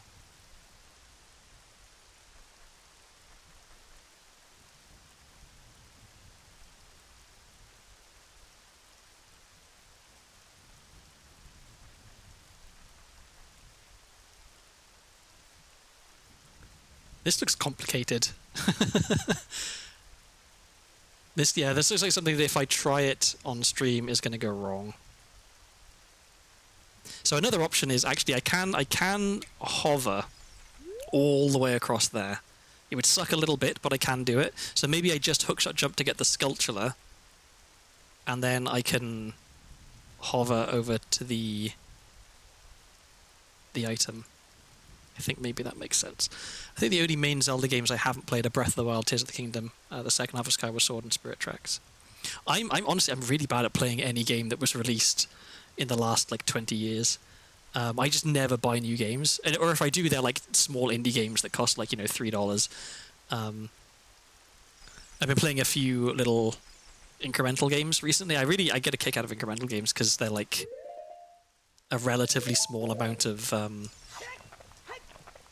like attention is required. Like you can just kind of let them go by themselves. I keep replaying System Shock 2. Well, I mean, I replay Ocarina of Time a lot, but it's Randomizer, so it's like, it's different every single time. Okay, so that's nighttime. Can I get this with a chew? Apparently not with that angle. I just... Okay, that went into the tree. Okay, so we've killed that. Let's see if that is light arrows that I need to hookshot jump to it, which I think I can probably do that bit of it at least.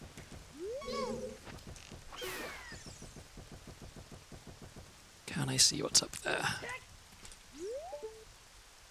It is light arrows. Okay, so I think I can hookshot jump to that. I think I remember how hookshot jump works. No. Okay, I need to actually bonk. That wasn't right. Oh, I need to be holding Z when I bonk, I think. Yep, okay. So now we try and hookshot jump. And 3. Yep. Oh, but then I need to... Okay, yeah, I need to jump slash.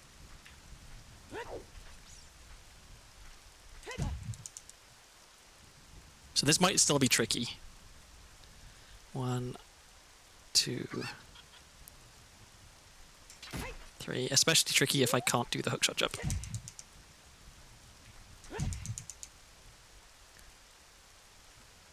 One,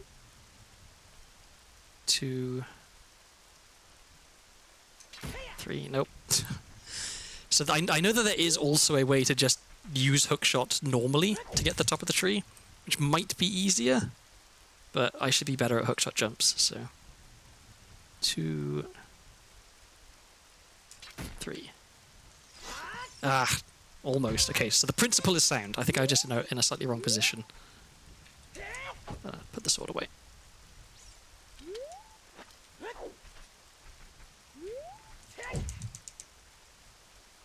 Okay, I think I have a slightly better angle this time. 2.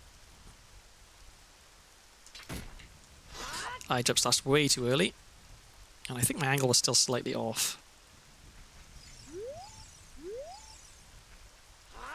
Put the sword away. Sorry if this is not particularly interesting, but I'm trying to learn this on stream, which is probably not a sensible idea, but I don't know, maybe it'll be satisfying if I get it. So 1, 2,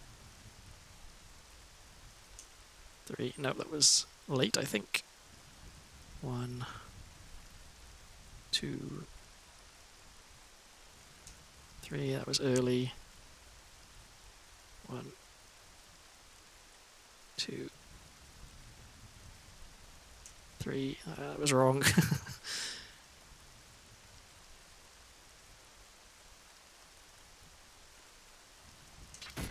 There we go.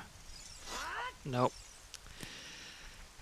I think I should keep trying. Like, let me double check the video in case the setup for the angle for this first bit is actually really precise, because maybe it is, and I just missed that. Let's see.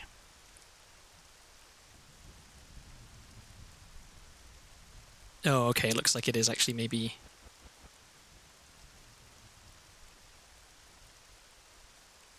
Actually, maybe kind of precise.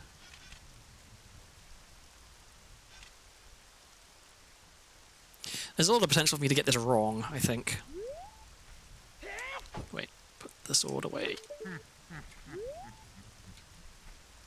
So it looks like I want to do this.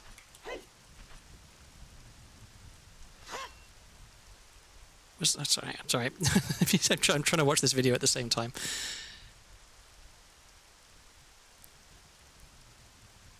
Okay, backflip and then just roll into it.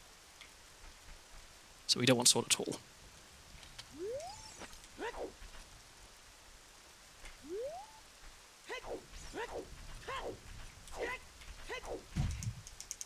Okay. 1, 2, 3. Nope. 1, 2, 3. That did not work as expected. Great. Okay, well, we keep trying.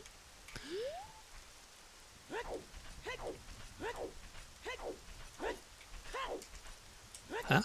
I should have bonked on that. Why am I not bonking?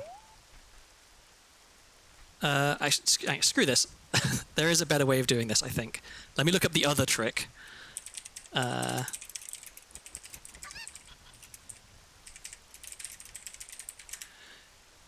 I know that this is possible. I think it's relatively straightforward.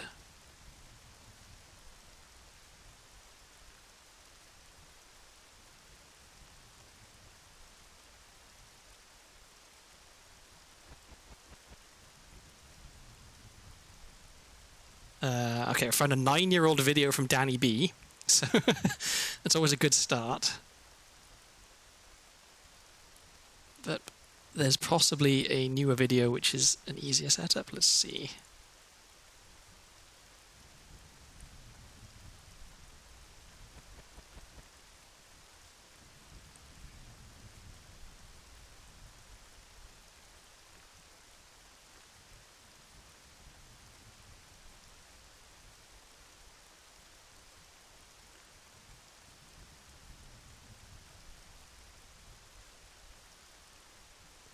Okay, so it looks like what I need to be doing is getting up on here. But like, all the way up. Apologies to anyone who knows how to do this trick and is watching. This must be very frustrating to watch someone kind of muddle their way through it. Alright, and then I need to aim at this? Question mark. That's not it. Okay, well, there might be a little bit of trial and error here. Maybe I was in the wrong spot on the seam here. Okay, I think I'm at the top. And the thing I'm aiming for is here. This doesn't seem right.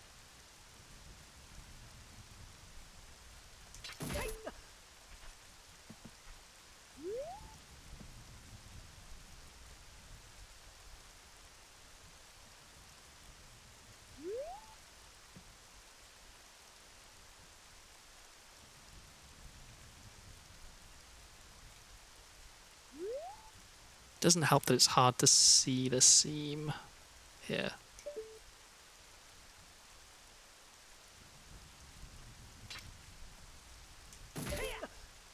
It's also not right. Okay, let me continue watching this video in case there's a step I'm missing.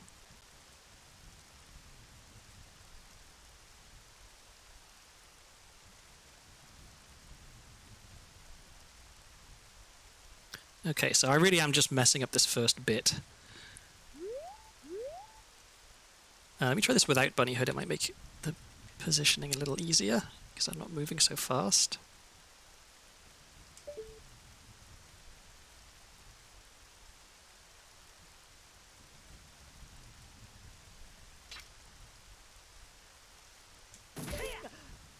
Nope.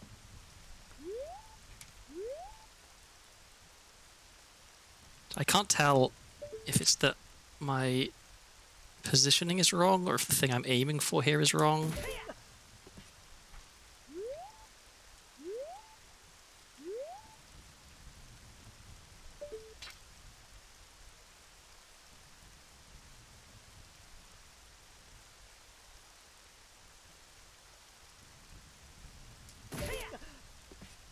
feels like I'm almost there, like I'm sliding past the thing I'm supposed to end up standing on. I'm sure that there is like a consistent setup for this. D&D done. Now I can pay more attention to the Hero of Time versus the Tree of Light. Yeah, this tree. I wish I could just like shake it and have the lighthouse fall down. It definitely feels like something isn't quite right here. Like I'm getting to the top of this bit, right? And then I'm supposed to be shooting at this, I think.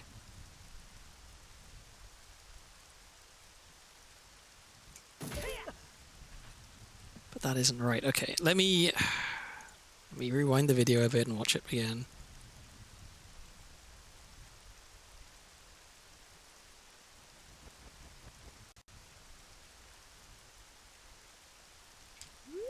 Okay, so the texture I'm looking for, I think, looks slightly different on my screen compared to the video I'm watching.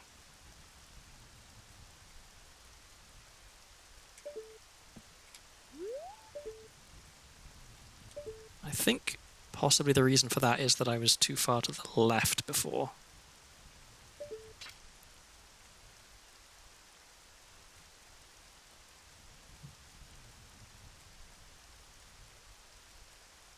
Oh, was I just aiming at the wrong thing, maybe, actually? No, sorry, let me continue the video.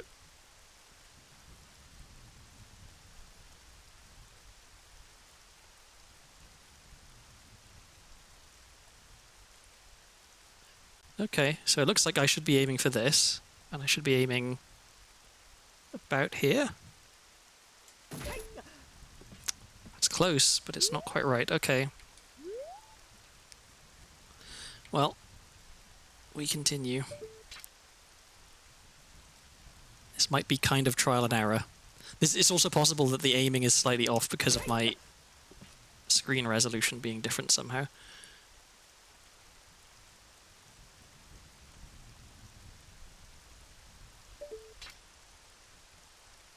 Although I guess that wouldn't affect the hookshot aiming, because that should be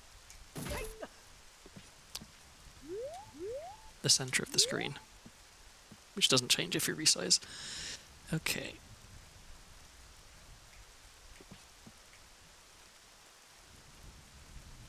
So we get all the way to the top.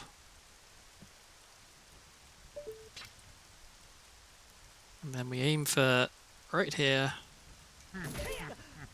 And we don't get it. This is... It's possible that I'm using a bad video as a guide here, and it's just like eyeballing things and doesn't have a consistent setup, whereas there is a consistent setup for it, but I don't know. Nope. Never try and learn tricks on stream. But I have to. There is no way around it, unfortunately. I kind of wish it had been the other item, because at least then I could have hovered to it, and it would have, it would have been tedious, and I probably would have failed the hover a couple of times, but at least it would be not requiring me to learn stuff I don't already know. Because this... okay, well, let's try this attempt again. Maybe this is actually easier.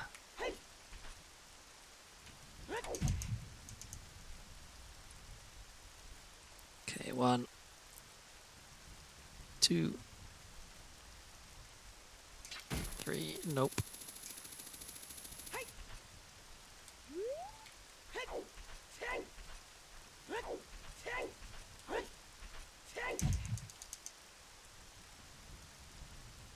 One, 2,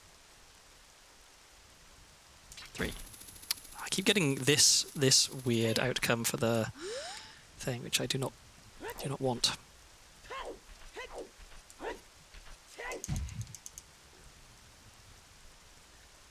1,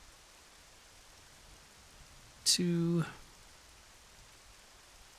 3. No! I should have held shield. No, I'm a fool. Okay, well, proof of concept works. It's definitely doable. Let's just do it again, but this time not forget to press shield.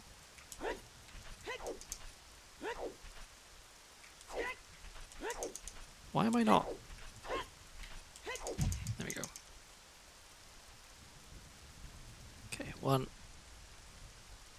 2, 3. Gonna also jump slash. And this is where we show off my amazing skills at not being able to press the buttons.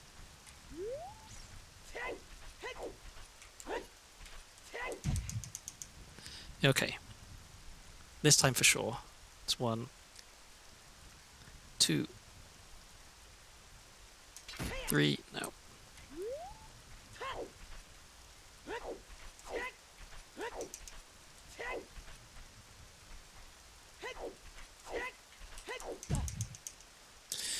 Okay. 2, 3. Nope.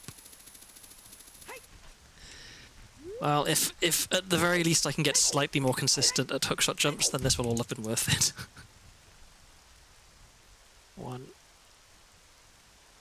2, 3. Nope.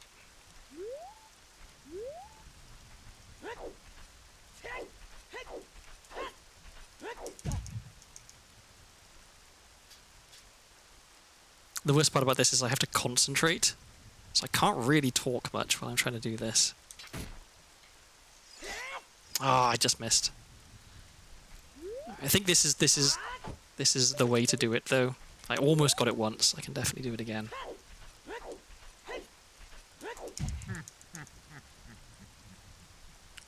Okay, 1, 2, 3. This one again. I genuinely don't know what has gone wrong when you get that outcome on the hookshot jump. Okay, well, we'll keep trying it, because whatever, it's going to be faster than trying to find a long shot. Even if it takes me like 20 tries. This one again! What is going on?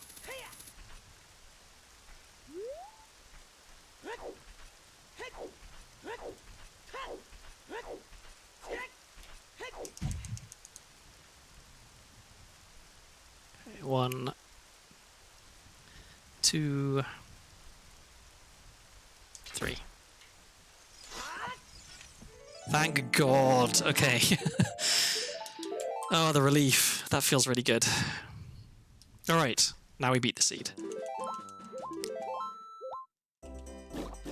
How are we doing for time? Okay, this, if I'm quick, I think I have to be really quick. This could be a 4 hours and 30 minutes seed. So if it hadn't taken me so long to get light arrows, then it would be easy peasy, 4 hours 30. But, oh, and I have this. I want that equipped there. Let's get bombs, and let's dump a bug so we have an empty bottle, and we will keep the lucky fish out, because we love the lucky fish. Okay. So that wasted a little bit of time there, getting my inventory all nicely set up. Probably didn't, strictly speaking, need to do all of that, but I don't know, I have my way I like to do Ganondorf, so we'll try and do it that way. Okay, so hopefully we don't fail trial skip, because I only have 10 bombs.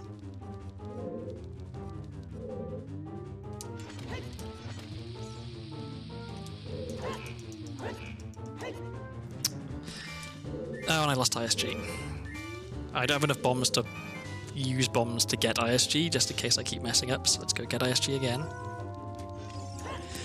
I have this terrible habit when I'm doing... I think it's pretty specifically trial skip, that I'll let go of Z target before I let go of shield, which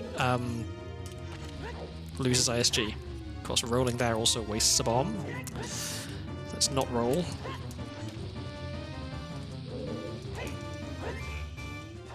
There we go, okay. And the stealth was already dead, so we just have the Iron Knuckles to kill.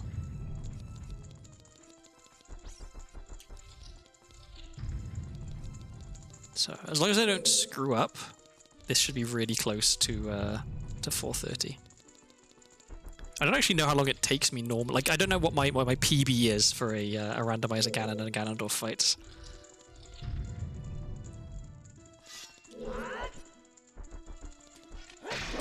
Oh dear, I did not mean to get both of them. That was a terrible, terrible mistake. Well, there goes 4 hours and 30 minutes. We're definitely not getting it now.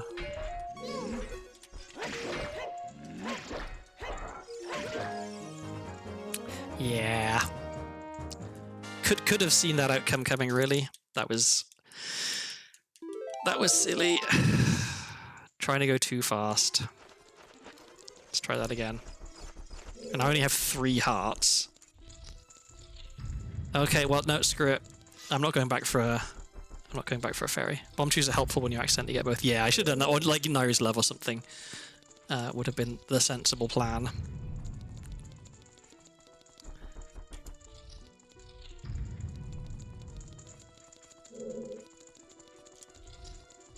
But we can get... Oh, we get healed up before the Ganondorf fight actually starts anyway, so as long as I don't die to these guys again, then I should be fine. Okay, let me... Bunny Hood keeps throwing me off. Okay. Okay, this is what it should have happened. Not a difficult fight. I don't need the health. Ganondorf is about to very kindly give me some health. Okay, so I lost... What, like 2 minutes, 2.5 minutes to dying to the Iron Knuckles, so we can subtract that from the final time and see what it would have been if I'd have played better. I guess that all depends, like, assuming I get a good Ganondorf and a good Ganon fight as well. If I get bad fights, then dying to the Iron Knuckle doesn't really matter.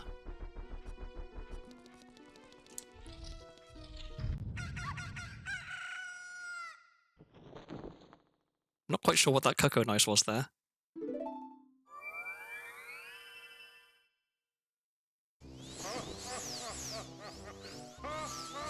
Not the most appropriate Ganondorf music.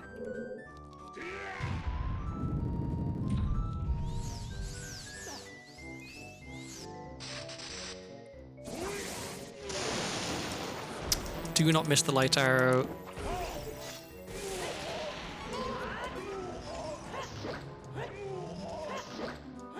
Oh, god damn it. I thought I'd just salvaged that. Okay. That should have been a 1 cycle, but I screwed up my crouch stabs.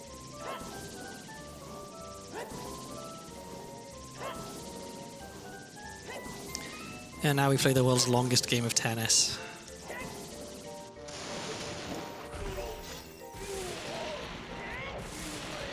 Yeah, I was 1 stab away from getting the 1 cycle. Oh, the Coconut's health regen. Okay, that makes sense. Okay, well, we're not getting our 4:30, unfortunately.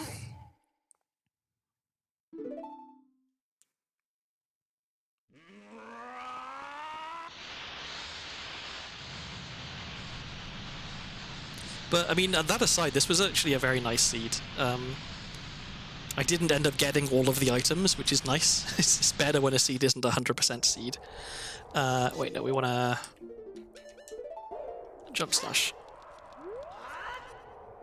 Okay.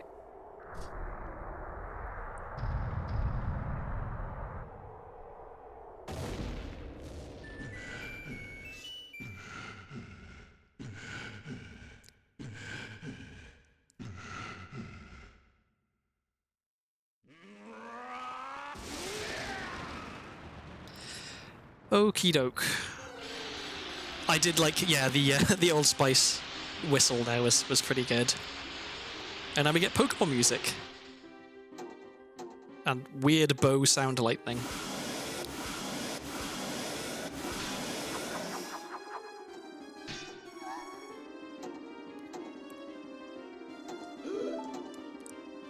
And a strangely masculine sounding Navi. Okay. Alright. Let's not screw this fight up.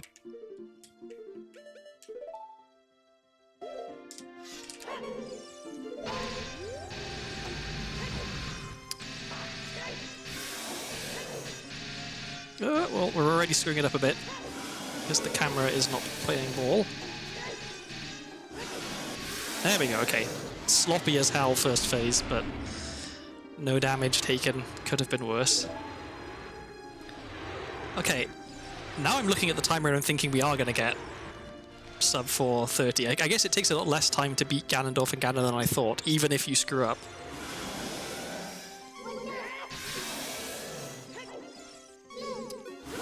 Okay. Let's not do that again. This is where I wish I was better at the game. Okay, that's 2. Come on. That's 3. There we go, okay. Nice. Definitely not my best Ganondorf or Ganon fights, but good enough, it seems. So wow, yeah, this could have been sub 4 hours if I'd played a little bit better and been able to get light arrows quickly. Pretty fast seed. There we go. Can't say I'm sad about that time. That is fairly quick for these settings. And so we never even found Water Temple or Spirit Temple. They must have been in either Ice Cavern or GTG entrances, I think.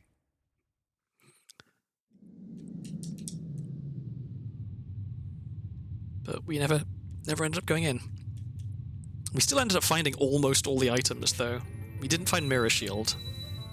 Actually, yeah, that's the point. Let me look at the spoiler log and we can look up where some stuff was. So, where was Mirror Shield? Mirror Shield was Spirit Temple Twin Rover Heart Container. So, Mirror Shield was impossible, therefore Spirit Temple was impossible. So it's a good thing we didn't try and do anything in Spirit Temple, I guess. Where was Song of Storms?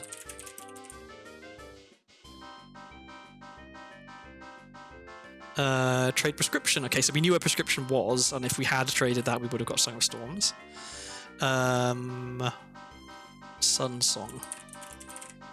Sun Song was Death Mountain Trail, Storms Grotto's chest case. So if we'd have got Prescription, traded Prescription to get Song of Storms, and then go to Death Mountain Trail, we would have got Sun Song. And then Song of Time is the last one. Song of Time was Gerudo Training Grounds, Heavy Block first chest. So we could have got Song of Time if we'd have gone back to GTG. Okay. And I guess Ice Arrows is the only other item of note. That was also Gerudo Training Grounds. That was Toilet Room. Okay, so we would have had to get Song of Time first and then gone and done that. Okay. Oh yeah, and Membership Card was the only other item of note. Yeah. That was Spirit Temple Child Climb North chest. Okay.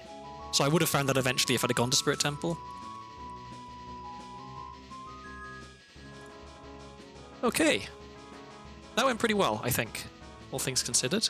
I will, I guess, come back and try and learn that get up the tree with hookshot without the hookshot jump, because I think possibly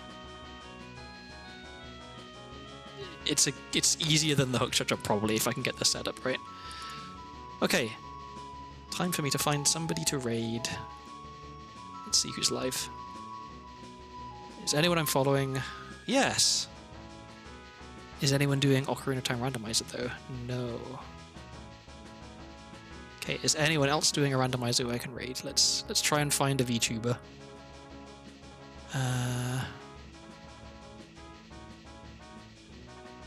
Here we are, someone I think fairly early in. Yeah, let me just check their stream, make sure nothing untoward is going on.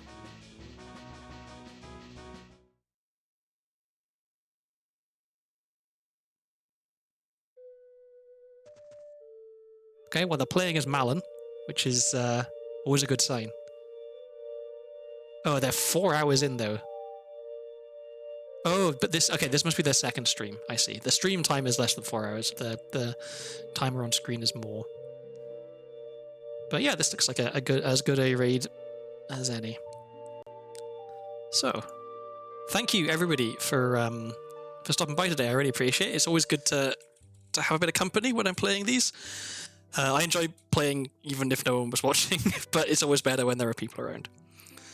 I probably am not going to stream tomorrow. But maybe I will. I guess I'll see how I feel. I've been kind of a bit wiped out recently, what with various things that are happening in the world. But Ocarina of Time is kind of, like I said earlier, it's my comfort game. So I guess even if I'm low energy, I can play this and still feel okay. All right. Yeah, I guess stay tuned for a couple of weeks' time when I'm done work. I have a collab planned with Vanille, which should be hopefully really fun if we can figure out getting that to happen. And I plan to do another entrance randomizer, even if it ends up being 10 hours. I want to do one on stream and finish it. I had that terrible stream where they were all impossible. I think maybe I can tweak the settings to make it slightly less likely that they're impossible. We'll see. Okay, that's enough yapping. The raid is about to trigger. Everyone have a very good weekend. Thank you very much for stopping by, and I will see you soon.